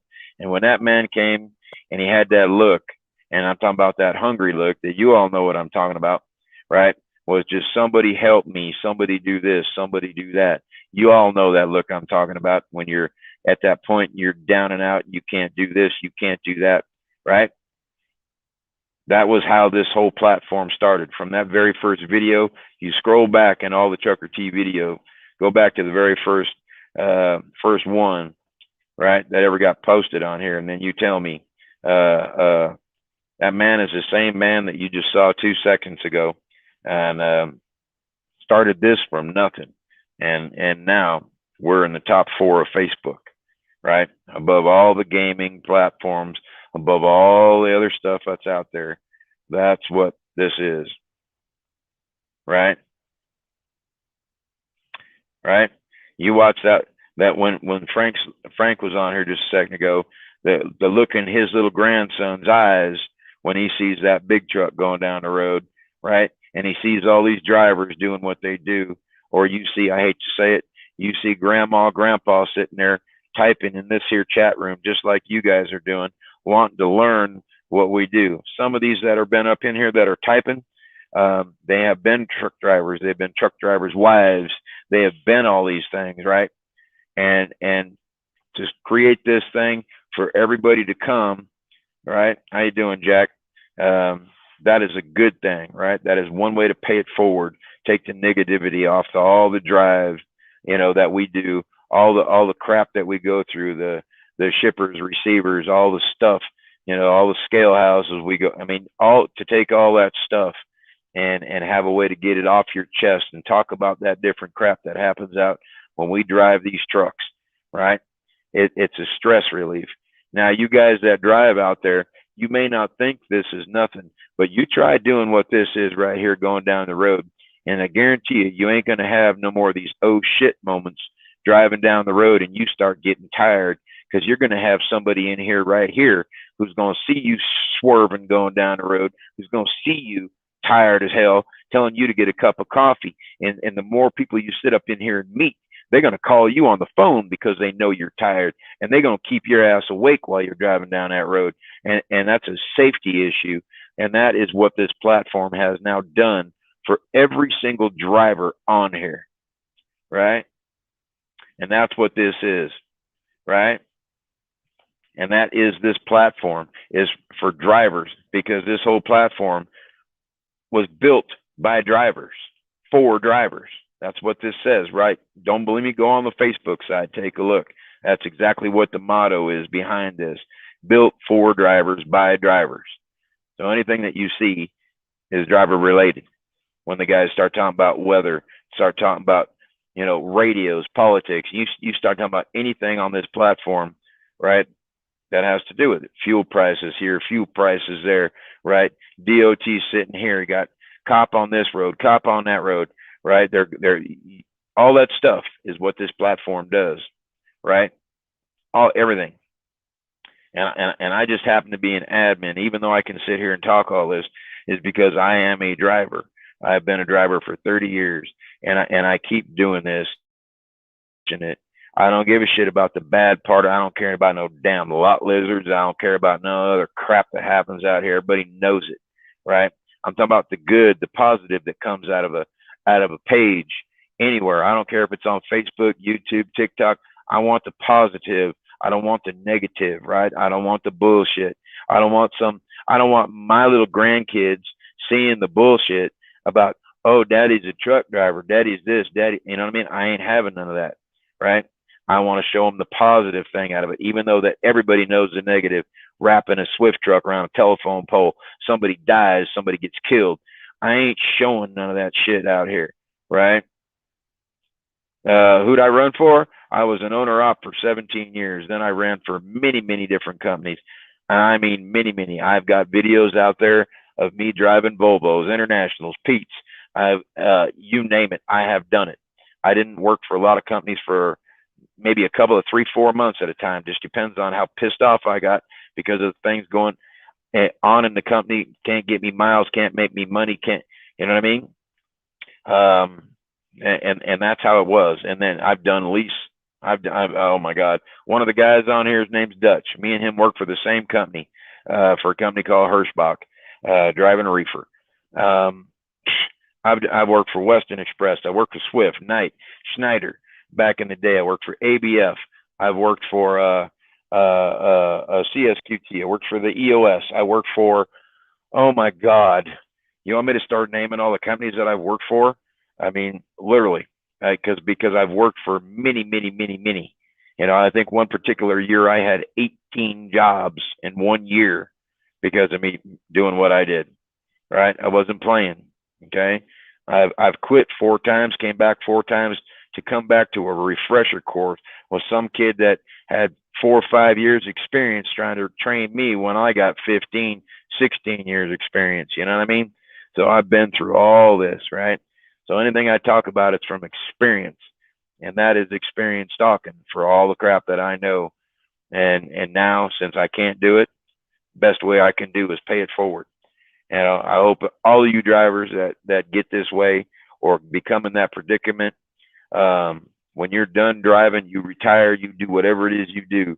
I hope some way, shape, or form, you pay it forward to the next driver, whether he's brand new or he's been out here 10, 15 years. I don't care. You pay that little bit of knowledge forward, because how we do things now is not how we used to do things. Right? Right? A lot different. Yeah. That's the name of it. Yeah. Dutch. Yep. He's actually a driver that is on this stream right here. He is a driver that is on this page right here. You go on the Facebook side, go look at him, hit him up, talk to him, chat with him, the whole deal, just like you're doing right here. But it's on the Facebook side. You know, I'm the guy that sits for the admin on both of these channels, like what you see now, as well as a few others, that make sure everything that happens on here is safe for everybody, period. All right? Let's see. Did he say this guy is a teaching channel?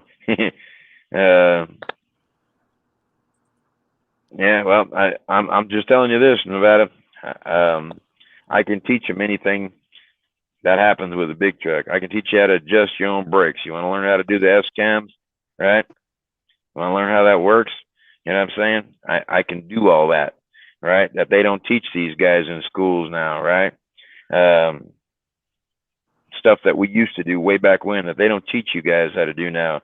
Fix your own AC units, change out the governors in them to swap them out, make them go faster. Everything you guys got's computer. Plug a laptop into it and change the parameters on this thing to make it go faster, right? You look for the little quick trip things on how to do your opt idle, right? If you ain't got a freaking inverter, how to wire shit up to have an inverter. If you ain't got a fucking APU, all this other stuff, all that, everything. And I mean, I don't care if it's a reefer. What do you want? Thermo King? I mean, all this stuff. I can do all of this. You know what I mean? Right?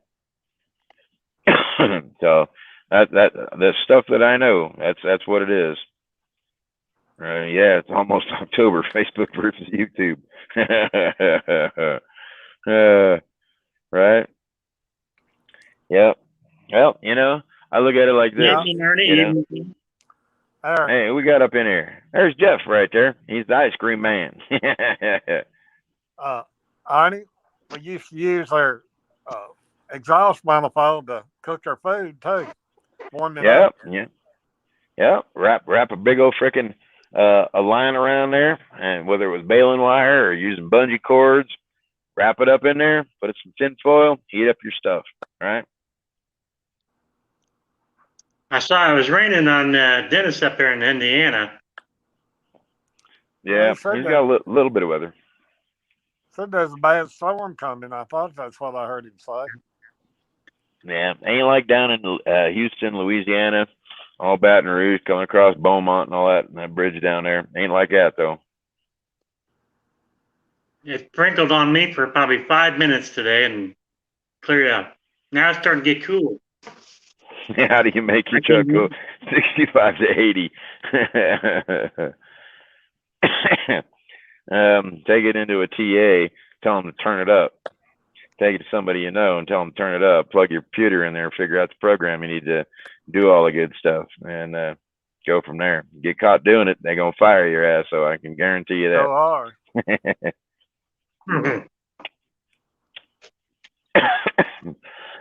Yeah, you'll be lucky to get in anyway. With the, at least you got the code. Welcome to the Bonehead Chat, Ike. No doubt, no doubt. Yeah, Celebrity Channel. Yeah, there's Mr. Dutch right there trying to get in. You see him right there. He's one of the streamers for Checkers TV. He is actually a friend of mine. We drove for the same company. And I see Tanya's out there. Welcome, Tanya. Yeah, Tanya must be off work. Yeah, it's about her time. Right about there. Hopefully she's feeling good. Said it was a slow day when she was on here earlier. Yeah, I saw that. I still hope she's feeling good, though. That's all. I'll just say that.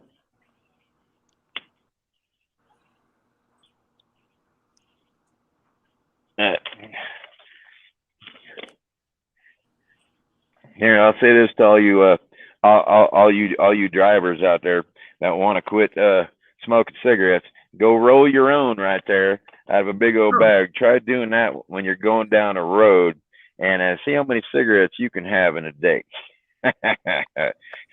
Keep buying them store-bought ones versus rolling your own right there. Right? Does that look like a little Pall Mall, doesn't it? Yeah, a little Pall Mall cigarette there. That's from doing all the illegal stuff back in the day when I was young, dumb, and stupid. Now I just got old and gray, and I don't think I got too much smarter. I don't know what to say.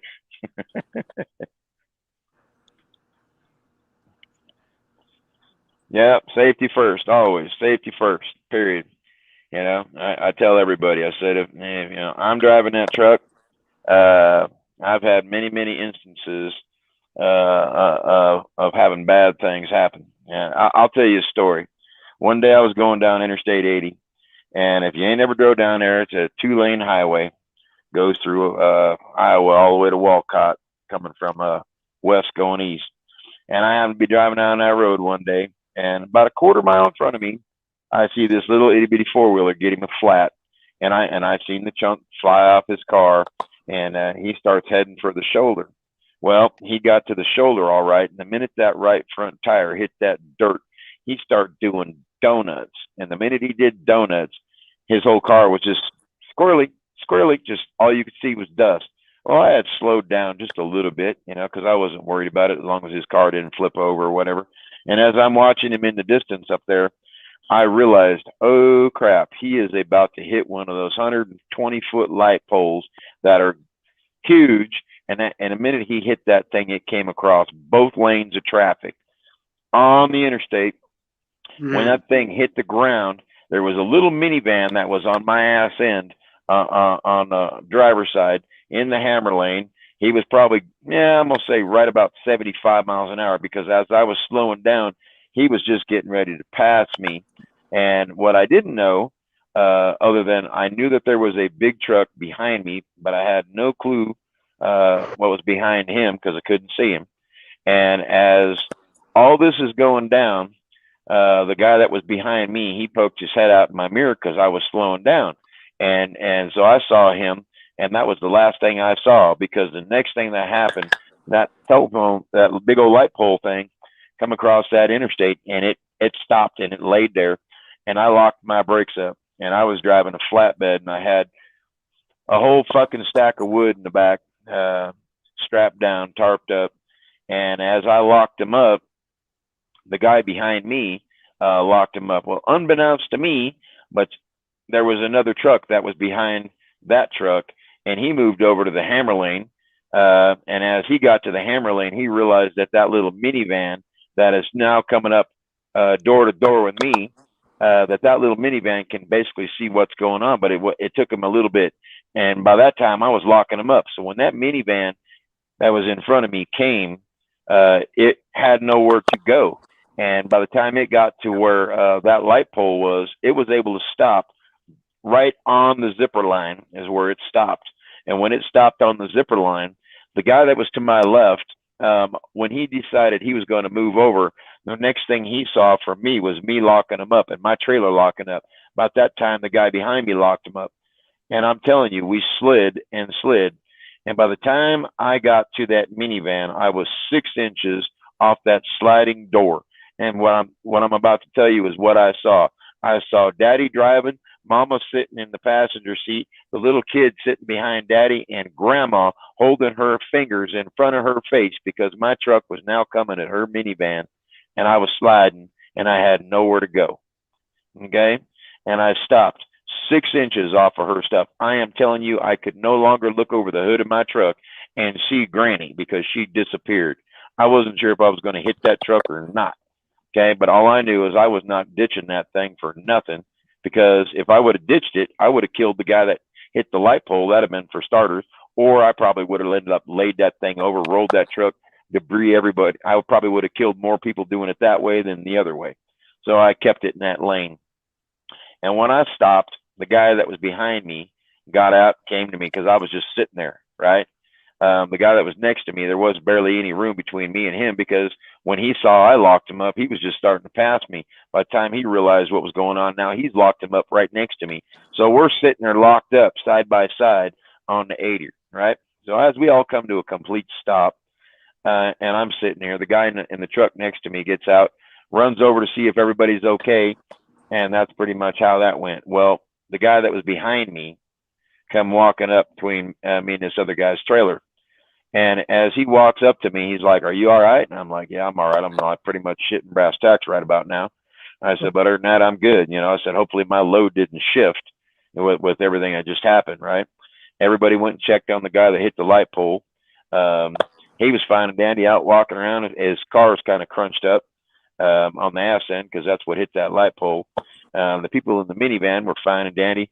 Grandma was about fucking having a heart attack, though, because I was 6 inches off of her shit, And when the guy that was behind me starts talking to me, he goes, "You got to come see this."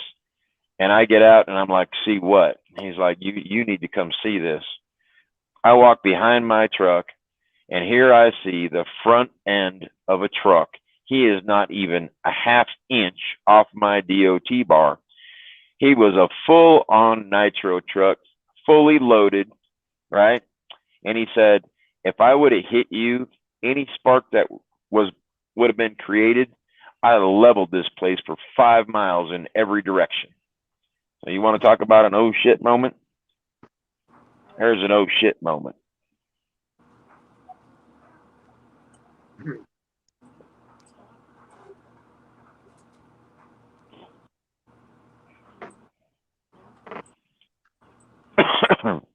Oh yeah, that's just one of many of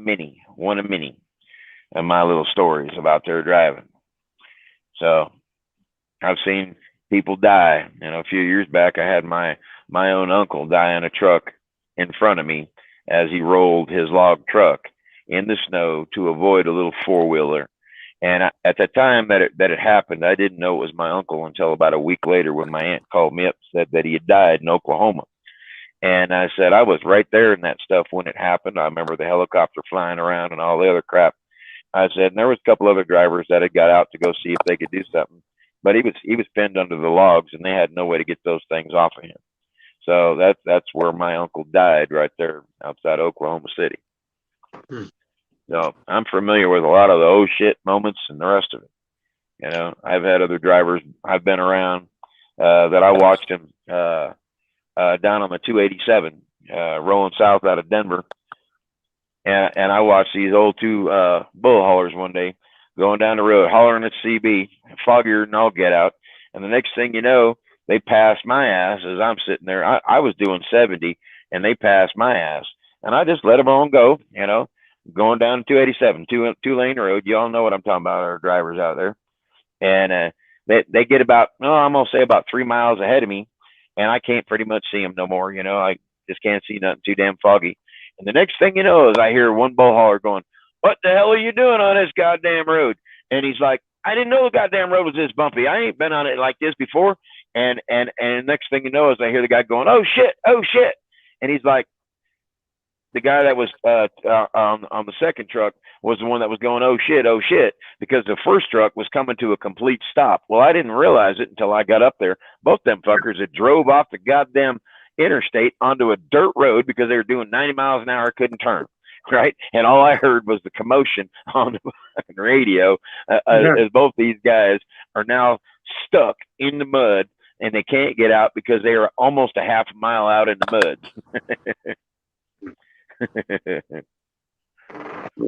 Right? Yeah.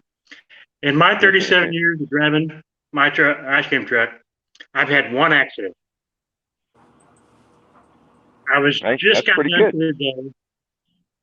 I filled up with gas. I was going to hit the highway, go back to the warehouse.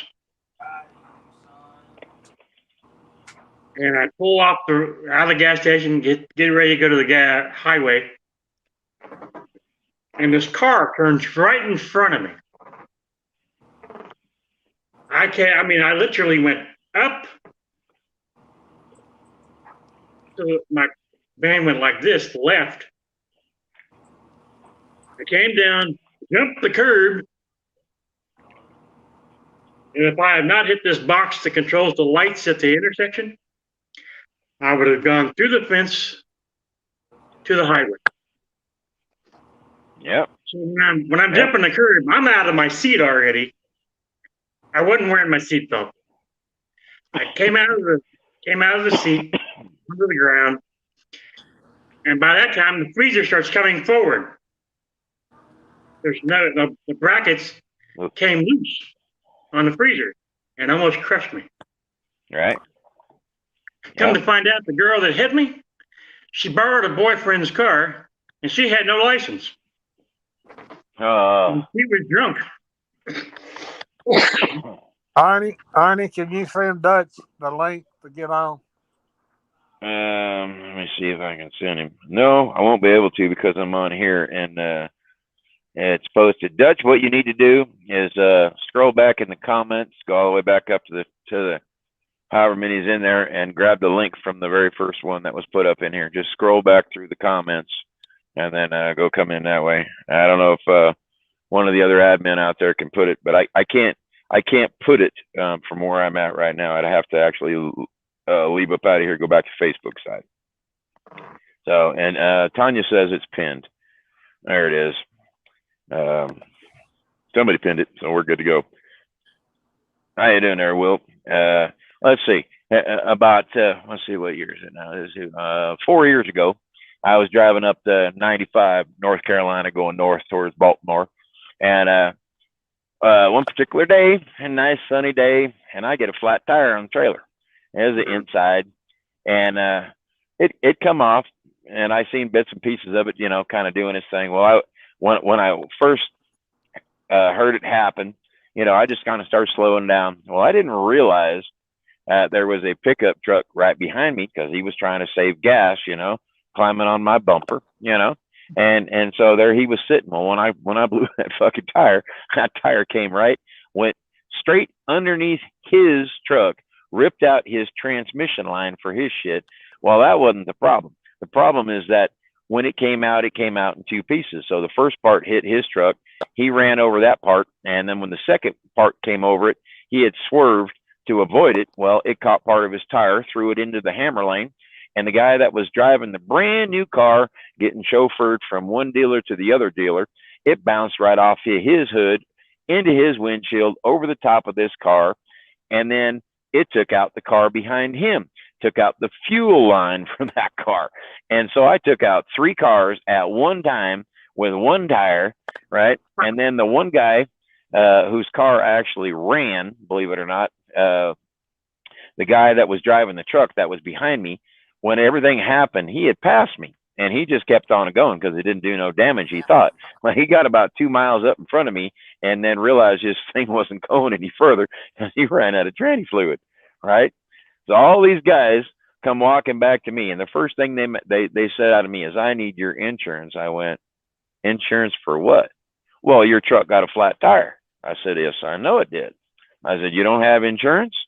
"Well, yes, I got insurance." And I said, "Well, what you just did was ran into a road hazard, and that's why people have that insurance. And even if I give you my insurance, my driver's license, all the stuff, my insurance is not going to pay that because that is considered road hazard." And I am telling you, I damn near got in a fight with 3 different people that particular day because of they did not want to hear that shit. You know what I'm talking about? Right? Now that was just there's another instance of driving, right? So yep, that's pretty much it. I mean, driving these trucks going down the road, a lot of things can happen. If you ain't any of you drivers ain't never blew a steer tire going down the road, I'll just say this: you keep that damn thing in your lane. Do not try to hit the shoulder. All you do is let that thing slow down. But in the process of that is if you actually goose that thing a little bit, it'll kind of pick that front end up. I mean, I'm sure you've seen it enough times to know that when you're out there from a dead stop and you step on it, the front of that freaking tire comes up, right? That's what the frame does. It just tweaks it back up. So the minute that thing hits the ground a little bit, you ever get that opportunity, and it happens, you just goose that thing a little bit and then let it come to a stop. But you keep that thing in that same damn lane. You ride that thing out. I don't care if you're doing 5 miles an hour, and then you take the shoulder. Because if you take it any faster than 20 miles an hour, you're going to jackknife that truck. You're going to be sitting there wondering what the hell I just done did other than getting a flat tire. And the same bullshit super singles. If you're running super singles and you get a flat, you stay in that damn lane. Let that thing ride out. Don't get all jittery and start heading for the fucking shoulder and shit. Start heading for the dirt. Stay in the damn lane, ride it out till you're slower than hell. You're already going to have to replace a damn rim and a tire anyways, right? Right? Right. So that just some of my little advice there. You want to call it the learning channel? Call it the learning channel. I don't give 2 shits. You know, that's just experience of all the stuff, right? Right? Yeah, Some of the things that you do that you see. Huh? That accident that I had years ago, because she had her boyfriend's car had no insurance. My boss had to shell out $2,500 for that front end. That ain't no fun. No. I was actually out for about 2 weeks because my lower back was killing me. Yeah. Yeah, that's the same thing as a rock. You know, if I hit somebody's windshield, that's the road hazard.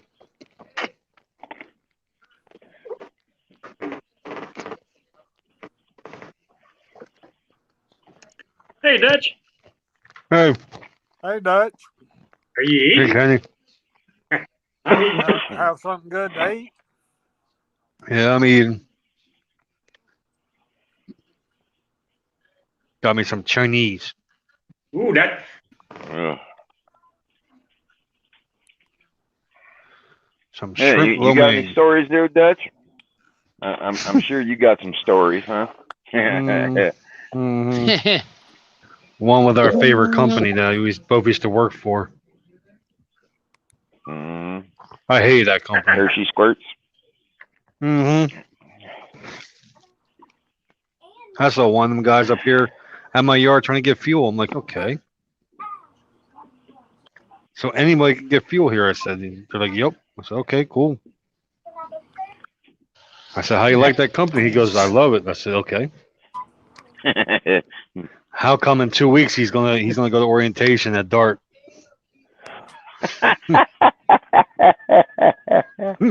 Yeah. You know, I always thought that was funny too because, you know, when you when you jump ship, let's call it that way, and you go from one company to another, and you start doing that, unless you actually know your P's and Q's and you know what the hell you're talking about. A lot of these companies ain't going to give two shits, you know. No. And you go in there and talk all the smack you want until they actually see you drive and see it on paper and hear the things you do come to life. It don't mean two shits out here. You know, when it comes push comes to shove, and you say you can do this and you can do that, you know, no offense, I've done this, I've done that. I'll take them damn e-logs, and whether I'm doing whatever I got to do, whether I got PC time on there or not, I'm going to drive that truck the way that I drive that truck. You give me a fuel solution, well, you ain't the one driving through a hurricane. You ain't the one driving through a blizzard. You ain't the one driving through floods. You ain't the one driving that damn truck for starters. And if I got to go 300 miles out of my route to get that sumbitch where it needs to go, that's what I'm going to do. Okay? Yeah. Bottom line, I've driven 18 hours on that e-log because I knew where every DOT scale was across the country. You know, I knew when they were open and when they were closed. I knew how to get around them. I didn't have to worry about any of that shit. I do the same thing. Yeah, Mr. Giggler back again. Sorry, I don't got everybody, but I got two of you. No, that's funny because I talked to the guy. I said, well, do they still do a pot? He goes, what do you mean? I said, everybody puts money into that pot for your repairs. I said, yeah. So you're basically paying for someone else's repairs. Okay. Do they put you on the fuel route? Yeah. Okay. I said, why don't you go talk to one of our recruiters right over there? I'll introduce you to him. So I did. Said, hi, this is so and so. He works for that company over there. And I want you to educate him on how much better this company is. I didn't tell him nothing about the OPI or the MPI I hate or. this. I only get one or none. I hate this. I only get one or none. Or Wow. two, and one sitting there. I gotta get a better fucking phone. God damn. But like I told him, I said, hey, you're going to like Dart better. I can guarantee it. So he came over and he's like, yeah, I'm starting orientation next week. I said, cool.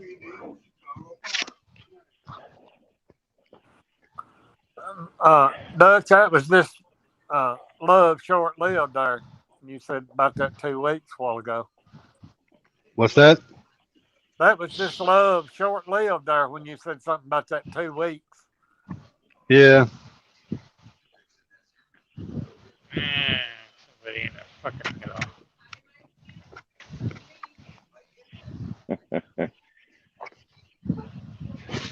Now, I'm gonna change the subject on all the little YouTube guys out there real quick, and I'm gonna turn my camera around so they all can see here, just in case you guys from the YouTube side ever want to see this.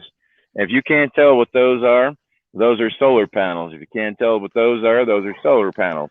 See what's more over here? Solar panels. Up in the sky up there is a whirlybird for a generator. This place right here is 100% off grid, right? Right there is a big old propane tank. If you don't believe me, this is my view that I'm standing out here showing you for where I live out in the middle of Arizona out here.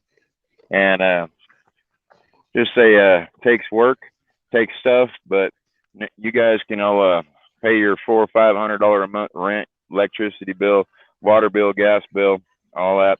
Come talk to me about any of that good stuff. That's where I'm at over here in Arizona. So.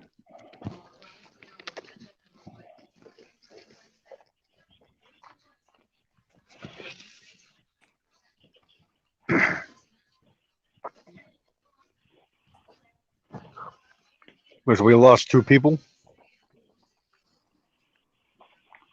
Maybe so. That went out again. Yeah, well, he's going up in Vegas up there, so he's got pretty crap signal for his phone up there. Is that a chin strap? No, that's my my mask. It's my mask. Mm-hmm. Can't eat with it on. Oh, can you I? still sitting over there at the yard? Yeah, I'm still in Egan until morning. I gotta find an empty trailer, and the people that are supposed to help me find it are not here until 7 o'clock in the morning. I'm like, oh, great. 10 empties. Well, We're out there. You mean? But how can you? Which ones are they? That's the thing. I need to know. Yeah, well, come on out, Tanya. That's all I keep telling you. Come on out. We're good to go. Okay. Okay. The first 10. That's good to know.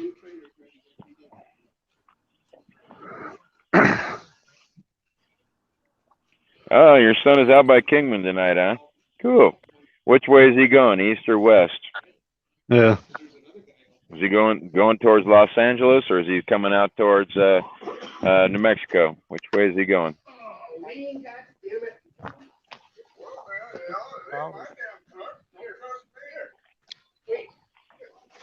Going west towards LA. All right. Well, you tell him I said be safe out there. Yeah, howdy, LA Valerie. sucks.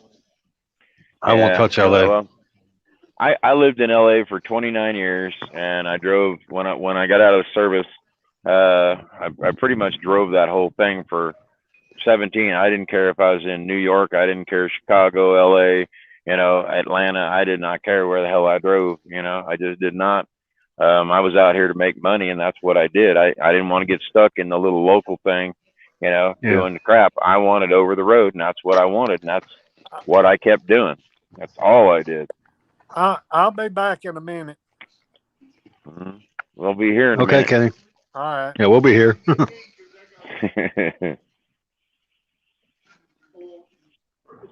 Oh, all right, cool. Well, he gets over here to Winslow or Holbrook, Arizona.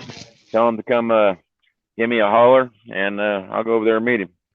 I'll buy him lunch or breakfast or dinner or whatever we got going on there. Yeah, they got a good little restaurant down the hill there. Yeah, well, I got my barbecue place that's right here. Let me tell you, I smell that thing. When they this here last weekend when they were doing all you can eat crab, I could smell that from way up here.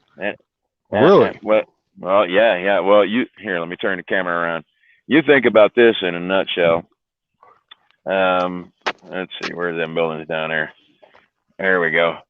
If you can see them buildings in the far distance down there, that right there is as a crow flies to me, that's about almost a half mile. He's got all of everything he does out there, the big old grills, the trucks he uses out there to smoke his meat every single night, every day, all day. All that stuff comes drifting up here. Okay, so every day I sit here and I smell his barbecue, pulled pork, brisket, everything that he's done. He's got good food. I'll just say that. I've had Dennis out there, have Tanya out there. I remember that. So they can second that. You know what I mean? So He was in Winslow yesterday. See, now if you'd have done told me that he was out here, I could have made that trip, Pat. I could have went out there and give him a holler. You know.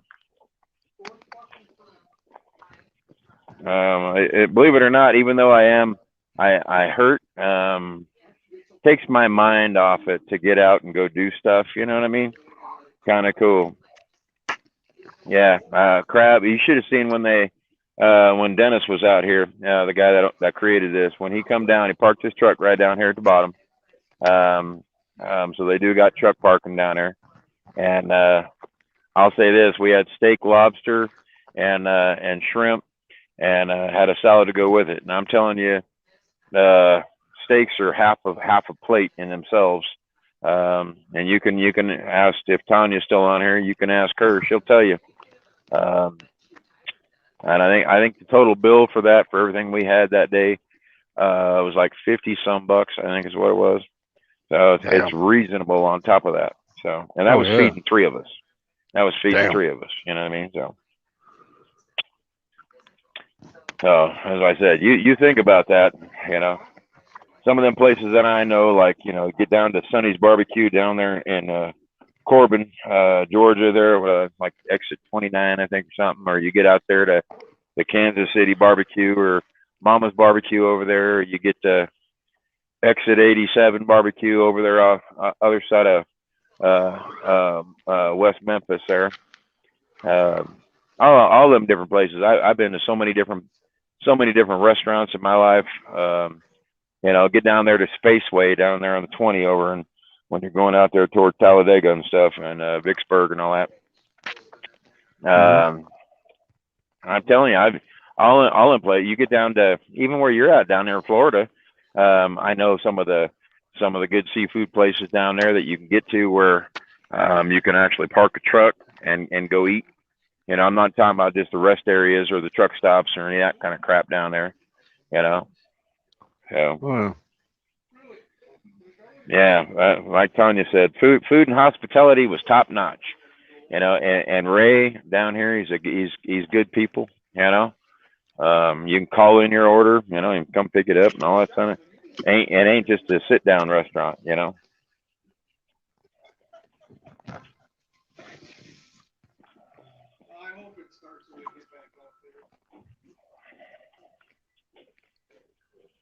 Well, now we are two. Hell, I've had.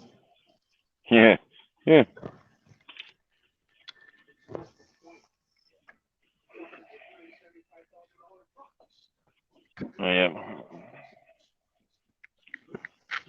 Oh, excuse me.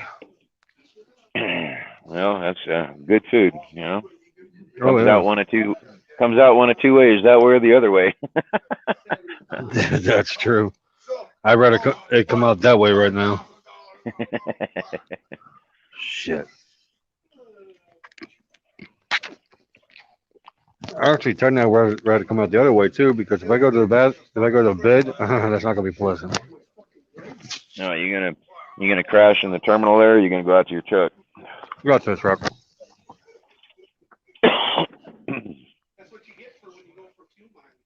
Try and go out there and look for a trailer. Yeah. Hook up to it like you said, and then leave in the morning.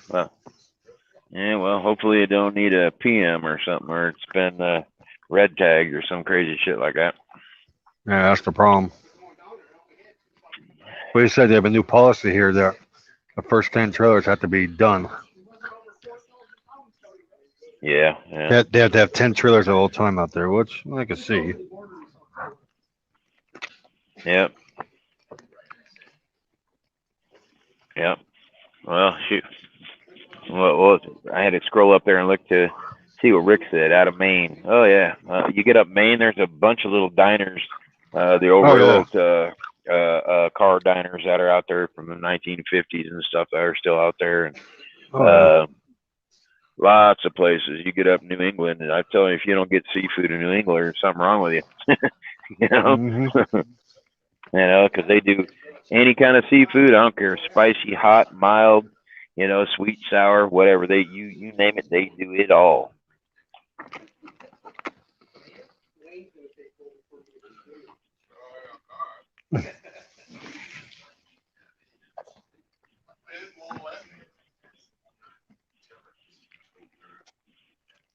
Yep.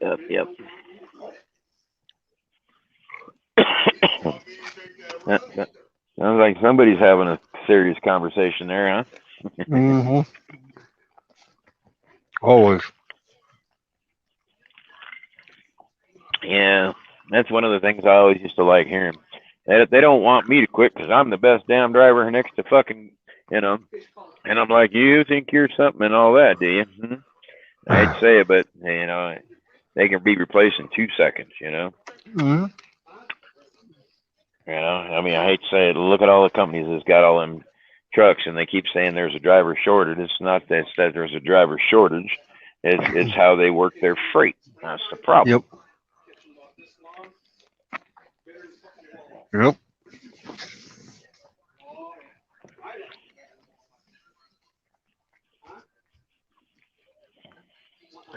Was this worth $20, $30 worth of freaking? No, it wasn't worth $30. No way near. Yeah. Yeah. The thing I like is when you get some companies that some will pay $1.25 a mile, some will pay $1.85, and it's the same load. Just depends on what company they want to haul it. What they want to charge. Yeah. And then you get to put a broker in the middle of that, and he wants his little 10%, for the load, just to make sure it gets there. Period. So he can get paid. Don't care if it's late, as long as the load gets there. Yeah. And then you get those the sensitive loads, and then it's one of those you got to be on time. If you're late, you get docked. If you're early, you get docked. What I mean? All these little things that go behind driving a truck. I know. I know that's the truth. Well, it used to be, you go in there, grab a beer load, and when the beer gets there, the beer gets there, as long as it's getting there, And I hate to say it, didn't matter if it was a blizzard or whatever. Now it's one of those like the UPS, rain, sleet, or shine, we'll have your stuff there. Well, guess what? When it crashes, it ain't doing nothing, Crashes on the side of the road. You're not going nowhere. Yep. Right. Oh, I got to throw this away before it leaks. Get stuck in the interstate for 5-6 hours with a reefer load full of crap, or you get stuck with a whatever, and it don't get there. Somebody's going to be yelling at somebody for just an accident waiting, So I know that's the truth. I drive that. I'm the one driving the truck, so that's the way I look at it. They may give me a route, but that don't mean I'm gonna follow that route.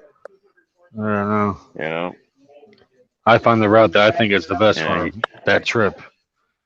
I don't care what the hell they say. You got, if you got a contract with whatever, and they give you a fuel card, as well as I do, they can open up the fuel card to get fuel at any of the top Petro, Loves, Pilot, Flying Hook, any of that crap, and they could open it up to where you can pull into a mom and pop place to do it, and you can't tell me they can't, because they can. The whole thing is if they will, they can't.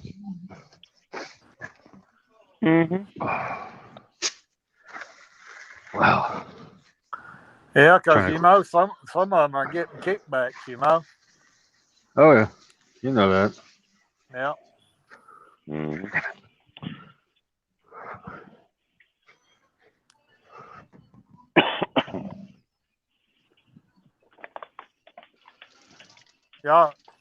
Y'all get 100% of your fuel surcharge or that?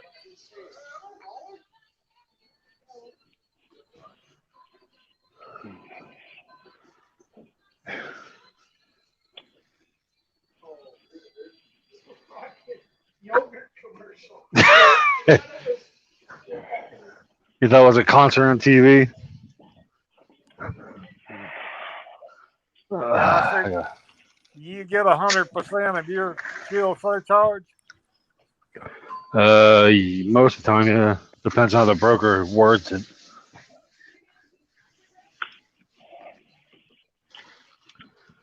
Differs from loads. That's the whole problem. Yeah. So one load might pay this much, the other load might pay that much. Yeah, a lot of them want to tell you, well, the fuel surcharge is included in this load. Yeah. And then they pocket the shit. Yeah. That's the whole problem. Pretty much. That's the whole problem. Unless you get to know the people and you run a couple loads with them, they're like, "Oh yeah, by the way, you're getting a fuel surcharge." Huh? What? You never said nothing about that. Come on, light, turn on. There you go. Laundry time. Yeah. Get that fuel surcharge after the fact you've already connected to it and drive down the road. Exactly. Oh, by the way, what you talking about? But it's like usually like $1.50 or something like that for the whole load. It's like, yeah, you might as well just keep that shit. I don't want that. Yeah, I mean, people just don't. I used to like the per diem crap because it would always change, you know, until it was tax time, and then they all got real stupid. Oh yeah, that's right. I gotta do my laundry. Yeah, I've done my taxes yearly. I've done them quarterly. You know, it all depends. You know. Yeah. So it is what it is. You know. Yeah, I do mine yearly, but it's $150 fine. Oh well, I'd rather pay the fine. Yeah, I've gotten stuck with a few of those. I got a company that does my tax, and they're like, "Oh, by the way, your quarterly tax is this much." I'm like, "Do I have that kind of money in my pocket?" No. So blow yourself. Well, if you put too much money in your account, you get that money back. I'm like, yeah. Technically, it's the same thing as paying taxes at the regular driver, because all they do is keep your money in the savings account, basically. And at the end of the year, they're like, "Oh yeah, you by the way, you get $14,000 back here. How's that?" Yeah. Yeah. They're like, "Oh no, by the way, okay." Yeah. Trying to wash all his clothes. Yeah. I love him. Quarterly though. Yeah. They want you to do quarterly because it's easier on them. Yeah. Well, of course they make more money off of you because you're doing it 4 times instead of once. Exactly. Exactly.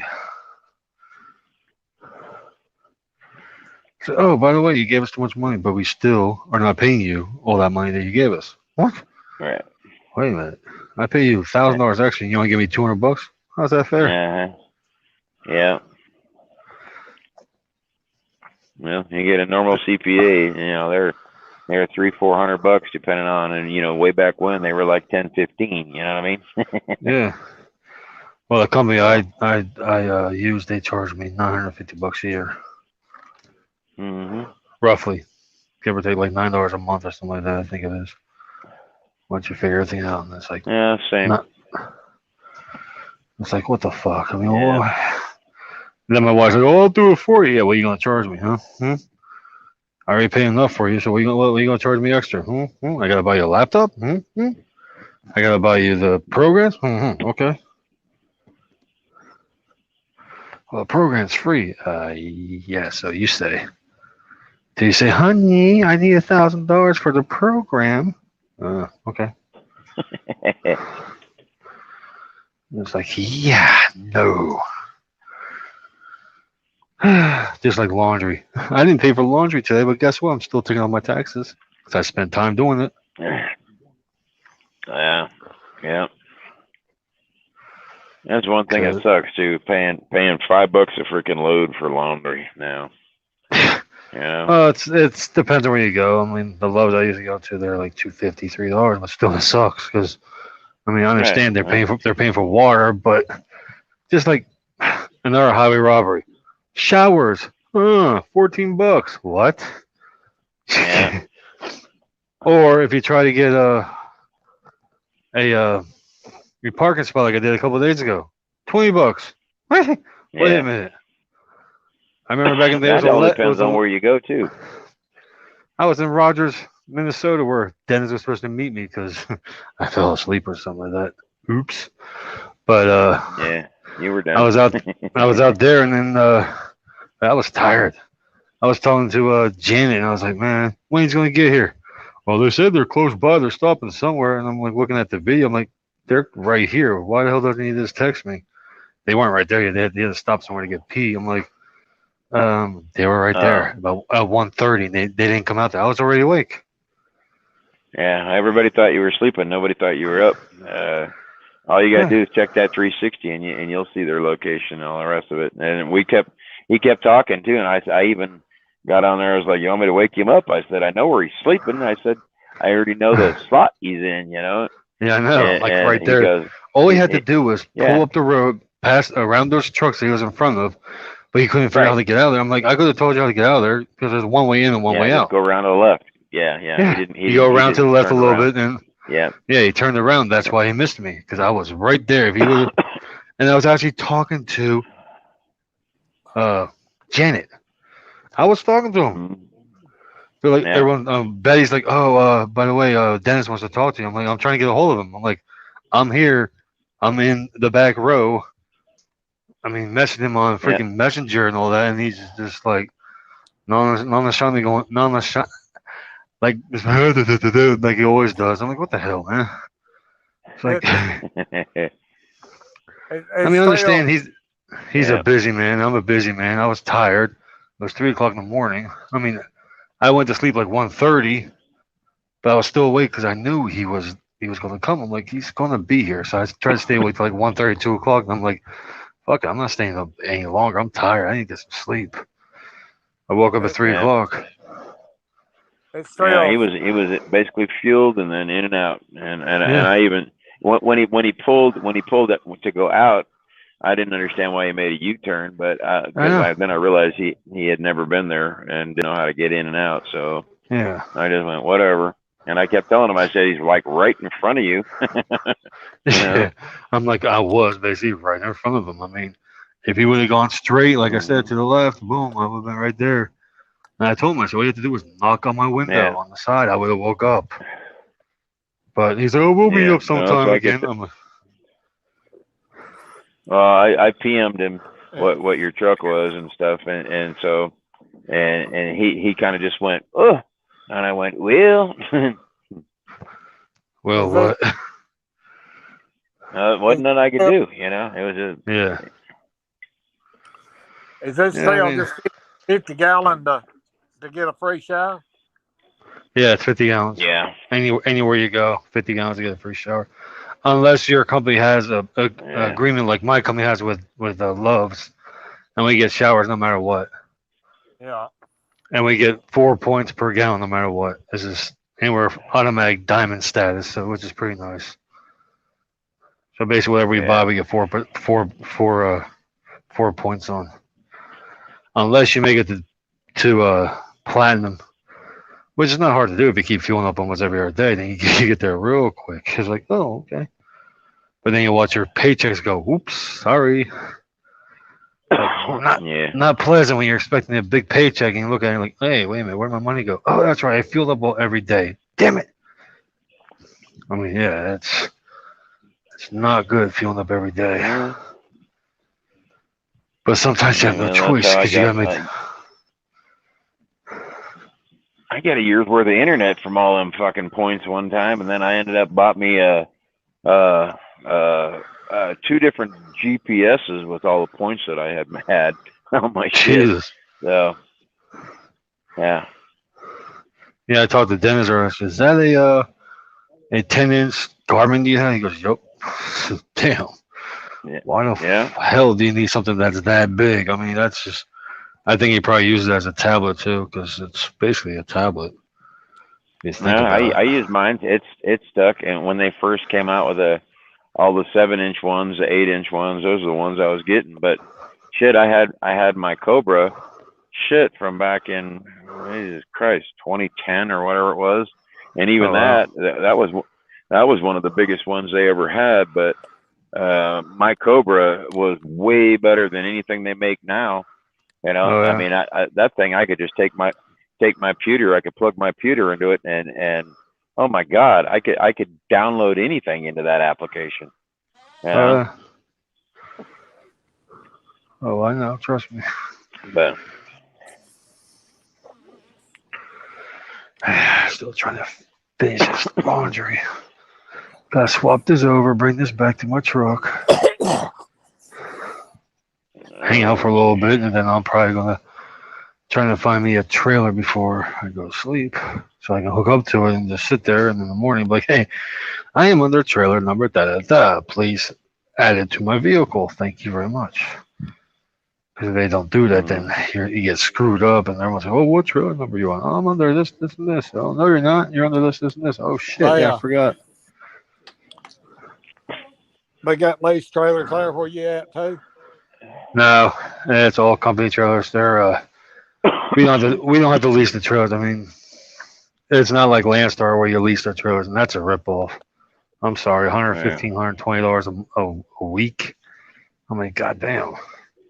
Yeah. They're not making money off you because they don't pay that much for the damn trailer. I mean, you can buy a trailer, brand spanking new, for like $32,000.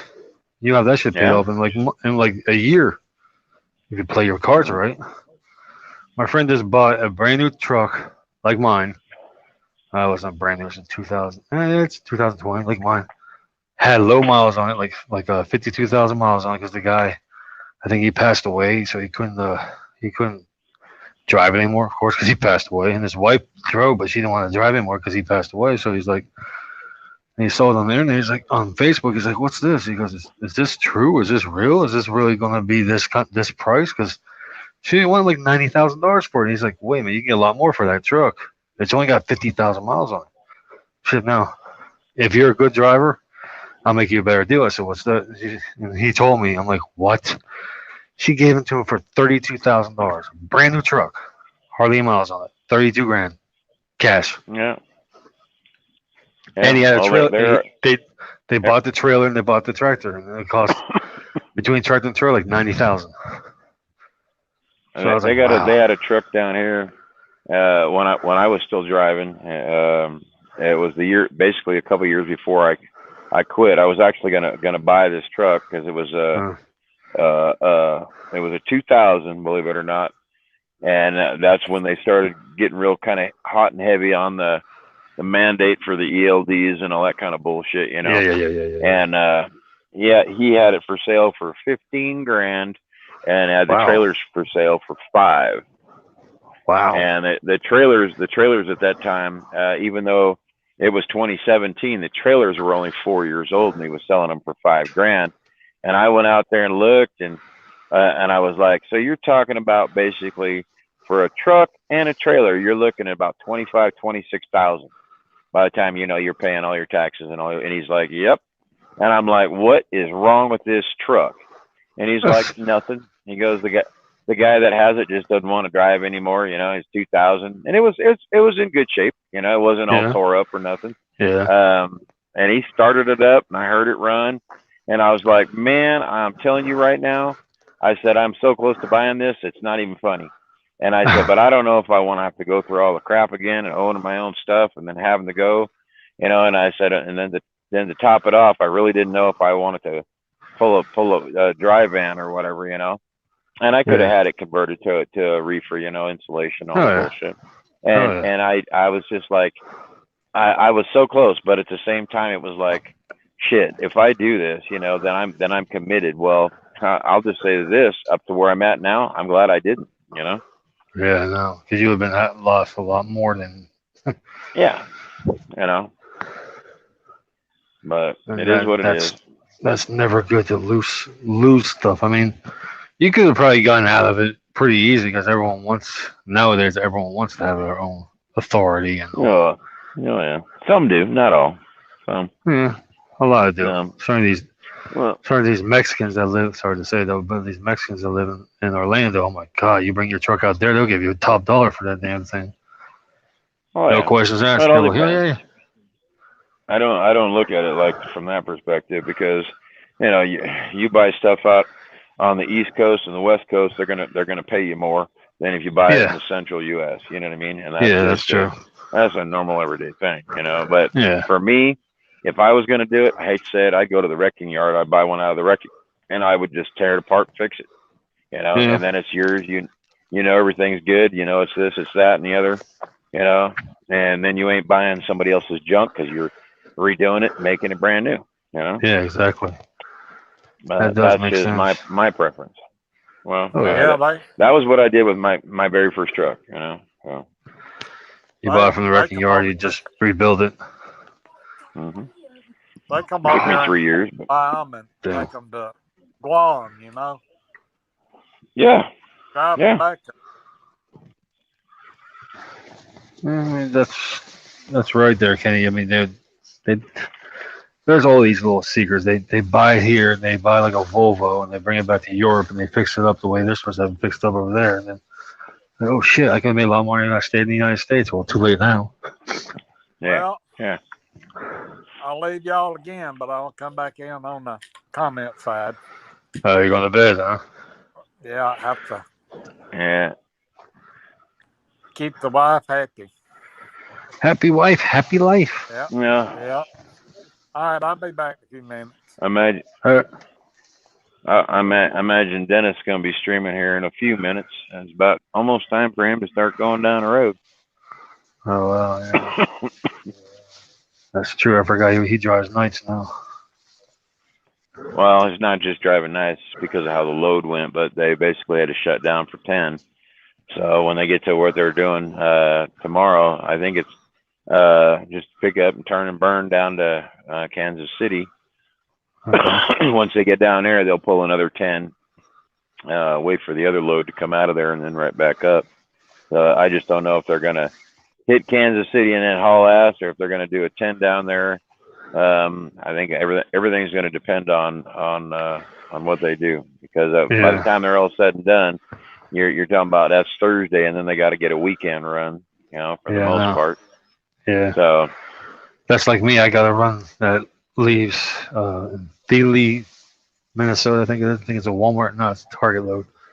Leaving out of Target anytime tomorrow. I mean, I can pick it up early in the morning. I can pick it up late, and it goes to DeKalb, Illinois, which is right outside of Chicago. And then I pick up another load from Milwaukee, going straight back down to Addison, Illinois. So wow. I'm basically doing. I mean, they pay well, so that's why I did. That's the only reason I did it. It's because I'm like, I need to get paid. I need to make some money. Yeah, so, run the 294. It's easy money. Yeah, but I was talking to the broker. One's a dart load that I just like. Well, how much can you pay me? And he's like, oh, well, we'll give you $950. I said, okay, cool. So that means I make like $600 off that load. So that's not bad. Yep. Plus, it's only 17,000 pounds, so it's light. So not to worry about it taking up all the fuel I have, because I have like 3/4 tank still. Because I don't run the truck much when I'm standing here. I mean, like this other idiot next to me, he's running the truck the whole time. I'm like, he must be a company driver. He goes, how'd you tell? That's because you're running your truck when you're not in the truck. Well, my wife's in there. And so, throw up the goddamn window. Save yourself some fuel. Yeah. The company's gonna get sick of you sitting there running your truck. I'm like, doesn't your truck has the other start stop? What's that? I'm like, oh my god, they didn't teach you nothing about that truck when you got here. So, they just told you to get in and go. I'm like, okay, well, when they really start going to the nitty gritty and they're saying that we're not making any money, who are they gonna get rid of first? You or me? Yes, you're a company driver, but I'm a lease operator, so they probably get rid of you first. Sorry, because like I said, I'm a lease, so I pay for the lease. You're a company driver. You're sitting there costing them fuel and everything else and money. Mm-hmm. And if you're not doing the loads like you're supposed to, then they're costing money even more. Whoa, that's not fair. Oh, yeah, it is. Companies do it all the time. Well, you're costing me too much money. Sorry, I gotta let you go. Yep. Or you're not making the loads on time. Sorry, I gotta let you go. I mean, I know. Catch-22. Yeah, exactly. It's nothing against you as a person. It's just company. I mean, they gotta make money. I mean, they lose money, then I don't know. I mean, tell you the truth, I don't know what they're gonna do if they lose money.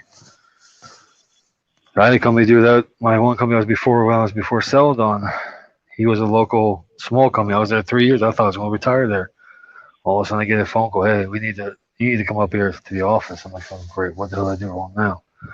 I get up there, and he's like, I don't know what's going on, but I'm like, jackass, you know what the fuck's going on, because you're like the secondary guy to the boss. You're not the boss, and then his son, and his daughter-in-law, and then it's you. So if you don't know what the hell's going on, then something ain't right. He's like, oh, no, I don't know what's going on. I said, yeah, you do. Stop lying. Yeah. So finally he came up and he was like, well, I got some bad news. I said, yeah, you're firing me, right? He goes, no, I'm just laying you off. And then he started tearing up. I said, why? What did I do wrong? He's like, man, you didn't do nothing wrong. It's just that I'm not making enough money off these return loads. And it's costing more money to keep leasing this truck other than let you sit till the truck lease comes up, or let it sit in the yard and I'm like, really? He goes, yeah. So he asked me, he said, what would you rather do? Would you rather run and make your salary, or would you rather sit and make your salary? I said, well, let's see. Sit. I can sit down, look for other jobs, and still make the same salary. He goes, yep, exactly. I said, okay, I'll sit. That was a no-brainer. Yeah, sit down and make the same salary as I was sitting when I was running. So he flew me down to Florida, and that was basically it. I was looking for jobs while I was at home in Florida. My wife's kind of pissed off because there's no income coming. I said, look, I'm looking for jobs and I'm still making what I made before. So what is your complaint? Well. I'm like, you don't have any room to complain, babe, because you're costing me money. No, I'm not. I said, okay, you're not costing me money. I said, first off, we don't have an apartment, luckily. We're living in hotel rooms at the time, so yeah, there's no apartment, but still, I'd rather have an apartment than paying $300-400 a week for something you don't basically own. It's not your furniture, it's their furniture. It's not this, not that. It's like, what the hell? Alright, 78 minutes, that should be more enough. Yay, finally. I can bring this stuff back to the truck.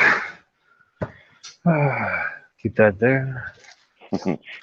Tanya asked me, what are you doing wearing a jacket? Well, I got kind of nipply out here, so I just, put on a jacket. It's a tit-bit nipply. Well, it's not really nipply. Because I'm sitting outside and I keep walking out there.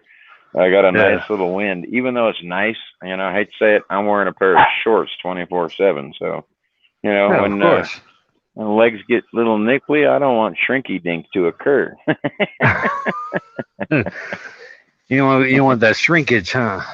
Yeah, no shrinkage for the package today. Thank you. Well, all you gotta do is get that is jump in the swimming pool. There you go. Yeah. Hey, Arnie, I thought you were supposed to be bigger than that. Well, I stepped in the swimming pool. No, you didn't. Okay, yeah. See, I'm in the swimming pool. You just got to pull on it a little bit. It'll come back. Or put something around it. Yeah, no, just pull on it for a little while. You don't matter if you put something around it, just pull on it. Because the minute you pull on it, you're putting something around it. That's true. That's very true. Slob on the knob. Like corn on the cob. Yeah, no, I'll pass. If that's slobby, man, ooh, I'd pass. Wait. I'm not gonna go there, Tony. I'm not gonna go there. It's like, no. Sorry. Yeah, my buddy just got home now, so I'm waiting for him. He's gonna pull up, and the dogs are gonna go nuts, and then he's got dinner's already cooking, but I just kind of waited till they got home. I didn't want to grab something. Wasn't sure what they were doing. So every time well, see, most times he leaves out here like 5 in the afternoon. He's back by 6. Bear, stay here. Bear, stay here. And then when he gets back, it's still daylight. Well, tonight he's back, 7, whatever 30 it is here. And I always get a little nervous when it takes him for a while to get back. Yeah, because you never know what's going on. You never know. Yeah. I don't know if you can see that, but that's an airplane.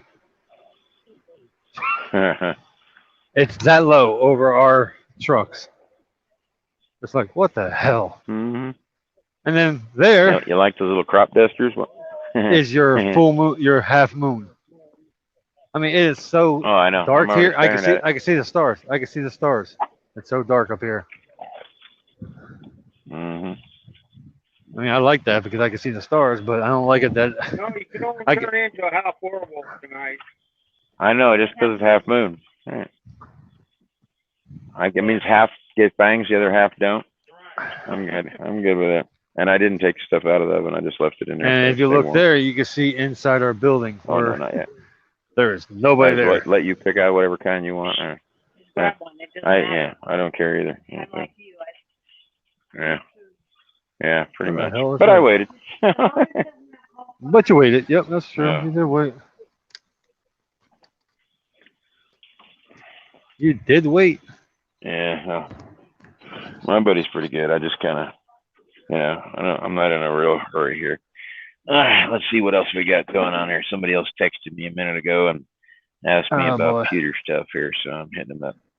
Yippee, skippy. I'm putting this laundry in my truck.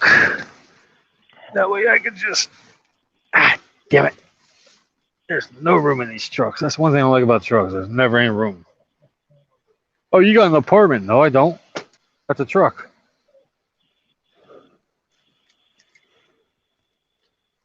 Uh-oh, that's not good.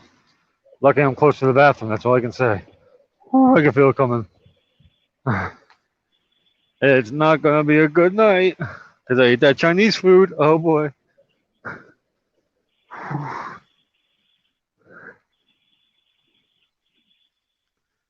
I probably won't move the truck tonight. I'll probably just sit there and wait until morning and then go check it out.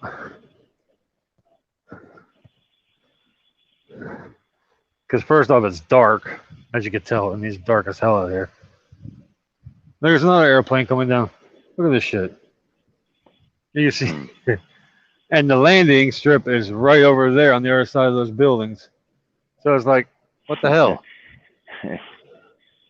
Oh, come on, Tanya. What does she say now?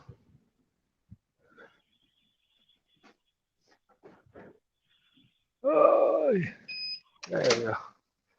I'm going to sit here and join the men again.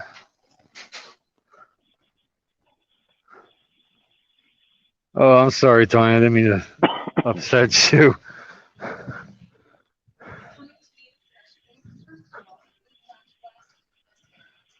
Boy.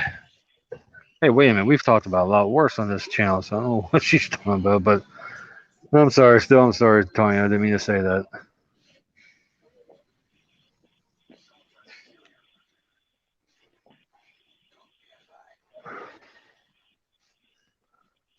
I'm glad I'm not. What'd you eat today, Tanya? Other than McDonald's. Because I know she goes to McDonald's. I know she does. Shit. What? She doesn't get free food at Culver's? Let's see if I'll stay up there. I would think she would get free food at Culver's. Oh, you're coming. I was just coming to get it. Thank you.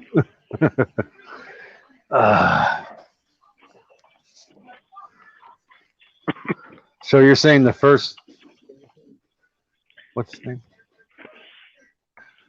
What's it? You're saying in the first 10 spots they're supposed to be on the left-hand side. Okay, I'll have to check that. Yeah, I'll probably wait till first in the morning because I can't see anything now anyway. There's my dinner right there, the pot pie. Oh, yummy. Chicken pot pie. I don't know. One as soon as I open it up. Yeah, see, I knew she went to McDonald's. I knew she did. You got to go that little bit. I know. Actually, I like McDonald's. I like Jack in the Box better. They're breakfast jacks. I like those things. That's what I like in the morning. Breakfast jacks. Their burritos are okay, the breakfast burritos, but that I don't know, something about their sauce is not to just gets me too early in the morning like that. You know, and like she was saying, nobody has any good queso sauce. You know, nobody has that. You know, so you're always, you know, wanting something. You go out there for breakfast, and it's like you're always wanting something else. You know. Yeah.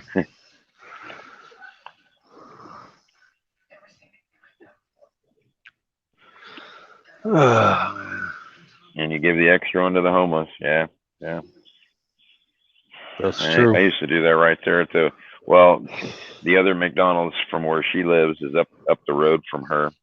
And right next to that is the Dutch Brothers. And I would always go in there to the McDonald's, and I would order my stuff out of the McDonald's, drive right around the corner, the backside of the parking lot there, go to the Dutch Brothers, and there would always be somebody standing right there, and I would just hand them and take McMuffin. Sometimes I'd actually buy them a freaking coffee from the coffee place. Oh, wow. Hate to say it, the Oh, wow. ex-wife would get pissed off, but you know. Why would she get pissed off over that?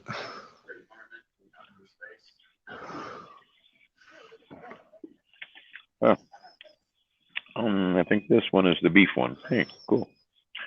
I'm happy with that.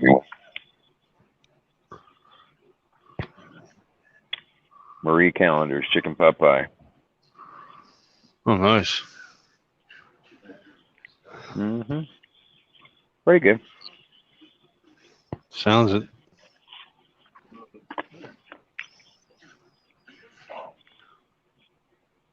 Oh, Dutch.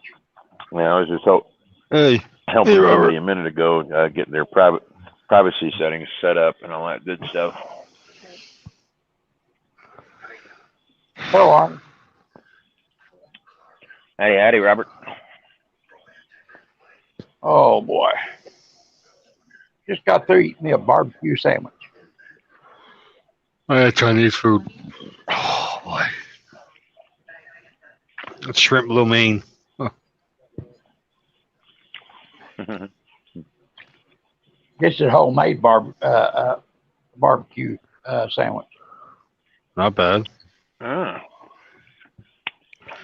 Not bad at all. I'm good with that.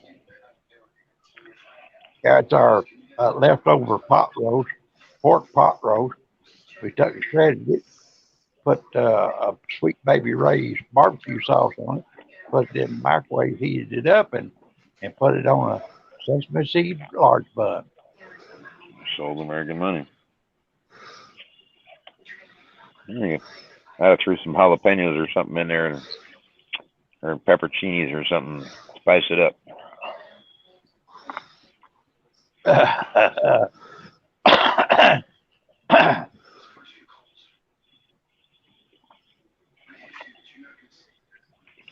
You know, every time I do that, Arnie,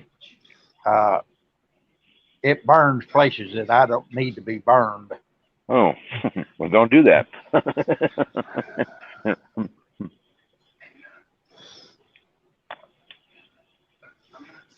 Yeah, I can grab them pepperoncinis out of that freaking jar and just eat them like nothing. That don't matter. I like them things. Throw them on pizzas, throw them on all kinds of stuff. I like the little flavors of the pepperoncinis, jalapenos, that kind of stuff. Boy, they got so many investigations now. It's not even funny.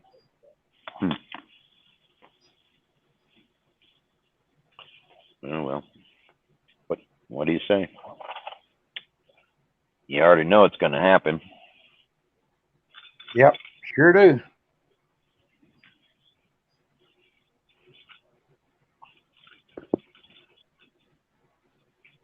I don't know. I think the only thing I'm really worried about, more than anything, is all the people that they brought in from all the different countries and Afghanistan, where they put them, and I hate to say it, the good ones, the bad ones, kind of a thing. You know what I mean? Yep. That's more than I'm worried about that more than anything. I think they got a mixture of both of them. Guarantee it. Yep. There'd be a lot of bad ones mixed in there. Mm-hmm. Oh, yeah. You wait and see. There's going to be something happen worse than 9/11. Yeah, maybe. I don't think that'll happen like that again. If it does something that is similar, I think that's a possibility. But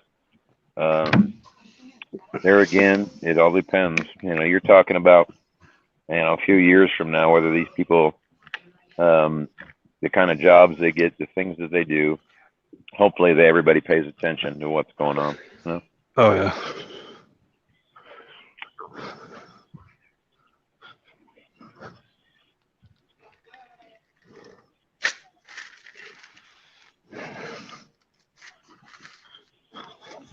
Howdy, Robbie. Hopefully everything's going good for you. Yeah, God bless you, Robbie. And may the comforting angels gather all around you and your family and to comfort you in this time of grief and need. Amen. Amen. Yeah. I actually said the same thing earlier about people that were trying to, get a hold of the drivers on their home time and different people. That's one of the things I was talking about, is that I don't do that. I don't, when I know things are happening and going on, I give it 3, 4, 5 days a week, whatever, before I even contact somebody to ask them how they're doing or what's going on. Oh, yeah. I try to respect that privacy as much as I possibly can. You know what I mean? It's the way it's supposed to be. People need privacy in their time of need. Not people going, oh my God, how are you doing? Right. You need this, you need that. I'm like, no, I don't need nothing from you. Just leave me alone. Let me grieve in my own time. Let me grieve my own way. Oh, excuse me. Yeah. I think that's good enough. Well, think of it like this, Robbie. He's now up there with God and Jesus and all the angels and all the rest of it. And I can guarantee you money, he's looking down at you smiling one way or the other. What a bitch. Or kick him in the nuts. I'm watching TV.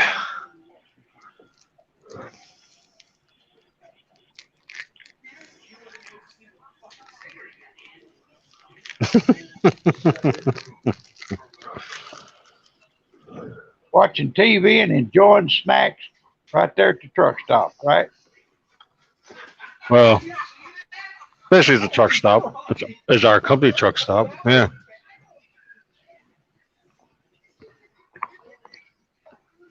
Where'd you go, Arnie? He just flew. He had to take care of something.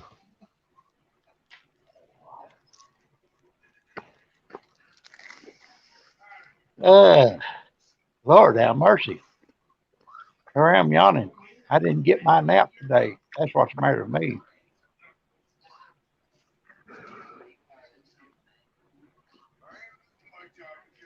Might be a whole lot better than that. What do you think? That's true. Why the hell you need air conditioning now anyway? It's cold out there. You got that right. It's at least 60, about 60 degrees here. Here it's, if I can find it. I know the weather on the bottom here somewhere. It'll tell me. 62 degrees here. Not bad. No. I was just showing Arnie the outside because I was walking out to my truck to bring my laundry that I just got finished. And we're right next to we're close to the airport. Very close to the airport. And you can see the airplanes just going over. And they're low. If you had a good enough on the arm, you could probably hit it with a baseball. That's how low they are.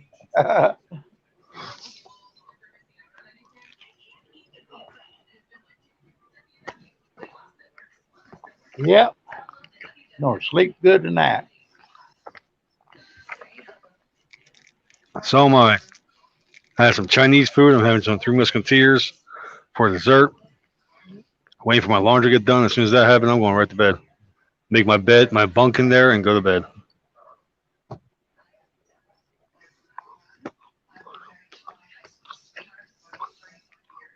So you've been basically at the terminal all day, huh? Mm-hmm. My wife's very upset about it because she said, "You don't make any money sitting at the terminal." I said, "Okay, whatever." Well, are you doing your 34 restart? I'm like, "Yeah, I'm doing my 34-hour restart."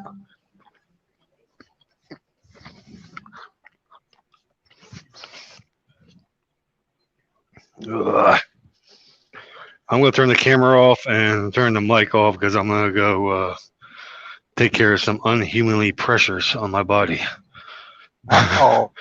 Yeah. Oh, yeah. That Chinese food is going. Mm-hmm. Sorry, Tony. I didn't mean to say it like that, but so I'm going to turn this off I'll be right back.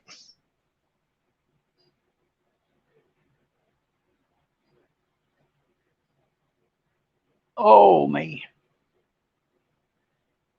Uh,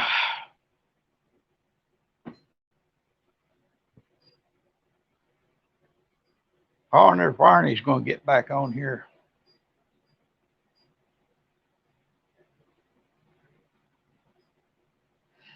Yeah. Oh, God.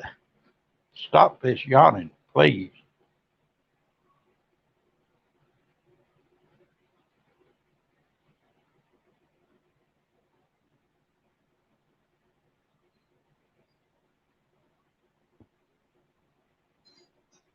I'm going to get me one of those TV headphones, and where I can listen to news and listen to y'all at the same time.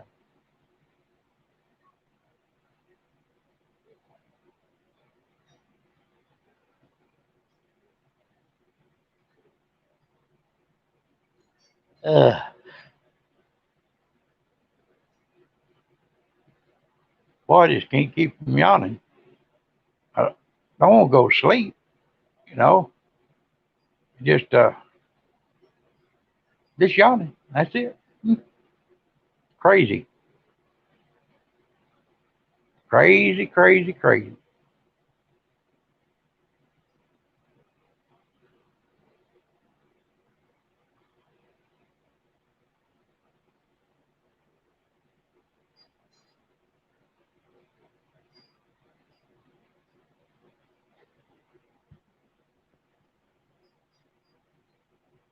Well, wonder where Tanya's at.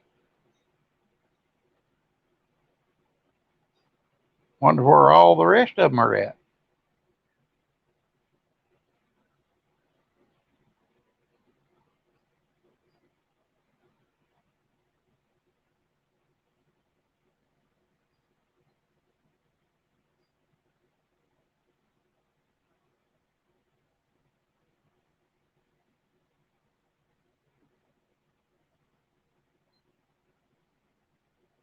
Hmm.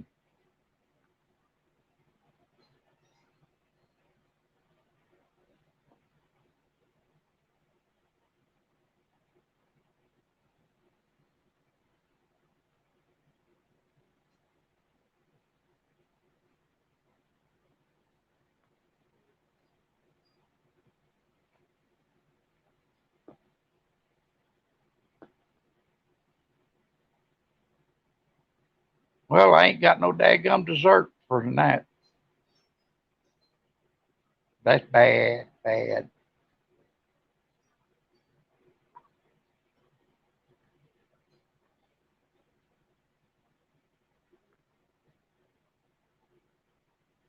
Hey, I know what I can do. I'm going to get me a small bowl of vanilla ice cream in a minute. Yep, that ought to do good. That'll top my bedtime stuff off.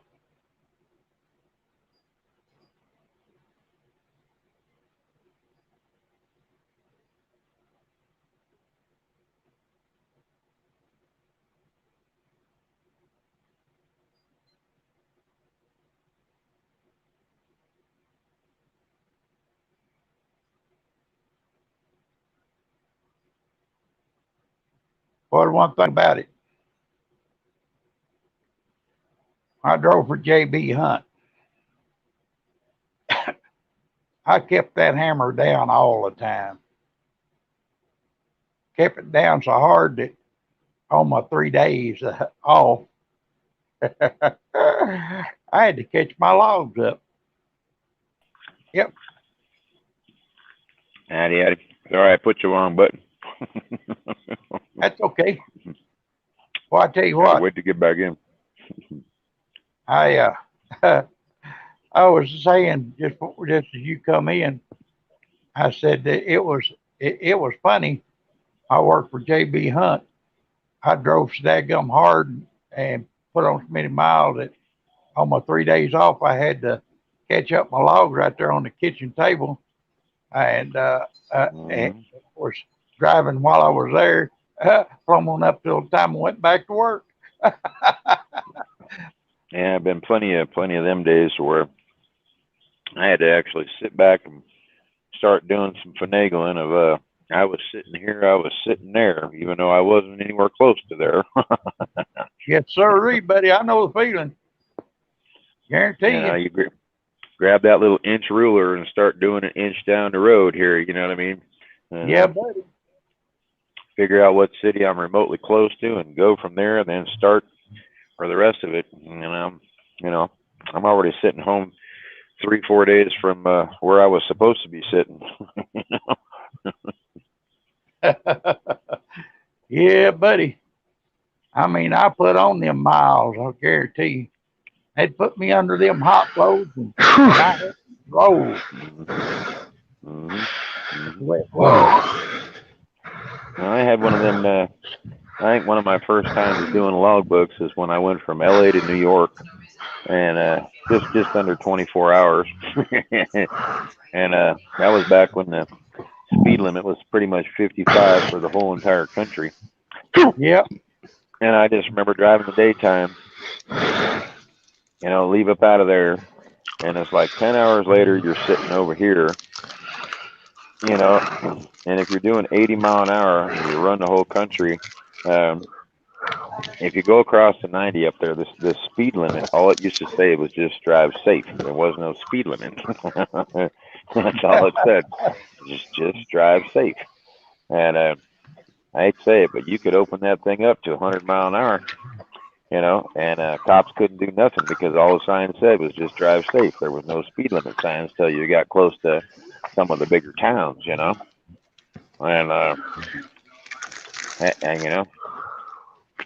then you got to play catch up with your logbooks. That's kind of the way it went. You got to. I know about catching them logbook stuff for sure. Yeah, I had a crayon for me, crayon for DOT, and a crayon book for the company. Same here. Yeah, buddy. I remember when anytime I fueled up, I just put a little mark, and that's where I had my fuel. 15 minute later, down on duty, back up, and the rest of the day was just like, oops, okay, I did this, I did that, okay. Yeah, I didn't even have to really do that. I just kind of figured, even with my stuff in my receipts, there'd be times where, I hate to say this, I'd walk in and see somebody else toss a receipt. I'd be on there dumpster diving, okay? You got that right, buddy.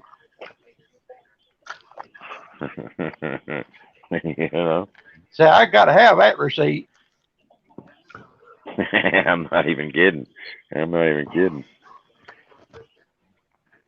Got to have that just like a junkie has got to have his dope.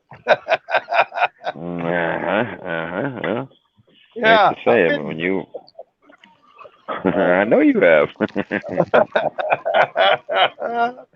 Oh man, what are you gonna do with that? You gonna throw that away?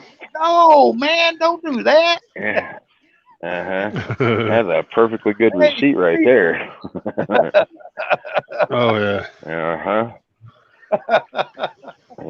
Oh boy. That's why I always pay with everything for cash.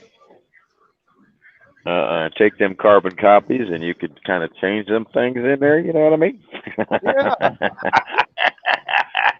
Yeah. Oh me. Ooh. And then the DOT stops you over and you forget. You forget which one they give them. Well, do I give them this one or do I give them this one? Oh shit! Wait a minute, this one's wrong. Oh no. Yeah, well, that's what it took. I hate to say it, but that's what it took. Oh yeah. Yeah. Stretching the truth this a little bit. Somebody wants you home. Yeah. Well, you do funny things when somebody wants you home. That's for sure. Man, I busted my daggum butt all the time out there driving that truck, boy.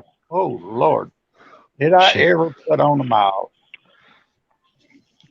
I remember when they first had the system in the current job I'm now. They have a what they call it. It wasn't people. That was I forget it was something else, but you could actually turn the GPS. I mean the the system off and just say, "Oops, sorry." So I turn it off all the Oh, time yeah. just to make sure I make my load on time. Yeah, PeopleNet, Zonar, ComData. They had a few of these other ones. Even the ones that you got now, the Elite, you have the option of actually getting rid of that and making it go away, even though you're paying for it. Yeah. I think we had the PeopleNet. No, you get that little box up there, and I hate to say it, when the box ain't got no power, it don't work too good. Yeah, that's true.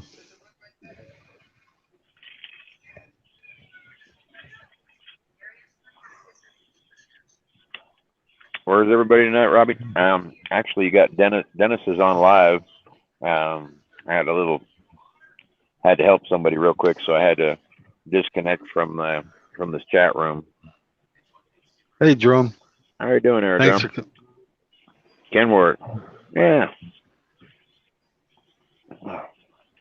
We're just shooting the shit at the moment. Dutch ain't driving. Nope. Everybody else is kind of doing their own thing. Yep. And all I'm driving is my mouth. Yeah. You had me at ice cream. I was good with that.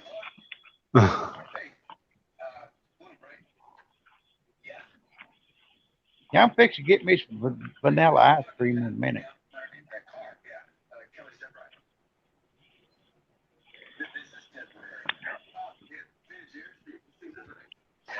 Gotta have me some vanilla ice cream.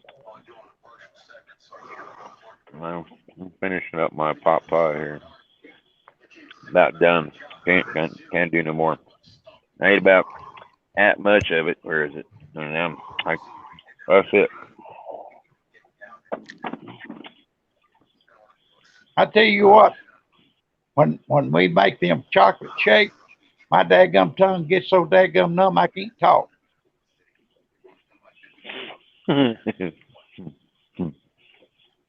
Get a tongue freeze. I agree with that. What sound hell are you watching?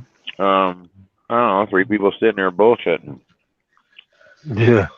As well as who's ever up in the room right here talking. I'm silently watching Fox News.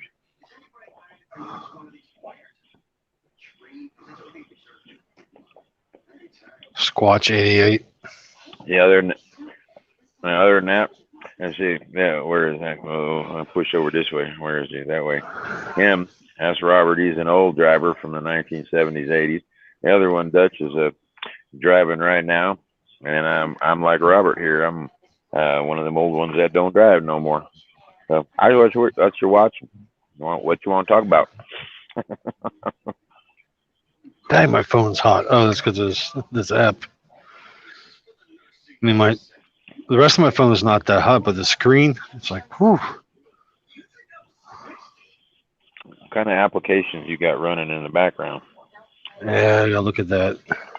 Nothing right now. You got something, whether it's a security program, a phishing program, or a malware program. You got something running in the background. Yeah, I got the malware that you told me to put on the phone. What other security crap you got on that thing? Let's see. I don't have any other security crap. I don't think I got. Trying to think. You got a CP cooler. You got the nope. I don't booster. got that. What do you got? You got something else, right? I don't know. I don't see anything. I got Scam Shield by T-Mobile. Now you know why it's getting hot, because they're fighting each other. You can't have one security program fighting another one, because that's what they do. They're fighting to be on top of the horse. Okay. So, Yeah, you want to put 15. One. Yeah, you want to put 15 security things on there. Think about it. What are they doing? Fighting the same thing, and then time it's all said and done, they're fighting each other. Yeah, but this one does like scam ID, scam block, scam reporting, caller ID, manager block numbers, send call type. Mhm.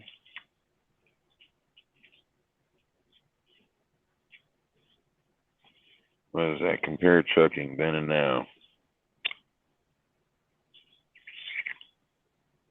I think we lost Dutch there. Or did we lose just me?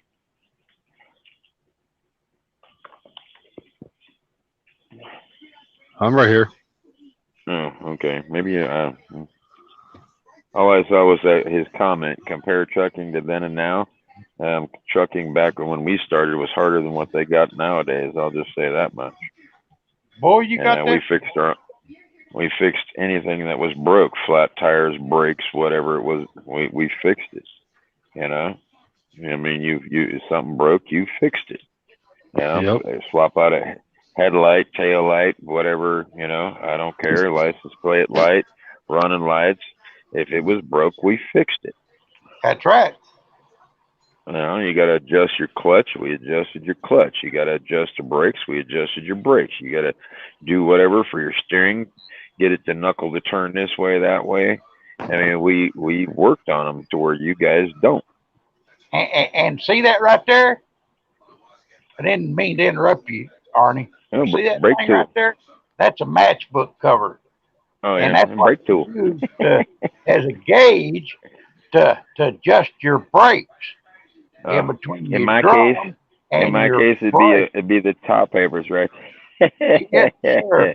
It'd be Right right there. there, buddy. That's the gauge.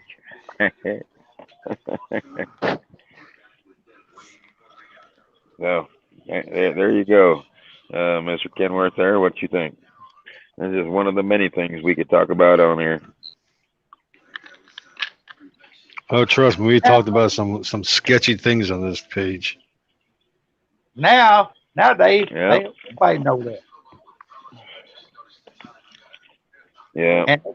And nobody knows about alcohol in the cotton picking fuel tank to keep it from gelling in the wintertime. And ain't nobody thinks about putting alcohol in the glad hand to dry your brakes out. Nope. Nobody thinks Nope. about that no more. Nope. Nope. Now they try to get you to dump seafoam in there or some other crazy chemical bullshit. Everybody knows alcohol don't freeze. Yep. Right. I'll take that little seafoam you got there and spray it out on a cold winter sidewalk and see what happens to it. That's all I'm gonna say.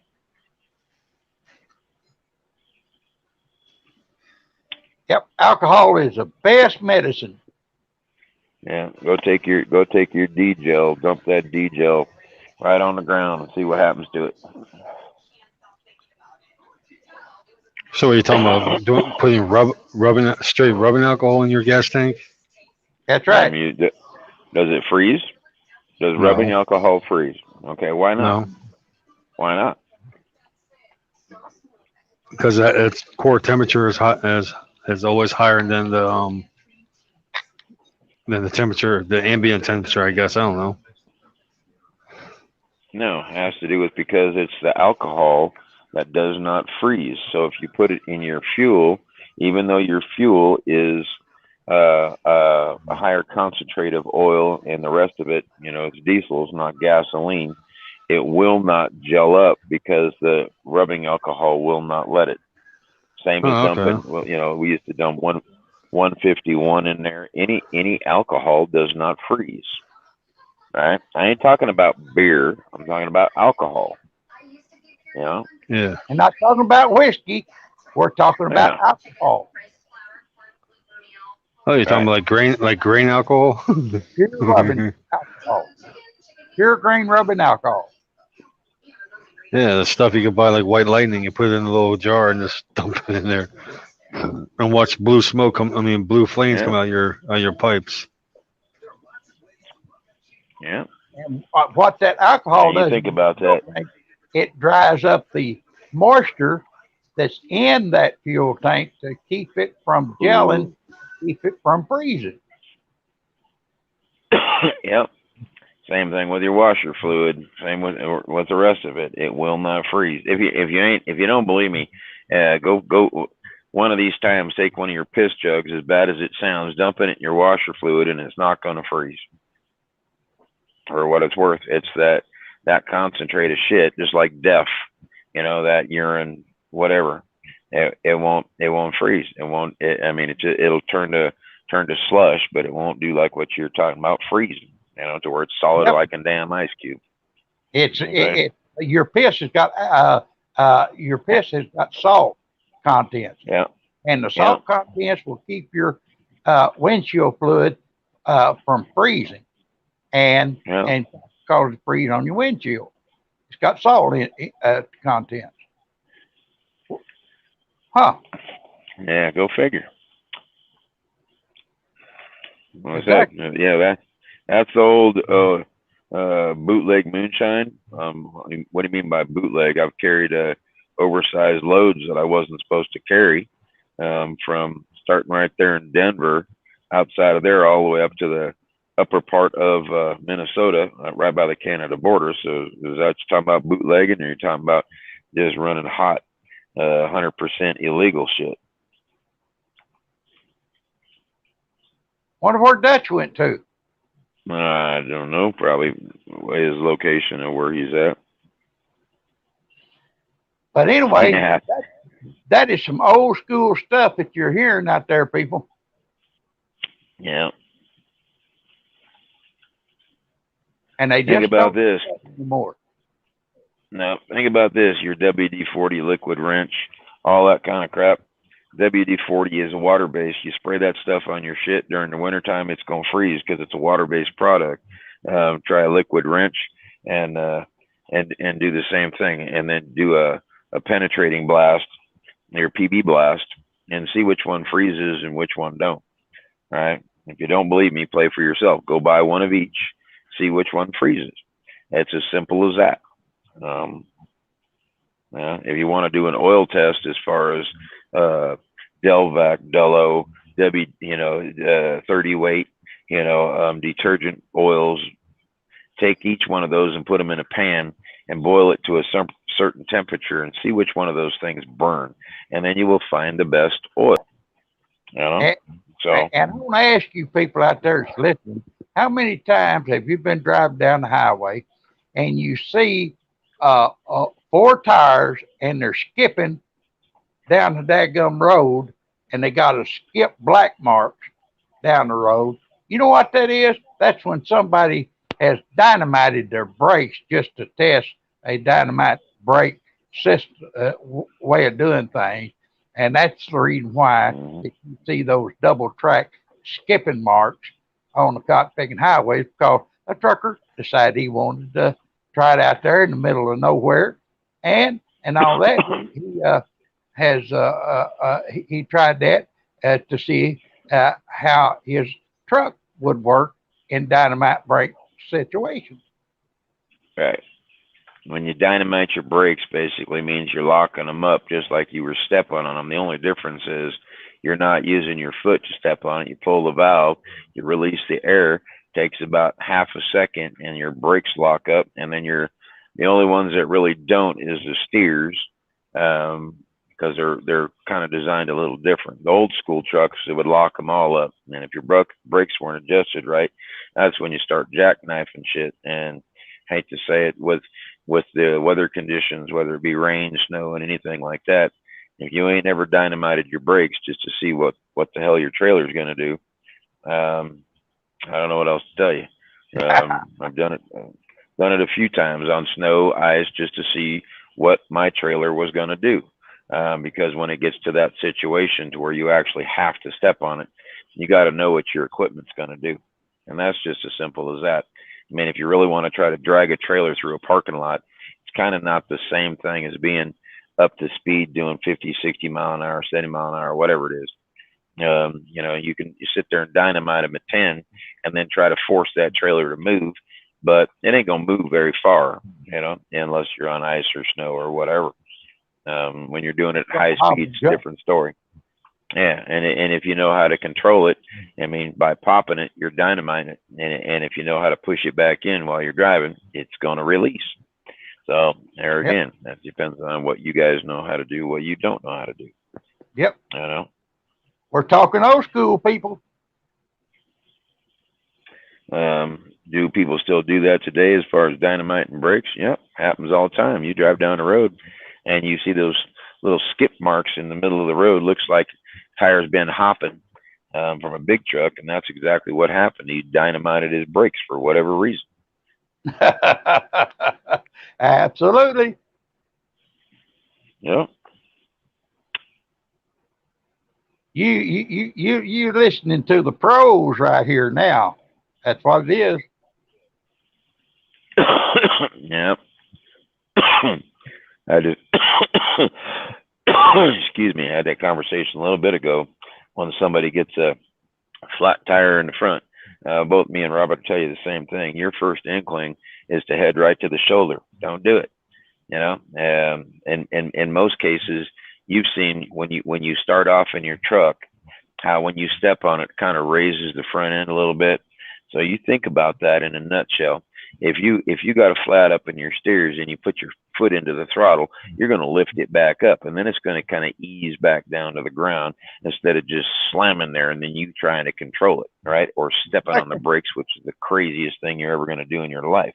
You right? bet You stay in that same lane and you ride it out, and you don't head for the shoulder till you get about 5 miles an hour. You hit a steer tire in that dirt around 20 mile an hour, you're going to jackknife that rig in about 2 seconds, right? Exactly. And you keep that thing in your lane, and that's as simple as that. Keep it in your lane. If you have to hammer that throttle to lift that front end up, it's going to come up off the ground because that thing has other tires behind it. It's going to come up, and you can control it when it gets to that point, you know?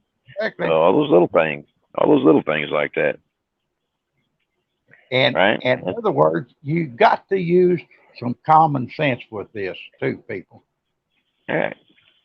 You take what somebody has learned you as far as a grain of salt. You talk to somebody that's been doing it for a while, and we can get you the right advice. When somebody says don't use your cruise control because you're going to hydroplane, I hate to say this, cruise control will kick on and off if your tires spin, is what'll happen. And hydroplaning, in case you ain't figured it out, means you're floating on top of something. If you ain't figured it out yet, I don't care. Diesel trucks don't float. That's for starters. And if you think you're going to hydroplane that big old 80,000 pounds of anything, it's impossible. Okay. Now, when they talk about running your exhaust brakes, running them through town, running them through snow, ice, think about it. It's called an exhaust brake. It's not called you stepping on the brakes. It's called it slows down the engine. It doesn't slow down the whole engine and transmission, drive shaft, make your tires lock up. That's not what it does. It slows down the engine, right? You think about that. Even if you had a clutch and it slows down the engine, did that slow down your truck? No, right? It slows down the engine, which slows down the whole vehicle, right? Has nothing to do with slipping and sliding and then the rest of it. If you don't know what you're doing, even if you're driving an automatic, you think about it, it has an automatic transmission. What happens when your tires slip, right? You got a differential back there that takes the compensation for that and decides, oh, we got to make this one do this and this one do that. All those little things that somebody tells you, get out of it.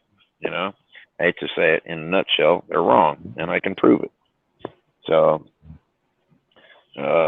what in tarnation? and that little bitty wire thing that you reach it in there and release your fifth wheel with.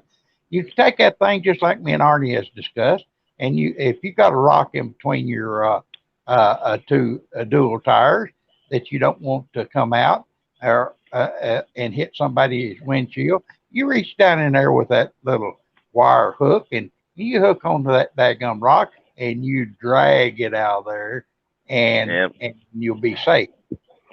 Fifth wheel puller, using the bar for the fifth wheel puller to pull the rocks out between between the tires, and you can use it as a fucking hammer, bust them out of there, however that works, just to get the shit out of there. And we even talked about how to change a fucking tire with some dunnage, putting a dunnage under one of your tires to lift the axle up off the ground to make it do the things that you need it to do, right? And there's a lot of things that we talk about that we've done from experience, right? You know, and the same thing with chaining up a tire. You put a piece of lumber underneath your tire, lifts it up off the ground. Guess what? You can get a chain all the way around it, can't you? No matter if it's your drives or it's your trailers, huh? One little piece of 4x4, huh? Will pick you right up, huh? Same with the little 2x4.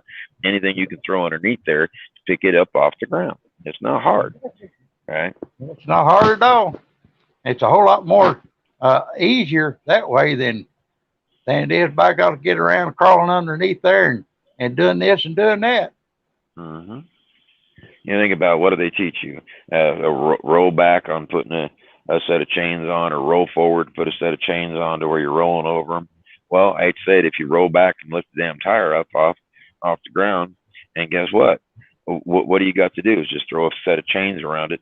That's simple. And it doesn't matter if you're doing duals, you can do it the same damn way. Throw it on the inside. I hate to say it, you can drop that thing right to the ground as you got one side connected.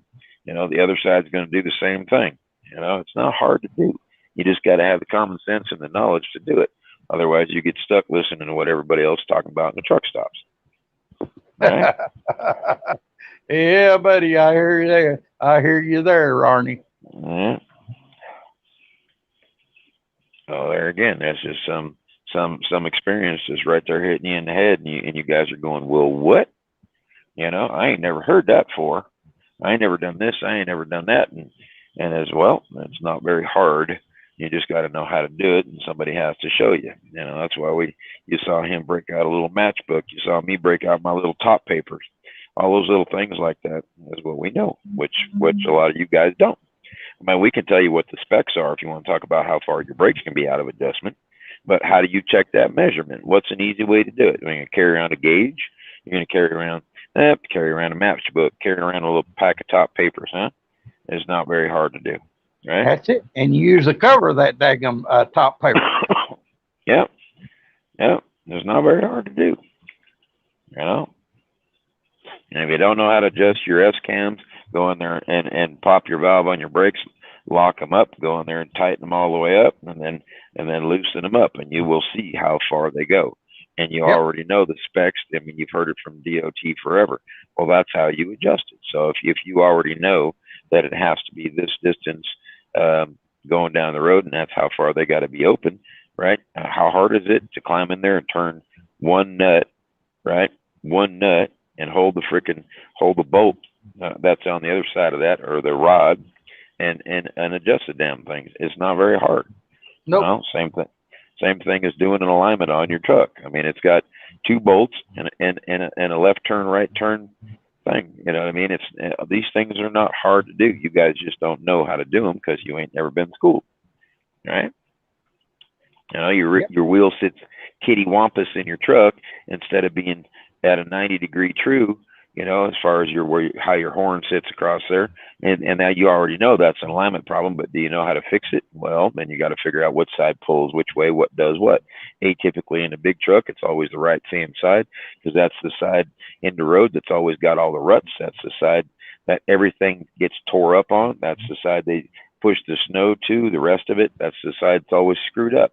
Everybody knows it. So what side goes out? The right side. Right? Yep. Little stuff like that. You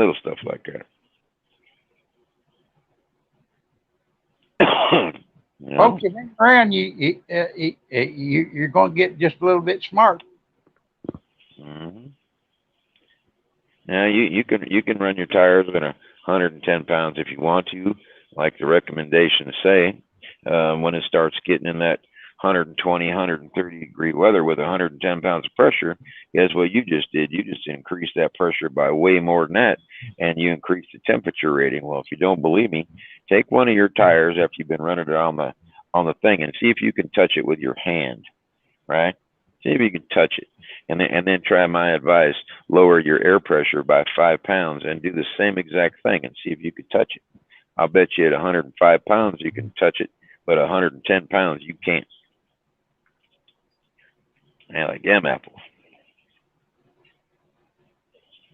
We're getting them smart. Right? Every tire has a temperature rating, has a speed rating right on the tire. Tells you if it's 10 ply, 12 ply. Even a car tire is the same way. Tells you the temperature rating, the class rating, the speed rating. Everything is right there on the tire. And once you figure it out, it's not hard to do. Right? You got trailer tires and you got steer tires. There is a difference. You put them trailer tires on the steers and you're going to have issues, but you do it the other way around, and that's okay. If you try to take your drive tires and put them on the steers, I'll just say this: you better be driving in the country fields, because they're going to kill you. You know? Got that right. Yeah, buddy.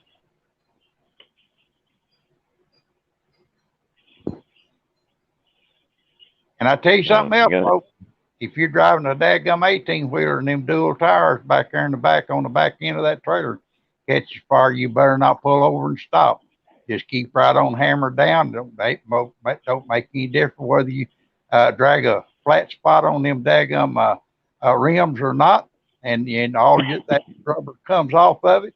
At least you ain't stopped, and that fire still going underneath your dadgum truck and setting the rear end on fire, like we seen on a certain feed here a while back. Not too long ago. Yes, sirree, buddy. You keep hammered down, and yes, that fire will go out. Yeah, and yes, I would check my air pressure when I was dead stop, like in the morning when it's nice and cold. I would make sure that my stuff is at 105 pounds, and that's what I would do. Even on a cold day, 105 pounds. Now you think about that in a nutshell.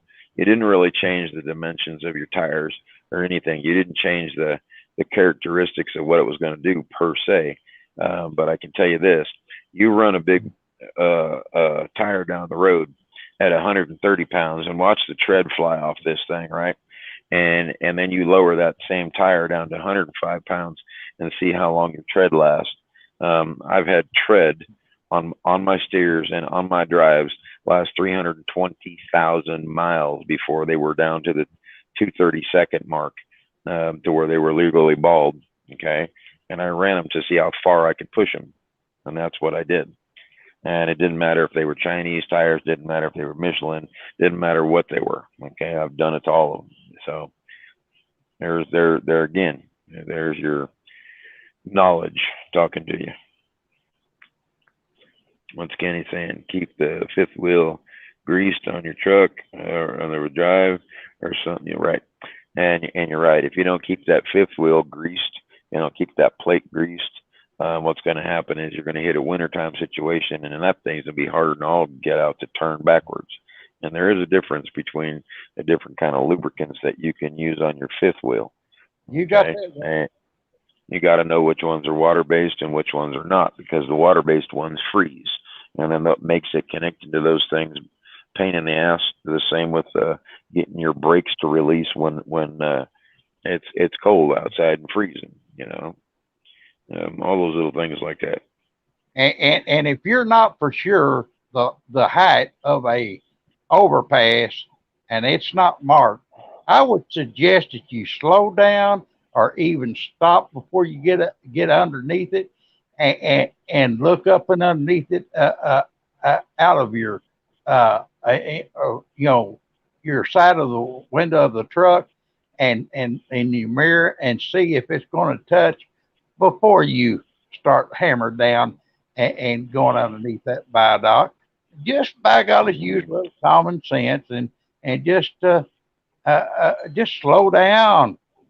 Don't try to be a kamikaze and go under that daggum viaduct that you are not for sure the height of it.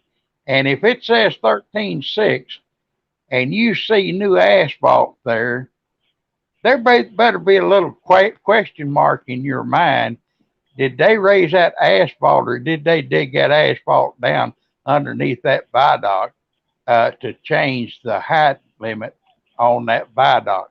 Sometimes Yep. they do that, and then sometimes they don't. And beware of that situation. If there is new asphalt underneath that viaduct, you better beware. Exactly. Why chance it? Yeah. You think about it. Most you get down. It depends on what state you're in, to where they're built for big trucks or they're built for horse and buggy.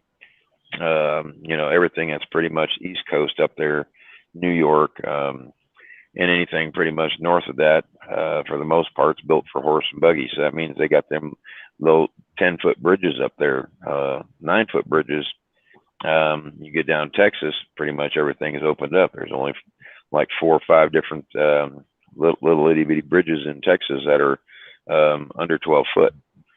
So, I mean, you got to think about that in a nutshell. Kind of got to know where you're going. If you get an Atlas will have all the low bridges, and all you got to do is sit one day and go through your map and write down the where the low bridges are right there on your map, and you'll know exactly where they are every time you ever get there. So you won't have to go look it up. Your GPS is, I hate to say it, you start going down the road, you lose internet signal, and it gets stupid and tries to reroute you 100 different ways. Well, if you ain't been on a road and you ain't figured it out, you better understand that some of these roads are not made for trucks, and you will get a ticket because it's over 15 tons. And if you don't believe me, you can open up your map book, and every single road in Illinois, if it's over 15 ton and you ain't on a truck route, you can give you a ticket. And I've got a few of them that way, believe it or not. But even the locals have the permission to be there, but their trucks are 71 feet, right? A little bobtail with a trailer behind it, 71 feet. You get an 80-foot trailer down there, and it's over 15 tons. It's illegal. Well, how much does an empty trailer and a tractor weigh that's 80 foot? Well, it's over 15 tons. So you're going to get a ticket. So you got to know all these little itty bitty things like that. And they are in the atlases. If your GPS that you use, I don't care if it's a Garmin, Rand McNally, I don't care what it is. If they don't have the weight limits that you can set in that thing for the truck that you're driving, your GPS is junk. They do have applications that are online, internet applications. The only one that I even recommend is Trucker Path, because it has listings for every single country in the world. Has every mom and pop store listed, gas station, corner this, corner that. I don't care what it is. There's not one building that is not on that application, and that's just bottom line. And on these steering tires, you better not never put a recap on a steering tire. Use nothing but new tread tires, new built tires from top to bottom. Don't put no recaps on the front of that daggum steering at all. None. Yeah, they may be new tires, but you better figure out if they look like your drive tires, because if those are the ones I'm talking about, they got knobbies on them for drives, and if you put those up in the front, everything that you can now do with those steer tires changes, and some of those steer tires are illegal to have on trucks, and that's why you see a lot of the tanker drivers, those kind of things. Some of the flatbed drivers that drive out in the fields with the hay, they got different tires on their stuff. They look like bigger bubbles like you'd have on a big dump truck. Well, when they start using those tires, the 24-inch ones, and are big round things, just depends on what their application they're using for heavy haul or for whatever. You got to have special permits to do that kind of stuff, and sometimes even those permits are not allowed in certain states. Wait a minute, Arnie. It says North Korea just fired its first nuclear cruise missile. North Korea did, huh? Yep. I wonder where that went. Don't know, but they're testing the grounds on the United States because we got a weak president. Yeah, that's it's almost inevitable in a way. Like Kim Jong, the last time that they did all that stuff. I mean, when Trump went to go visit, he's the first president in 50 years to ever go step foot on that soil. So people ought to be aware of that. There is a reason they let him over there, and pretty much that reason was they're scared of his ass blowing them up. Exactly. So you think about that in a nutshell. As bad as that sounds, that's pretty much the truth of it. But I just thought I would, throw that on since it just flashed across my screen here. Yeah, it'd be interesting to know where that thing goes.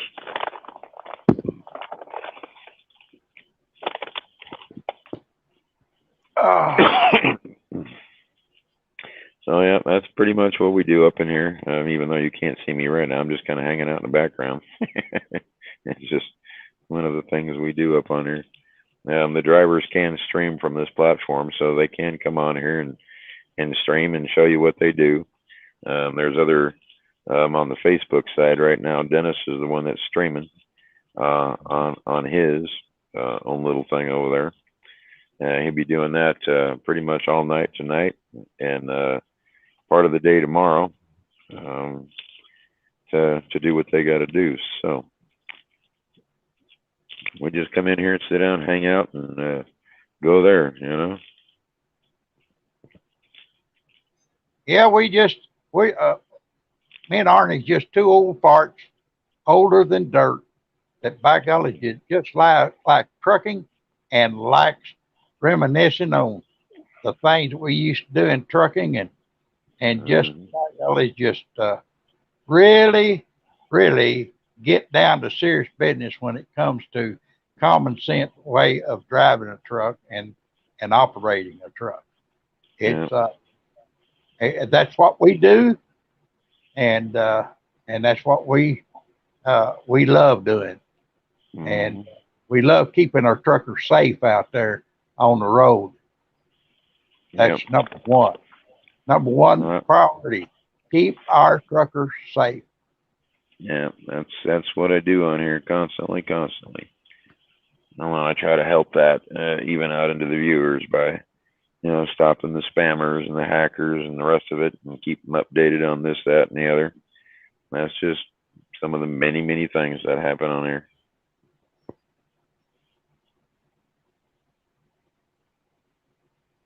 So other than that, just another day.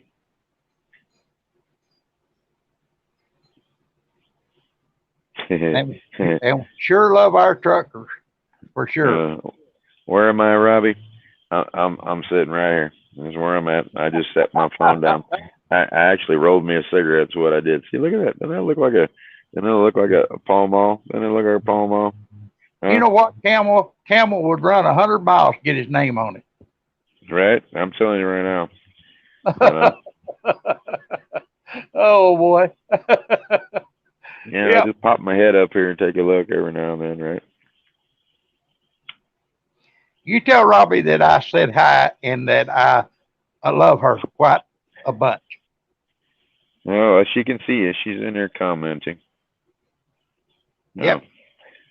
I love that family and love Amanda with everything, every bit of my heart.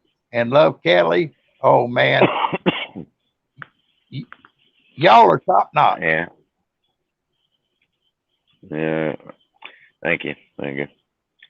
I'll tell you what, there, Mr. Drum. There. I thought I knew a lot about a lot, even though I've been driving 8 or 9 years. And the guy that taught me how to drive, I'll just tell you the story. I've been on every mountain in the United States. Been on some that a lot of people haven't been on. And I got to this mountain just outside of Helena, Montana, and it's a 26-mile stretch of road. It looks as flat as could be. It just looks like it's flat from the top of it. And I pulled in there with the guy that was training me for this new company because he lived down there. And we pulled over to the shoulder. And, you know, as we sit there, start bullshitting about, you know, how long I've been driving, doing this, doing that, doing the other. And he said, you want to learn how to drive? And I said, what? And he said, no, I'm serious. You want to learn how to drive? And I said, yeah. He goes, you know how the brake system works, right? You know, you pop your valves and you wait for them to build up pressure, and they get up to about 120 pounds of air. And then if you sit there and pump your brakes, they'll go down and they'll pop at about 20 pounds or so. Every truck is different, you know. And he goes, since you already know what this truck is, because we've already done it, so you know where the valve pops. And I said, yeah. He goes, all right, you want to try this? And I said, sure. What are we going to do? He goes, well, we're going to sit right here, and I want you to release both brakes. I said, okay, that's not a big deal. He goes, no, I want you to turn the truck off. And I said, what? He said, turn the truck off and then release the brakes. And I'm like, okay, what's that going to do? We're sitting on flat ground. He goes, you think it's flat ground? And I went, yeah, it's flat ground. He goes, it ain't flat ground. I'm just going to tell you that right now. And I went, bullshit, it's flat ground. This thing ain't going to move. So I push the buttons and I sit there. And lo and behold, the truck starts to move. No push, no telling you that it's moving. It just starts to move. And as it starts to move, I look at him and he just kind of goes, I told you, you know, give me that little look thing. And as it starts going, it starts creeping to the center of the road. There's a 2-lane road. And as it starts creeping to that center of that 2-lane road, he's like, don't touch the steering wheel. And I'm like, what? And he goes, well, we could stop this at any time. So if you don't want to do this, he goes, we could stop it at any time. You already know how to do that. Just step on the brakes. We're going to stop. And I went, okay. He goes, other than that, just keep your hands off the wheel. And if you want to do this, just tell me. And so we start going. And as we're going, it's ever so slow. It's like seeing something in slow motion, just as slow as you could possibly imagine. This thing starts creeping to the center line, goes over the center line just a little bit, maybe about a foot or so, and then kind of creeps back to the right and hugs that center zipper line right there. And he goes, don't touch the wheel. He goes, we're going to increase speed. And I'm like, okay, this is kind of crazy, but all right. And he's like, well, I'm telling you that we're gonna increase speed a whole lot. And he's like telling me this, you know, this road is 26 miles long. Down there at the end of it, it makes a 90-degree right turn. That corner down there is 25 mile an hour. And I'm like, okay, whatever, you know. I'm pretty much, you know, been driving for a while. I ain't worried about shit this guy's got to tell me, you know, other than I'm trying to get in my own truck. So pretty much I was a smart ass. So as we keep going, he's like, truck's going to pick up speed. And he goes, I don't want you to touch the steering wheel. He goes, because, you know, you put your fingers on that steering wheel, you have a tendency to jerk it left or right. And I don't feel like dying on this trip here. He goes, but you remember how to step on the brakes, right? And I'm like, what do you mean step on the brakes? And he goes, you know, you step on the brakes like you want to stop the truck, right? And I'm like, yeah, you step on them. And he goes, no, I'm not talking about just riding the brakes. He goes, I'm talking about stepping on them like you want to stop this truck. And I'm like, yeah, I know how to do that. And he goes, good, because if you get nervous now, right now is where you need to stop. And when you do that, just remember that if it gets down to 20 pounds, he goes, because of you just sitting there holding them brakes instead of stepping on it to stop this truck, he goes, the valves are going to pop, and then you're going to basically dynamite your brakes. I'm like, yeah, I know how to dynamite brakes, done all that stuff before. He said, good, well, then you really know how it kind of works, right? And I'm like, yeah, sure. And so as we keep going, we start increasing speed. Went from basically parked on the top of that shoulder to where now I'm doing about 15, almost 20 miles an hour. Now, by this time, on that 26 mile road, I probably went about 3 miles. So I wasn't thinking about it, you know what I mean? As far as being a long distance, I'm thinking, you know, no big deal. 20 miles an hour, not a big deal. Well, it kept increasing speed. So as we started going further down the hill, the speed just kept increasing. By the time it got up to about 60 miles an hour, I'm damn near getting ready to touch the steering wheel. He's yelling at me not to do it. And I looked at him like he was crazy, okay? Because I thought for sure that was going to be my little ticket right there to call it a one-way ticket, you know what I mean? So by the time I got to the I'm gonna say it was about the 9-mile mark, 10-mile mark, somewhere in that neck of the woods. We're probably doing right about 55, almost 60. And by the time I get to where I'm like, nope, I'm touching the steering wheel. I grabbed it, and I was pretty much white knuckled because now I'm driving down the road here. The engine is off, and if you don't know about big trucks, the only way you get power to the brakes is to have the engine on. It has to turn the compressor to build air pressure to your brakes. So I'm doing 60 miles an hour going down a freaking hill that I ain't never been down, and I couldn't figure out for the life of me how the hell we were even going 60 when this thing looked flatter than all get out. So by the time I get to where I'm at the bottom of this thing, and I got about almost 4 miles left, he's already told me when I was doing 60 miles an hour, you can stop this truck at any time. You don't have to do this. And he goes, there's only been a couple people that's ever done this that have ever gotten my truck. And then he proceeds to tell me the story as we're getting closer to the bottom of this, because now I can see the 50-foot cross that's at the bottom of this thing. And as I see this thing in the distance being about 4 miles away, it looks just like a little ant turd at the end of this thing. And he starts telling me what it is. And he goes, that's where my buddy is buried right there, where that 50-foot cross is. And he goes, by the time we got down to about almost the 4 mile mark, and he's telling me, you're going to do exactly what I'm going to tell you if you want to live, because if you don't, we're both going to die. And as we got to the end of this thing, he's saying, look, you step on them brakes longer than 8 seconds, you're going to smoke your brakes. I don't care what kind of hill you're on. I don't care what this. If you want to stop this truck now. You step on them brakes like you mean it. And I mean, push on them things like you want this thing to stop. If you're too scared to do this, then you listen to exactly what I said, because now we have 3 miles till we're at the end of this hill. And if you don't do what I tell you, we're both going to die, because there's no way you're going to make that corner down there at the bottom. And if you go faster than 25 miles an hour, you are going to jackknife this thing at the bottom of that hill. So that's how that worked. I'm telling that funny story again. Yeah, huh? And my buddy Danny just heard that. So by the time I got to the bottom of that 3 mile mark, and I stepped on them brakes, I held them brakes for literally 8 seconds. By the time I was done with 8 seconds, I released them brakes for another 8 seconds so that they would cool off. In that 8 seconds, I was damn near gone, almost about a half a mile in 8 seconds. Okay, doing 95 miles an hour is how fast I was going, coming down that hill with my engine shut off. Right. By the time I got to the 2 mile mark, I stepped on those brakes with both fucking feet. I pushed that thing to the floor to make that truck stop. Now, mind you, the first time I stepped on those brakes, I watched that air pressure gauge go from 120 pounds down to 60 pounds. And I was still going, oh my God, this guy's trying to kill my ass, right? I thought for sure I was dead. And by the time I released those brakes, let them cool off for just a little bit, and that little half mile second, by the time I got to the 2 mile mark, because that's how far I had left to get to where I needed to be, I stepped on those things as hard as I could possibly step on those things. And I slowed that truck down from where it was at about 60 miles an hour right to about 30. And as I slowed it down, we were coming up to the 1 mile mark, and the truck basically, even though it had that 30 mile an hour speed to it, it was slowing down because I had that momentum of it really, stepping on the brakes and it grabbing.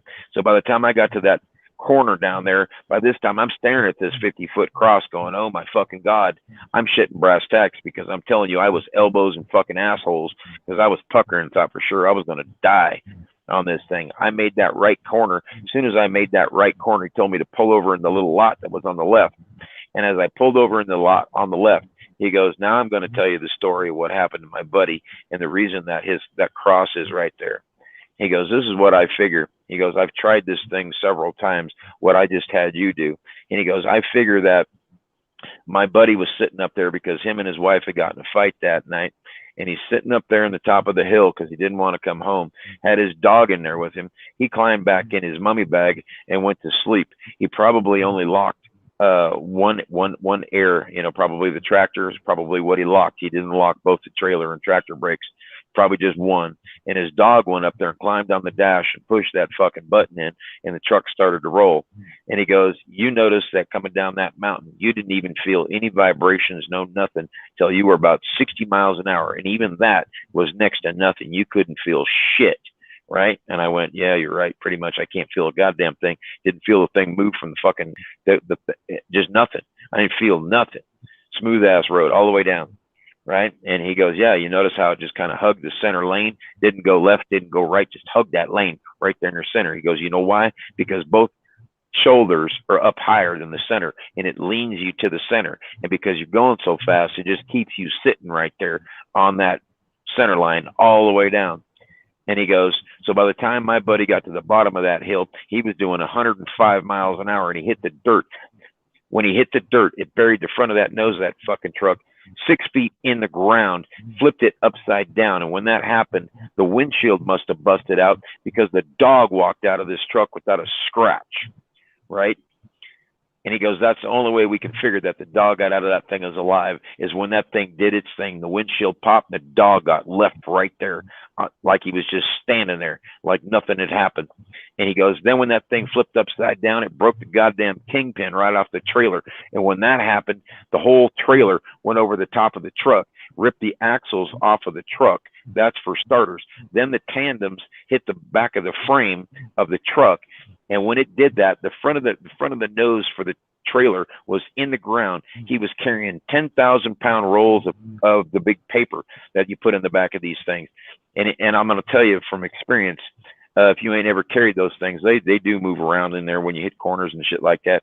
That's just another little topic. But what happened is that minute that tandem got a hold of that frame of that truck and that nose of that trailer went into the ground, it starts spreading everything out, looked like a plane had crashed, right? And it threw them tandems 1/4 mile up in the air and landed in the ground 6 feet. They did not bounce. They did not do nothing, right? Nothing. So he took me from there over to their post office, and inside their post office right there in Helena, Montana, they have this big old mural, and it looks like an aerial shot, and it's about 8 or 9, 10 different frames of what this thing looked like. And I'm going to tell you that for at least a 1/4 mile, you had nothing but paper rolls, and it looked like a big fan on how it, when it hit the ground, right? And that is the guy that taught me how to drive, because I thought I was a smart ass, been driving 8 or 9 years at that time. So there's my advice. You come down a mountain, you come down whatever. If you step on your brakes longer than 8 seconds, you are going to smoke them. Them things are going to be on fire. I don't care what you say. I don't care what anybody says. And if you do not release those things the same amount of time as what you stepped on them, they're going to be hotter than a get out. And by the second time you step on those brakes and you do the same thing, you ain't going to have no brakes after that if you're just sitting there playing with it. And I said, the reason you're in that truck is to stop that truck and start that truck and do everything in between as far as shifting gears, going around corners, this and that and the other. My only other advice is if you take every exit, every off-ramp at 25 miles an hour, I don't care if it's a curly Q, I don't care if it's a clover leaf, I don't care what it is. You do it at 25 miles an hour, you will never roll a truck on an exit. Amen. Got any questions? Amen. Amen, Charlie Brown. Absolutely. Yeah, I like them apples. Especially at 25 mile an hour around any curve or any or on ramp that they are. Yep. You'll never roll one over. Never.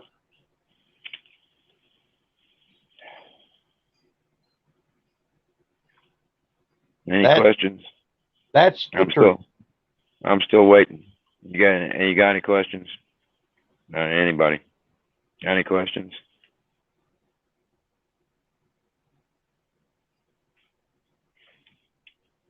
You got that right, Donnie. And I'll tell you this to this very day, that hill that's in Helena, Montana, is the only hill that I have ever been scared of. I've driven the Grapevine, Snoqualmie, Cabbage, 4th of July. I've driven every single mountain in the United States that is on an interstate, okay? I've driven everything here. I've been to Alaska, driven some roads up there. I did 1 season of Ice Truckers. That is what I did. I did it for the money, made $40,000 in 4 months. I was good to go. Happy with that. Bought my first house. I've had experience driving a lot of different things, doing a lot of different things, but that's beside the point. The main thing is what I just said, and that's as far as brakes. If you've never lost them, and you never have to dynamite them or any of that kind of shit, you think about that, you're running an 80,000-pound bullet when you're fully loaded. If you're a heavy hauler, you could be running 190,000 pounds.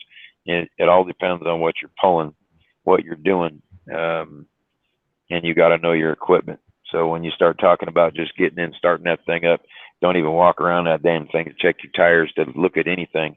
It takes you a whopping 5 minutes to look at your brakes, right? It doesn't take shit, because the brakes are the major important thing of that whole thing, other than your tires, right?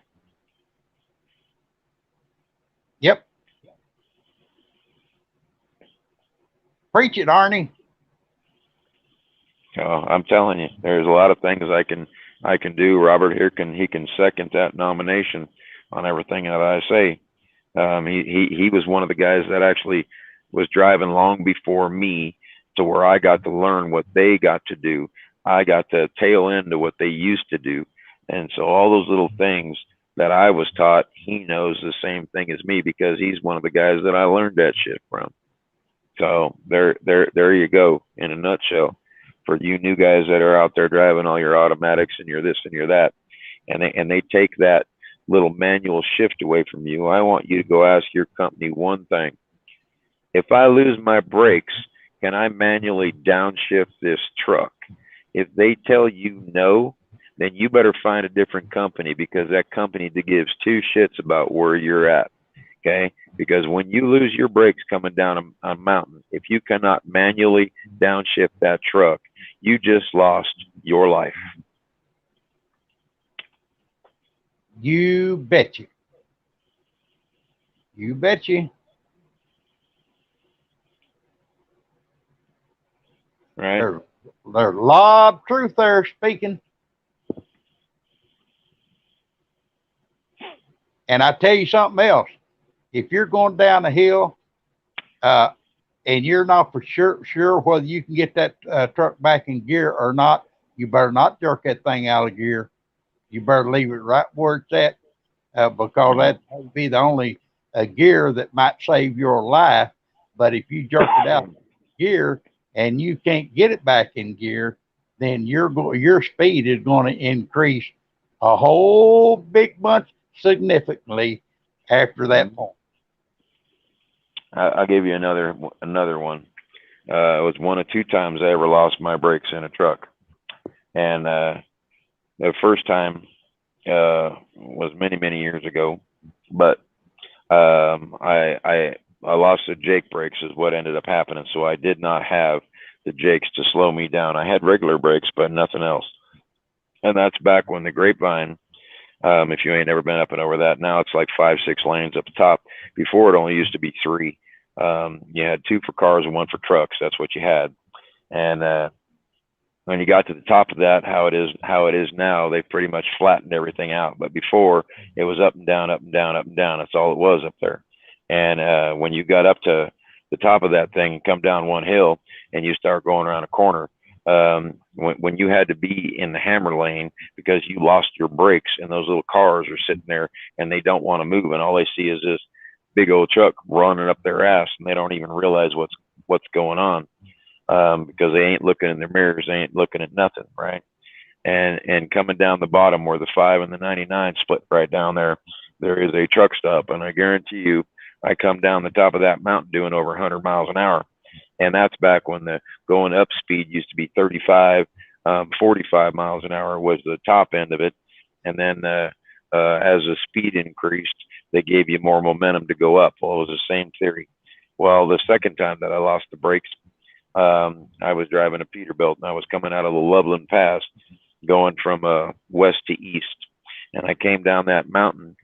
And by the time I got that mountain, I was in 5th gear. And as I start coming down, I start upshifting like everybody else, going to 6th gear, 7th gear, get all the way to 13, and I hit my Jake brakes and they don't work. And I went, holy shit. Well, by this time I'm doing about 65, almost 70 miles an hour. And I went, all right, no big deal. I'll just start downshifting. Well, I kept downshifting, and the damn thing kept going faster and faster. Well, every time I would downshift, you know, there's that little bit of play that you got, and you got to bump that thing up. And if you're, I know your trucks don't do it now. You atypically you'll bump them and they'll go about 1,800 RPMs, maybe 2,000. And I'm talking about taking your RPM gauge and putting that thing over to 2,700 and grabbing a gear.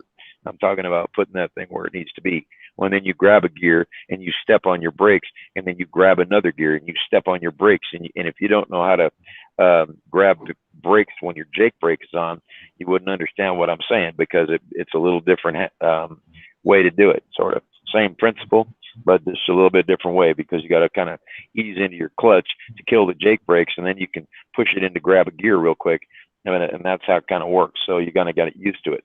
Anyway, so as I was coming down that mountain, and I realized that I didn't have no Jake brakes, and I kept downshifting. By the time I got into fifth gear, I was still doing 70 miles an hour coming down that fucking mountain. And by the time I got to the bottom of that mountain, I'd been hollering on that CB, which is my second thing.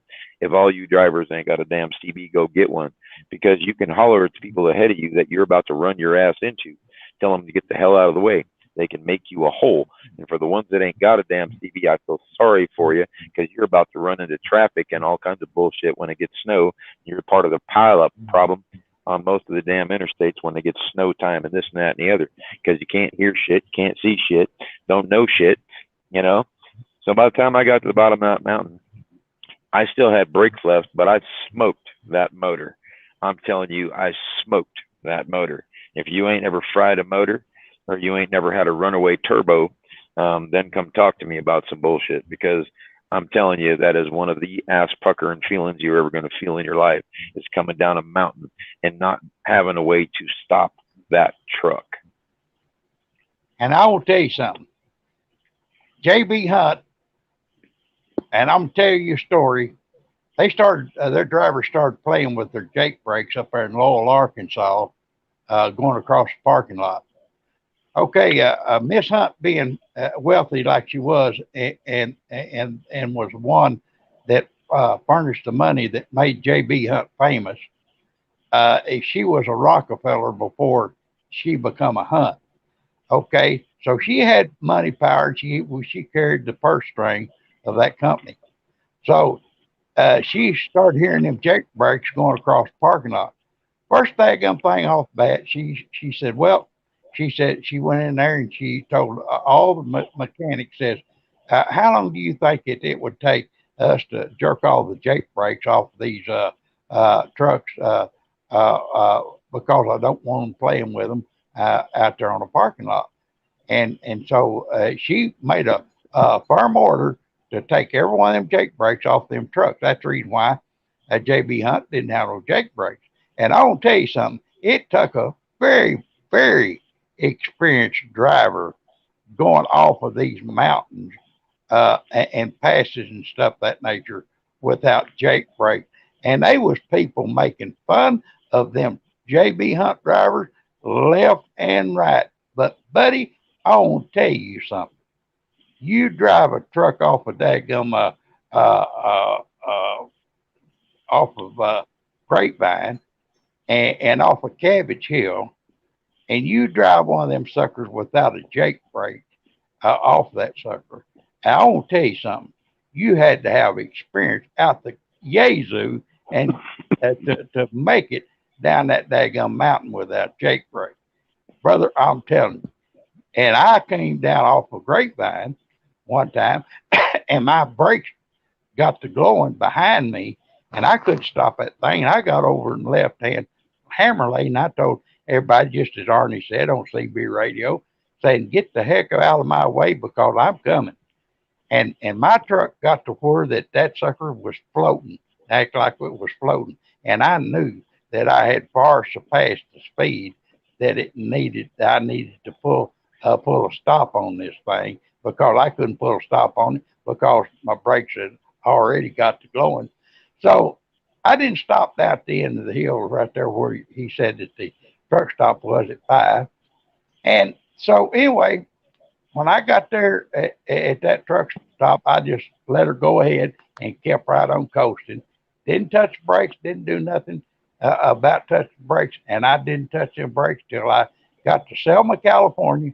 And when I got to Selma, California, I pulled in there at that town where my cousin lived. He was a diesel, and also he was a forklift mechanic for Sunmade Raisin, and he got up in underneath there, looked at my brakes and adjusted them and stuff of that nature.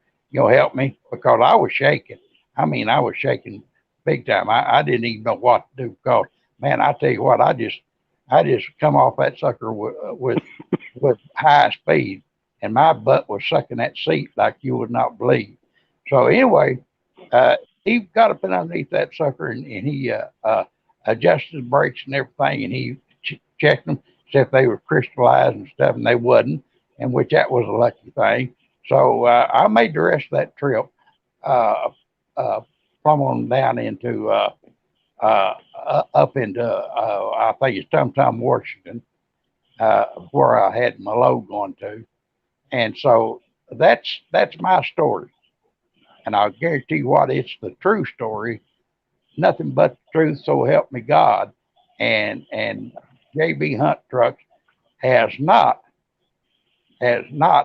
ever since Miss Hunt told them to take them off. They never had any Jake brakes ever since. Mm-hmm. Yeah, I agree.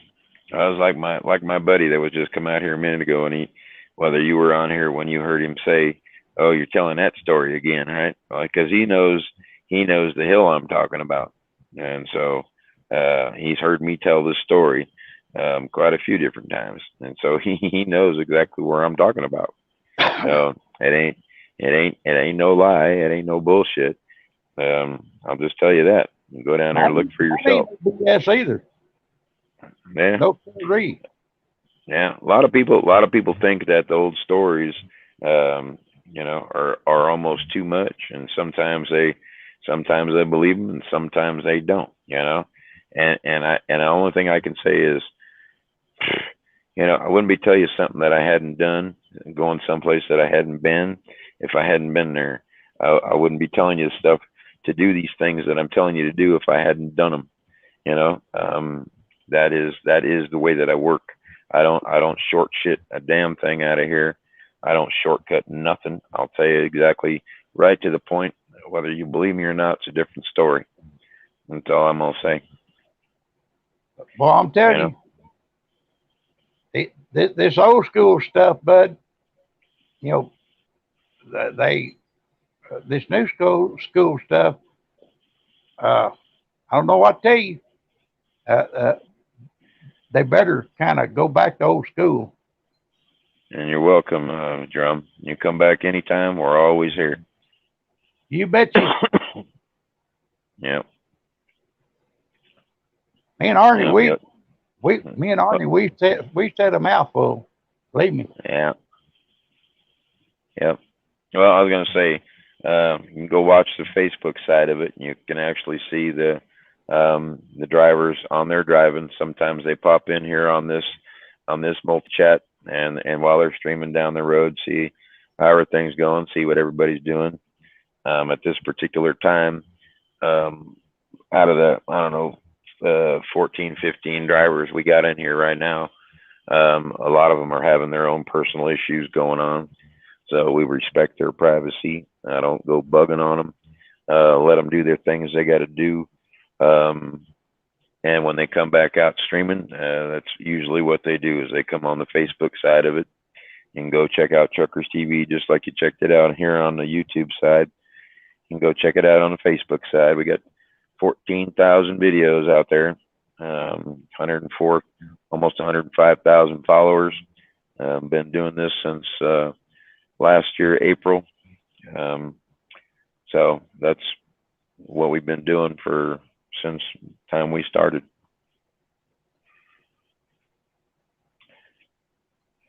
Anybody got any questions? Anybody got any questions? Ask away. And that's what we sit here to do, to give you the insights, the ups and downs of what it is to be driving. Yeah, we can talk about other things too, but this is what we do, right?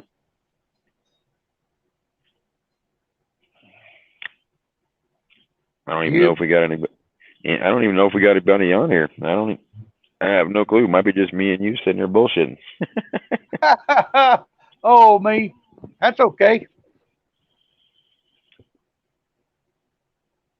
Oh yeah. Other than that, you know, been a pretty good day. Been sitting there, you know, watching. You know, from the time Amanda did her videos this morning to, you know, and Matt got on there for a little bit and did his, and seen Jack pop his head in here a little bit, you know, so all the drivers just popping and doing their thing.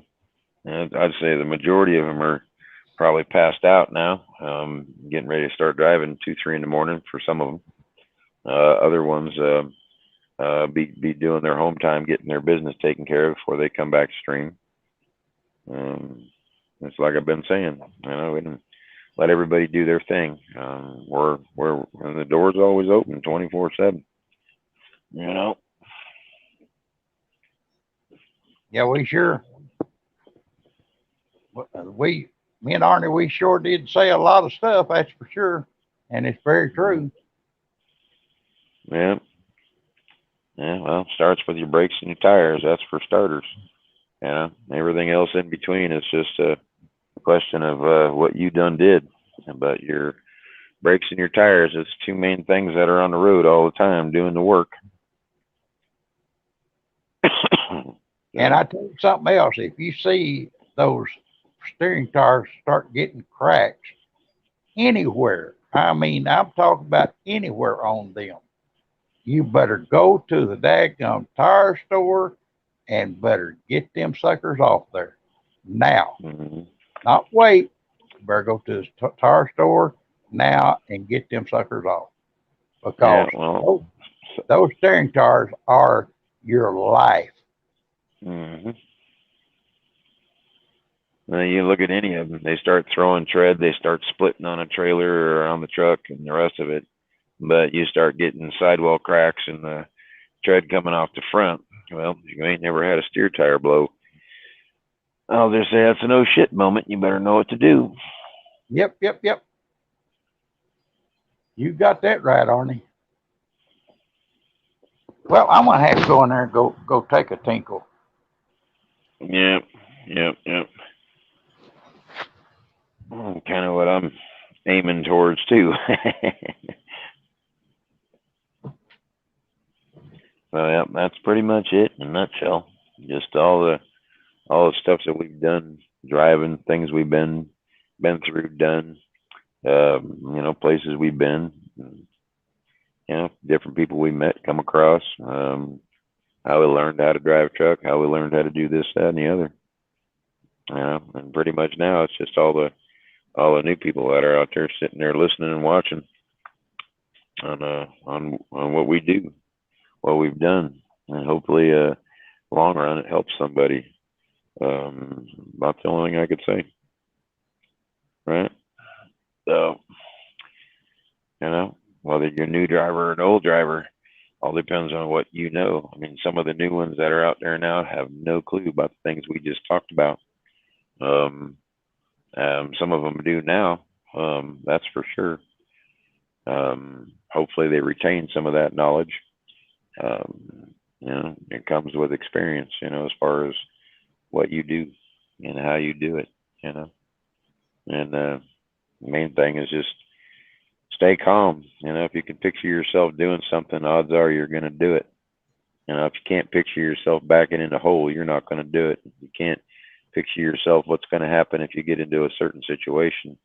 You know, every situation is different, but you got to have a basic knowledge of stuff.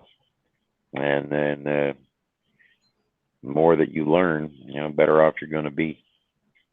About the only thing I could say.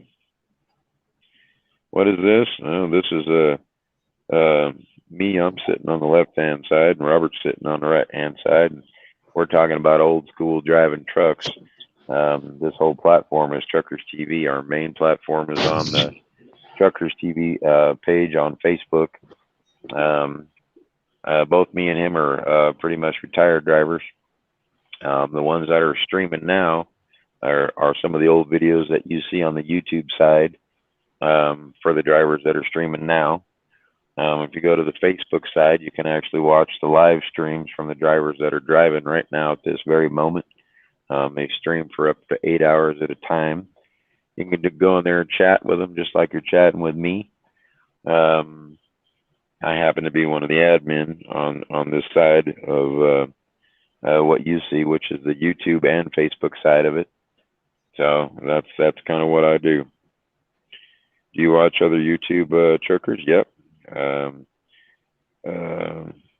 Let's see. How do you feel about they represent the industry with their drama?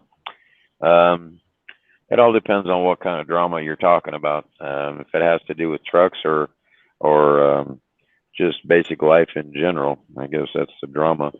And it all depends on how far they push it. That's pretty much what it boils to. If you can learn something from it, whether you think it's true or not, just a question of learning something from it, turning that whatever they're talking about, bad or good, into good, using it for something to that effect.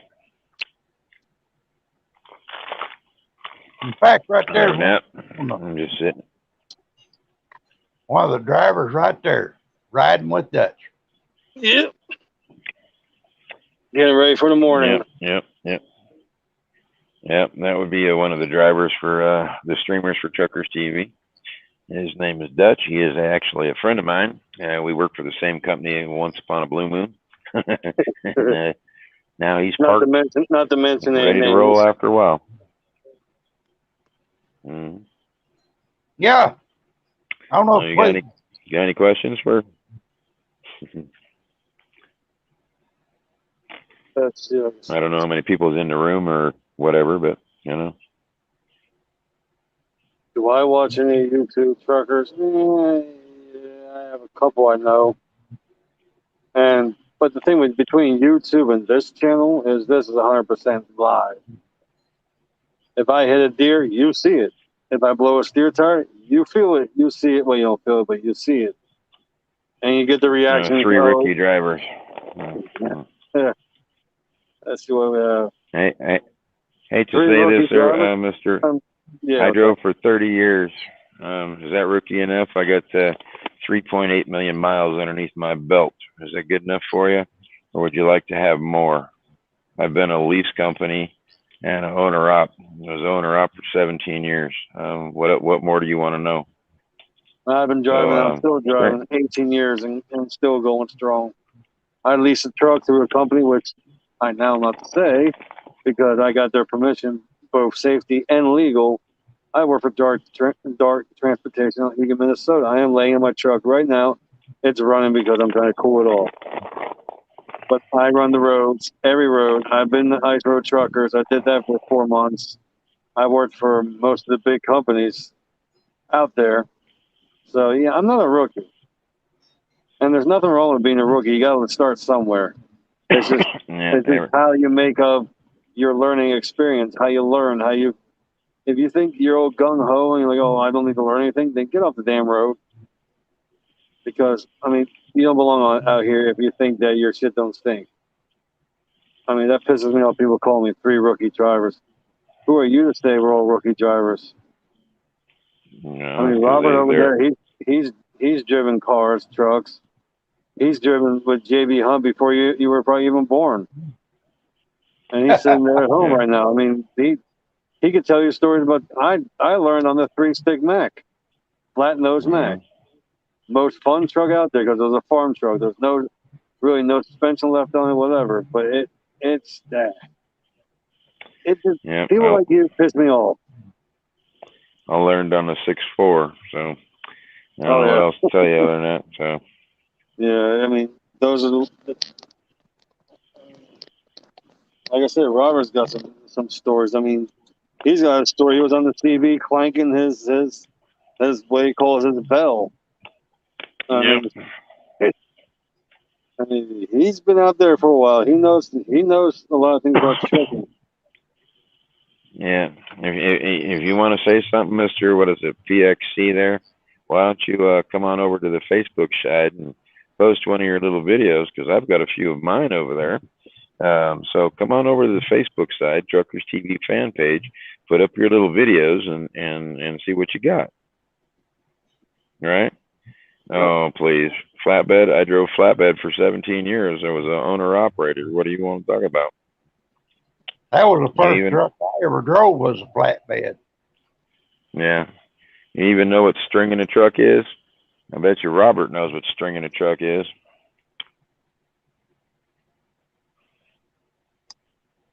How about flatbed, huh? You ever run string line? Hmm? Or are you just one of those little bungee jumpers, huh?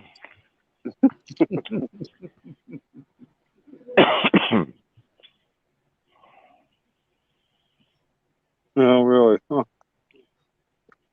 Yeah, I rode. Yeah, you can. I rode. Okay.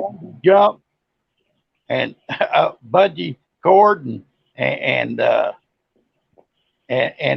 strapped everything. Chains. Yeah. Right. Yeah, what do you got? Pick a tarp. What kind you got? How's that? Yeah, it's steel. You got grass. And you got the lumber tarps. What do you want? Yep. And keep going. We don't know much, do we?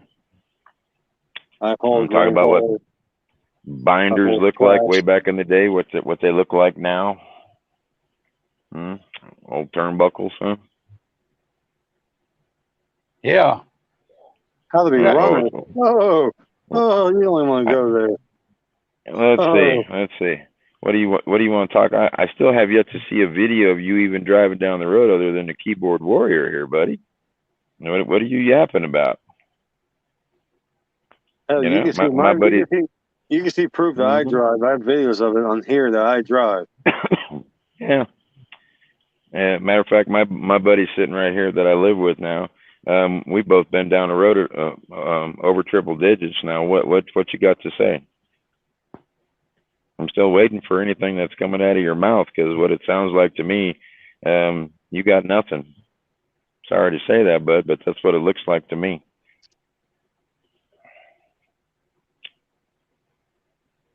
Sounds like you're hiding behind a keyboard and a computer screen or a cell phone, sitting on your freaking recliner chair, drinking beer and eating Cheetos. I'm waiting to see who he pulls for or even drives for. Yeah, triple digits. Yeah, you know what triple digits is? When you go over 100 miles an hour, boy. I got to tell this flatbed story. I got a couple of them too. When I worked for Builders Transport, a buddy of mine, he hauled out of the Pennsylvania a garbage site down there, baled up garbage. One night he was spreading out the tarp and he was walking backwards. All of a sudden he stumbles over something. It was pitch black dark, and he was just working with a flashlight on the top of his head, so to speak. And he turned it around and shined it down where he thought he stumbled. And there was a dadgum human torso sticking up out of the bale of garbage. Oh, Jesus. And he jumped down off. That's a good funny question right there. Yeah, off the trailer and bales of garbage, and went in there to the dispatch there in the office and said, "What's a body doing in my garbage?" And he said, "I don't know." He said, I didn't think there was any dead bodies in this garbage. But anyway, apparently there was. And he come back out there, and before you knew it, there was all kinds of dadgum Secret Service agents and FBI's and state troopers and sheriffs and city police and detectives all around that daggum place looking at that cotton picking load.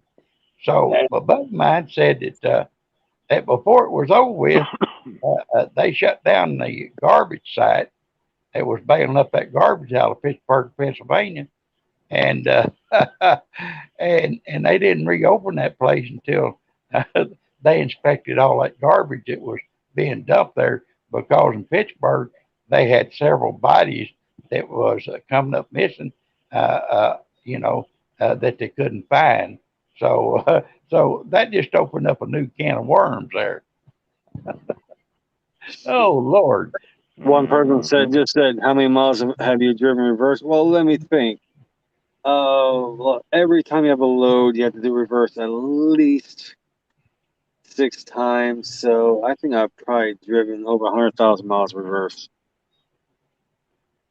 I have no idea. I could tell you probably the longest I ever drove in reverse was about 3 miles, because I was in a construction zone one time, and the guy broke down, and I had to back up between the K rails for 3 miles because his truck was mangled all around the K rails, and they couldn't do nothing except have me back up because they couldn't get his truck out of there, because of how it was all wrapped around everything.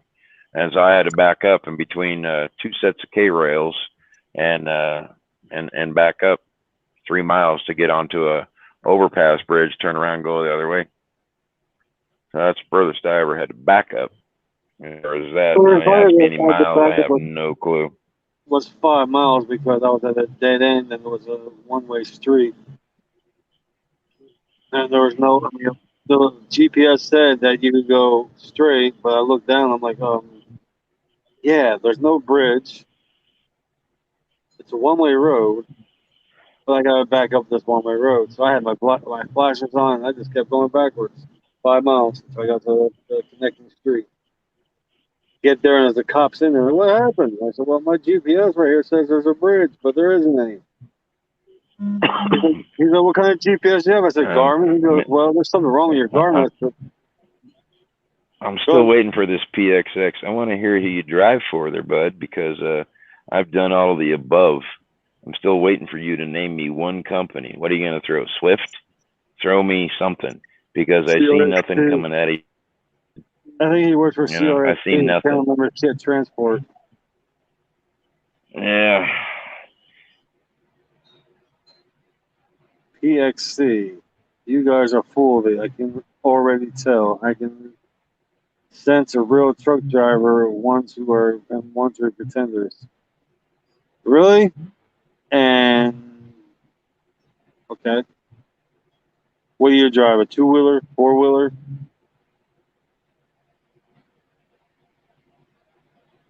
A fucking oh, you work for Wiener. Okay, yeah, that explains it all.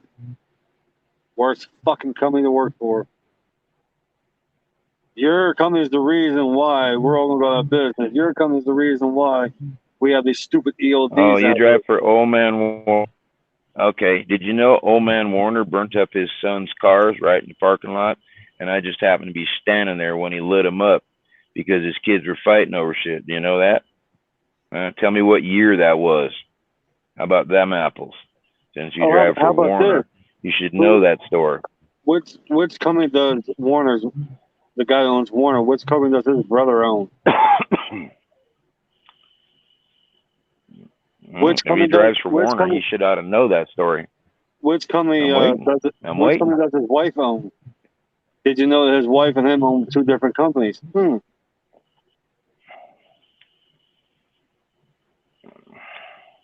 And why does his wife? Why does his wife own a different company than he does? Are they still married? Warner, what's he make? What I'm gonna say, if he's driving for Warner, he's probably 62. Pulling what, 47 cents a mile, 50 cents. Lucky, okay, well maybe they went up. If he's lucky, maybe it's 62 cents. But yeah, sorry. Yeah. Sorry, dude, but I make about $3 to $4 a mile. I'm glad that I ain't listening to that big bunch of lies that old Newsom is telling up there on the stage on his victory. Well, you're watching the news, are you? Yeah, just silently. I'm just watching a voiceless scream.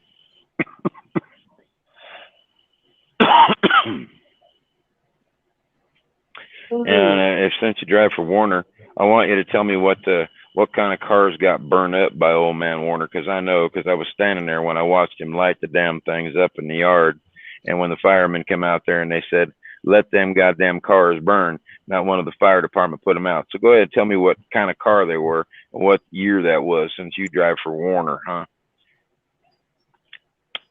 Go ahead. I'm waiting for an answer. I'm waiting for an answer. I'm waiting for an answer. Since you work for Warner, you should ought to know the story because it's been around for years.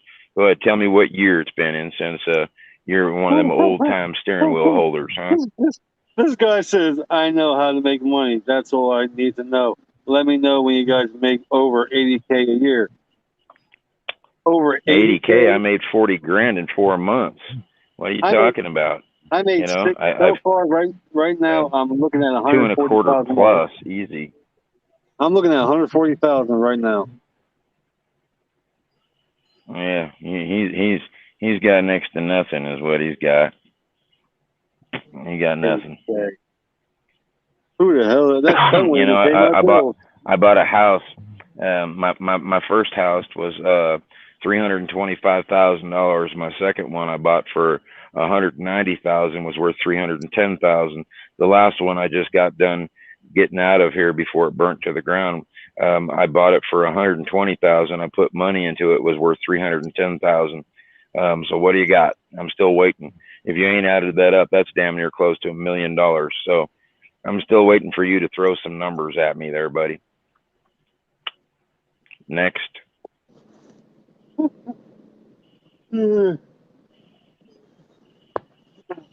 Boy, Arnie, you just chewing them up and spitting them out.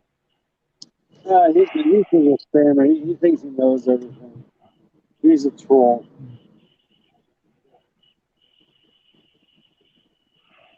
Those people really freaking make my blood boil. Well, I'm getting off this daggone bull crap. Yeah. No one makes that in trucking.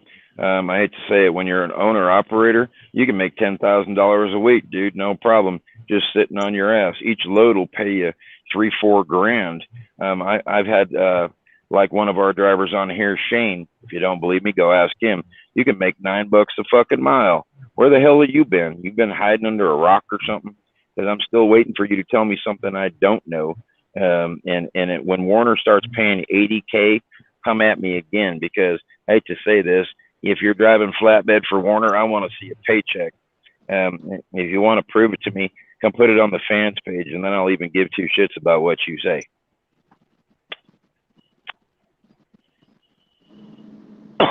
You know, the proof is in the pudding. You want to put it up or shut up, because that's where I'm at with all the stuff that I've heard for 30 years of driving about what I make and how fast these damn trucks will go. Don't play with me with some bullshit like I'm some fucking little steering wheel holder like yourself who drives for Warner, ain't figured out how to make more money, ain't figured out how to do a lease program, ain't figured how to do an owner op, ain't figured out how to come home for fucking 2-3 weeks at a time versus 2-3 days. You know, so don't talk to me about what you know how to do. Back in 1984, when I drove for J.B. Hunt, I made 80 grand a year. That's in 84. Wow, that's a big paycheck for 1984. Yeah, that is. Yeah, buddy. When I started driving, it was 17 cents a mile. After I drove for about 2-3 months, I went from 17 cents a mile back in 1985, the end of 85 to end of 86 there.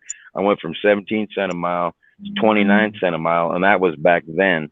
From that point, I was an owner operator. I went from making 29 cents a mile between 85 and 90 cents a mile, and that was 30 years ago. So what do you got to say? I'm still waiting for any of this stuff to even come out of your mouth. You know, do you even know what a chauffeur's license was? Do you even remember why we had to have that? You even know any of that stuff, or is that too much for you?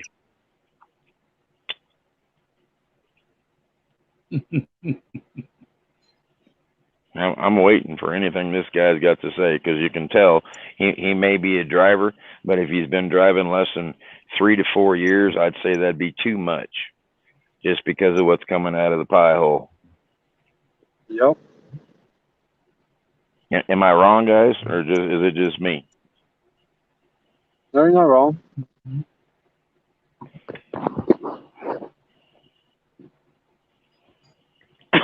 Okay, pretty well right. So there you heard it from people been driving a little bit longer than you. So if you don't believe me, you can go on to here. There's about 14, 15 other drivers that drive on here that make way more than what you're doing there, buddy. Sitting right here next to And me that's is a just Bob. gentleman that's been with this company for 28 years. He has 3.8 million miles with this company. And he sits there most of the time. He's owns his truck. He has 4 refrigerators. I see him in his truck. He has a satellite radio, whatever it is, or he has a bunch of stuff. He just sits there. That's his house. He sits there most of the week, and he runs maybe 2-3 loads a week. Yeah, there's a guy that I know that is in Alaska. He drives one load, makes $100,000 for that one load. That's all he drives the whole entire year is one load, and he drives in Alaska. If you don't believe me, go look him up on the internet. I'm sure you'll find him, because he is one of the most highest paid truck drivers in the whole United States, and that's all he drives is one load for $100,000, and he is like one of the only ones they trust to even do that shit. And I'll just say he's been driving for a while. Yeah, he probably does military loads. Yeah, he drives one of the highest priced oil rigs that is in the whole continental U.S. And when they move that from one location to the other location, he is the only driver that drives that thing. And he only does it when they decide to move it. And that's all. That's atypically once a year when they get out with that oil rig to start drilling. And the minute they drive that thing from place to place, he is the only driver that drives it, and they pay him $100,000. Damn. That's for one load, and he's done after that for the whole entire year. Doesn't do nothing else. Arnie, I shared on my page, Lisa, that ice road trucker, female ice road trucker. I shared a post where she is having to move from the United States up into Alaska. I mean, it's the United States too, but I'm talking out of the continental United States. And she made a sad video of her having to leave her 2 horses behind for 2 years on a job that she's got up there in Alaska. I don't know what that entails but they had an article there, showing that she was saying goodbye to her horses and stuff, and she was gonna go up there for 2 years to live. No, they don't do any more of the ice road trucker shows. They're pretty much all gone. They're in Brazil now or somewhere else down south. Yeah, they're all done with all the stuff, and most of the people that come in and did the little TV show, they just throw you, the 20, 30 minute little clips of what they do, and then the next thing you know is they've driven 400 miles. You know what I'm saying? So, what you see on here is not a 20-minute clip of a video trying to turn it into an hour TV show with all the commercials and all the rest of it, trying to make money. Now, at the end of the day, don't get me wrong, they do make money, but it's a little bit more work than what they show you on 20, 30-minute little TV show. When it starts getting minus 75 up there and minus 100, and you got a 30, 40 mile an hour wind whipping up your ass. I hate to say it, it's a little bit more than what they show. I'll just tell you that much. You got that right. And you want to hear some lizard stories, do you? I had a lizard walk up to me one time and put her boobs right there on the smack dab of my frickin' my window. Took up right on my driver's step right there, and put her stuff right there on the windowsill. And I looked right at her and I said, "So what do you want me to do with those?" And she goes, "Well, what do you think?" And I went, "I don't know. I could roll them up in my window, take them with me." And she just kind of gave me the funny look. And so I said, "Well, why don't you get those things off of my window, because you know, you're leaving marks here, and I don't want somebody else's crusties on my window." Oh Lord. I doubt if he knows what a lot this is.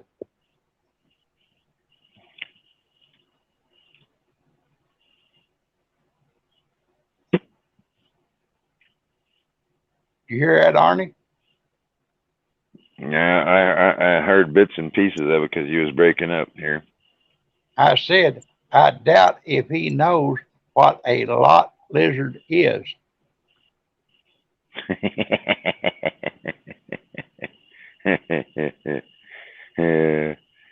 An overclassified snail track machine. I don't know. Yeah.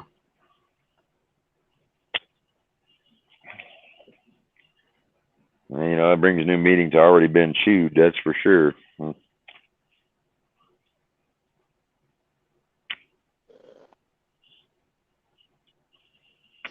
You know, I don't like ABC gum. I don't think I would like something like that either.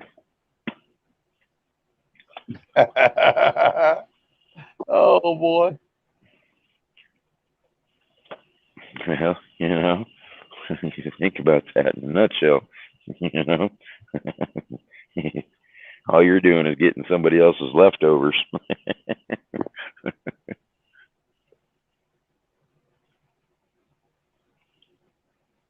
You mean we're putting up with a little bitty troll?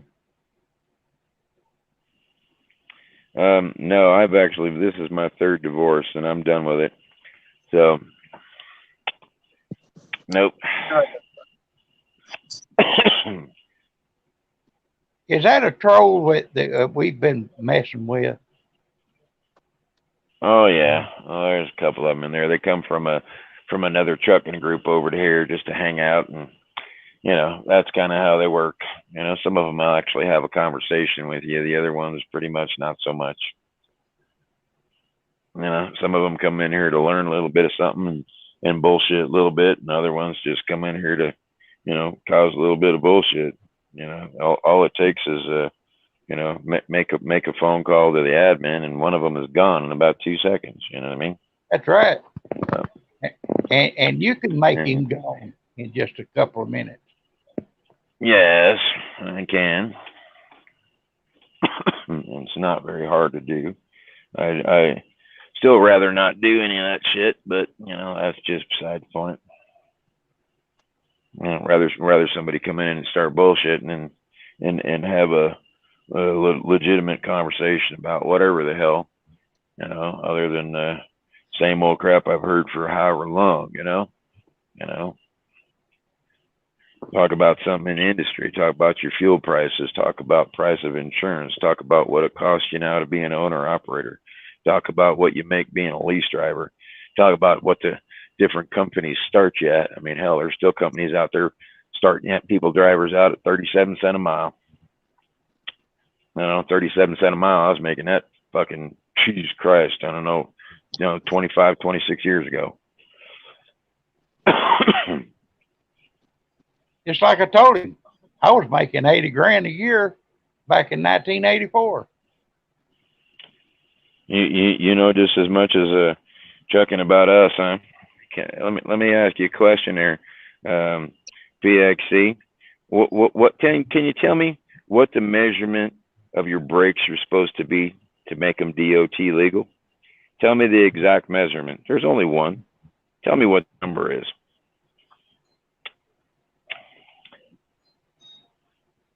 I'm waiting. It's an exact measurement. Tell me what the number is for your brakes to be DOT legal. Tell me the number. We're just going to start there with you.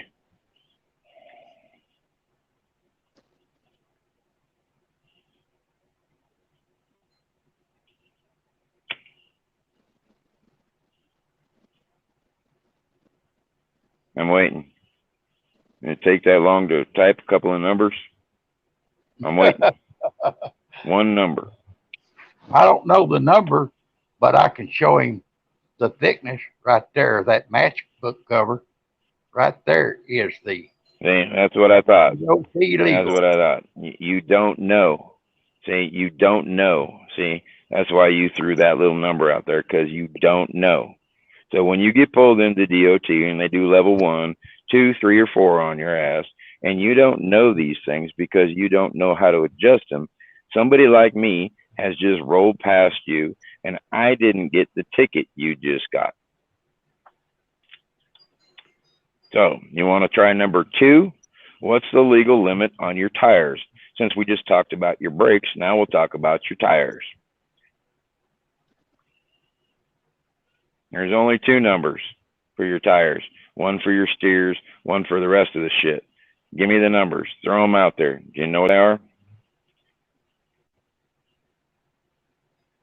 I know you can use a quarter to actually measure it. You could do the measurement on the slack adjusters, but that has nothing to do with the opening and closing of your brakes, because you have a lot of throw on your slack adjusters means your brakes have worn. That's how that is. I need the specific number. There is a number that goes for your brakes. They cannot be any bigger than this number. And if they're bigger than that number, you're out of adjustment. I don't really care too much about the slack adjuster portion of it. That has to do when they build a brand new truck and they build it from factory. When your brakes start wearing, those numbers change. I just asked you, what's the legal limit for your brakes? I asked for one number. It's just one number, and I can guarantee you that all 3 of us sitting right here know exactly what that number is.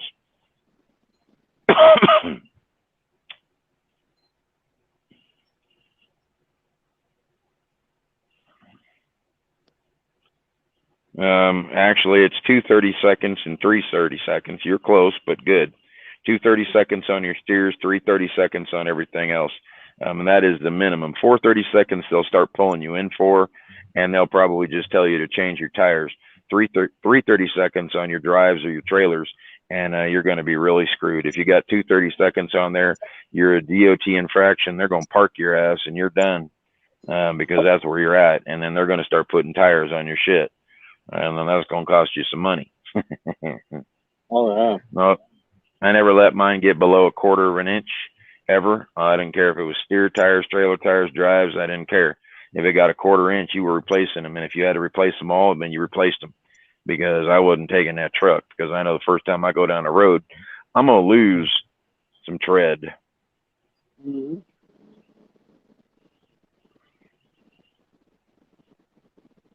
There you go. Thank you. That's the number right there on brakes. Thank you, Southbound. Thank you. Thank you. It has to be less than 1/4 of an inch, and 3/16 of an inch, if you want to get technical, is the thickness right there of that top matchbook paper, if you want to call it the top rolling papers, same as a matchbook. And that's how we know how to do these things. Don't worry, I got money. You ain't got no money. I already know you ain't got no money. You can bullshit. I waited for you to answer the same thing that he just answered me. So don't give me no shit about what you got and what you think you got, because it ain't much. Okay? The man that just answered my question, he has a real good idea right there. Yep. Because I asked a simple question and you couldn't answer it, which tells me you don't know how to do nothing but hold the steering wheel and drive. Now, if you listen to the people sitting there talking to you, we can help you and we can school you a little bit.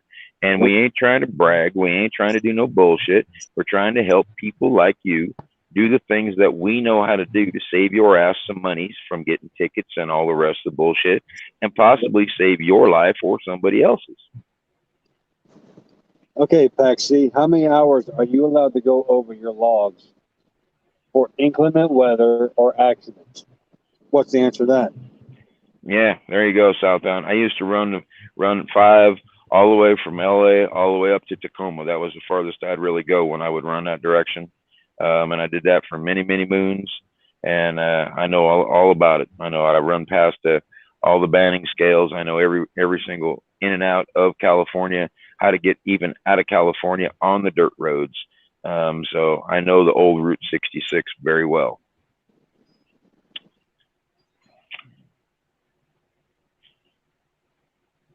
Well, it don't matter. You got no kids. No, I don't think Warner's going to pay. Matter of fact, somebody go Google me what Warner starts pay at, and I'm going to venture to say it's like 52 cents a mile. And if he's only been driving 4 years, I'm going to say he got up to maybe 50 cents, 55 cents. That'd probably be a pushing it right there. And you do 55 cents. Average truck driver now drives about 3,200 miles. You're looking at about a $1,500 dollar paycheck a week. Take 1,500 times 4. That's $6,000. Take 6 times 12. You'd be tops making 72, and that's if you run 3,200 miles. And I just did math in my head, and that took that amount of time. I hate to say this, even when I had driven 65-mile-an-hour trucks way back when, mind you, I proved it to my company that I could do 4,000 miles in a 65-mile-an-hour truck. Now, to do that, that means you have to run your silly ass off. And as far as running, I have ran many, many times. And that is legal on your electronic ELDs as it stands right now. To make that happen, if you think about this, at 65 miles an hour, you have to run every single day, 7 days a week. You have to do at least 600 miles. You take 600 miles every day times 7. That's 4,200 miles in a week. To make that happen, every goddamn thing you do from time you wake up to the time you stop has to go perfect. That means no intersections, no traffic jams, no rainstorm, sleet, drive, any of the bullshit. You got to take your rest, and you got to haul ass, and you got to plan your shit. So tell me about how many miles you get. I'm still waiting because I just did the math in about 2 seconds.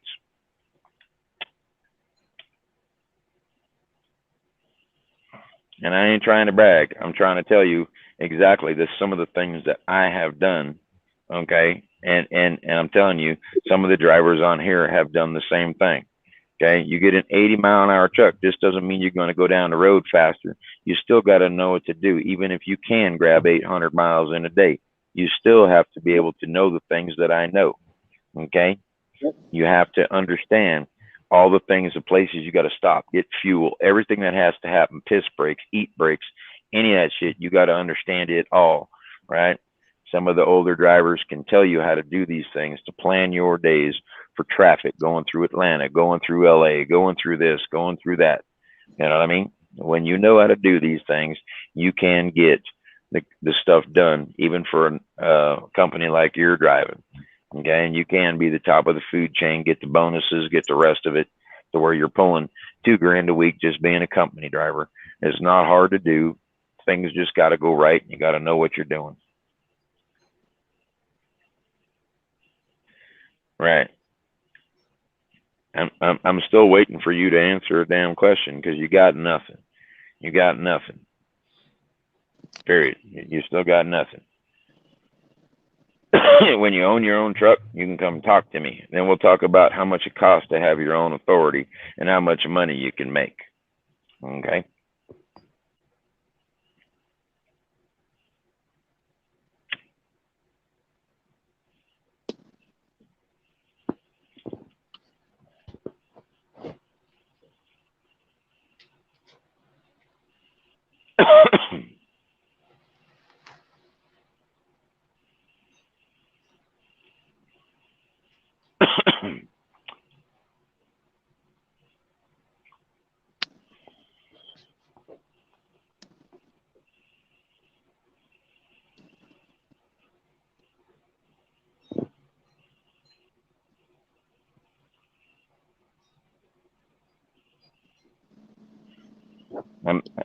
They don't want to respond too much, do they? Huh? Kind of like, stop them in their tracks and they got nothing to do. I think Southbound had a probably one of the good conversations here out of most of the ones that were on here for the most part. There was a couple other good ones, a couple hours back that were talking, but the new ones you can tell. See what I'm talking about?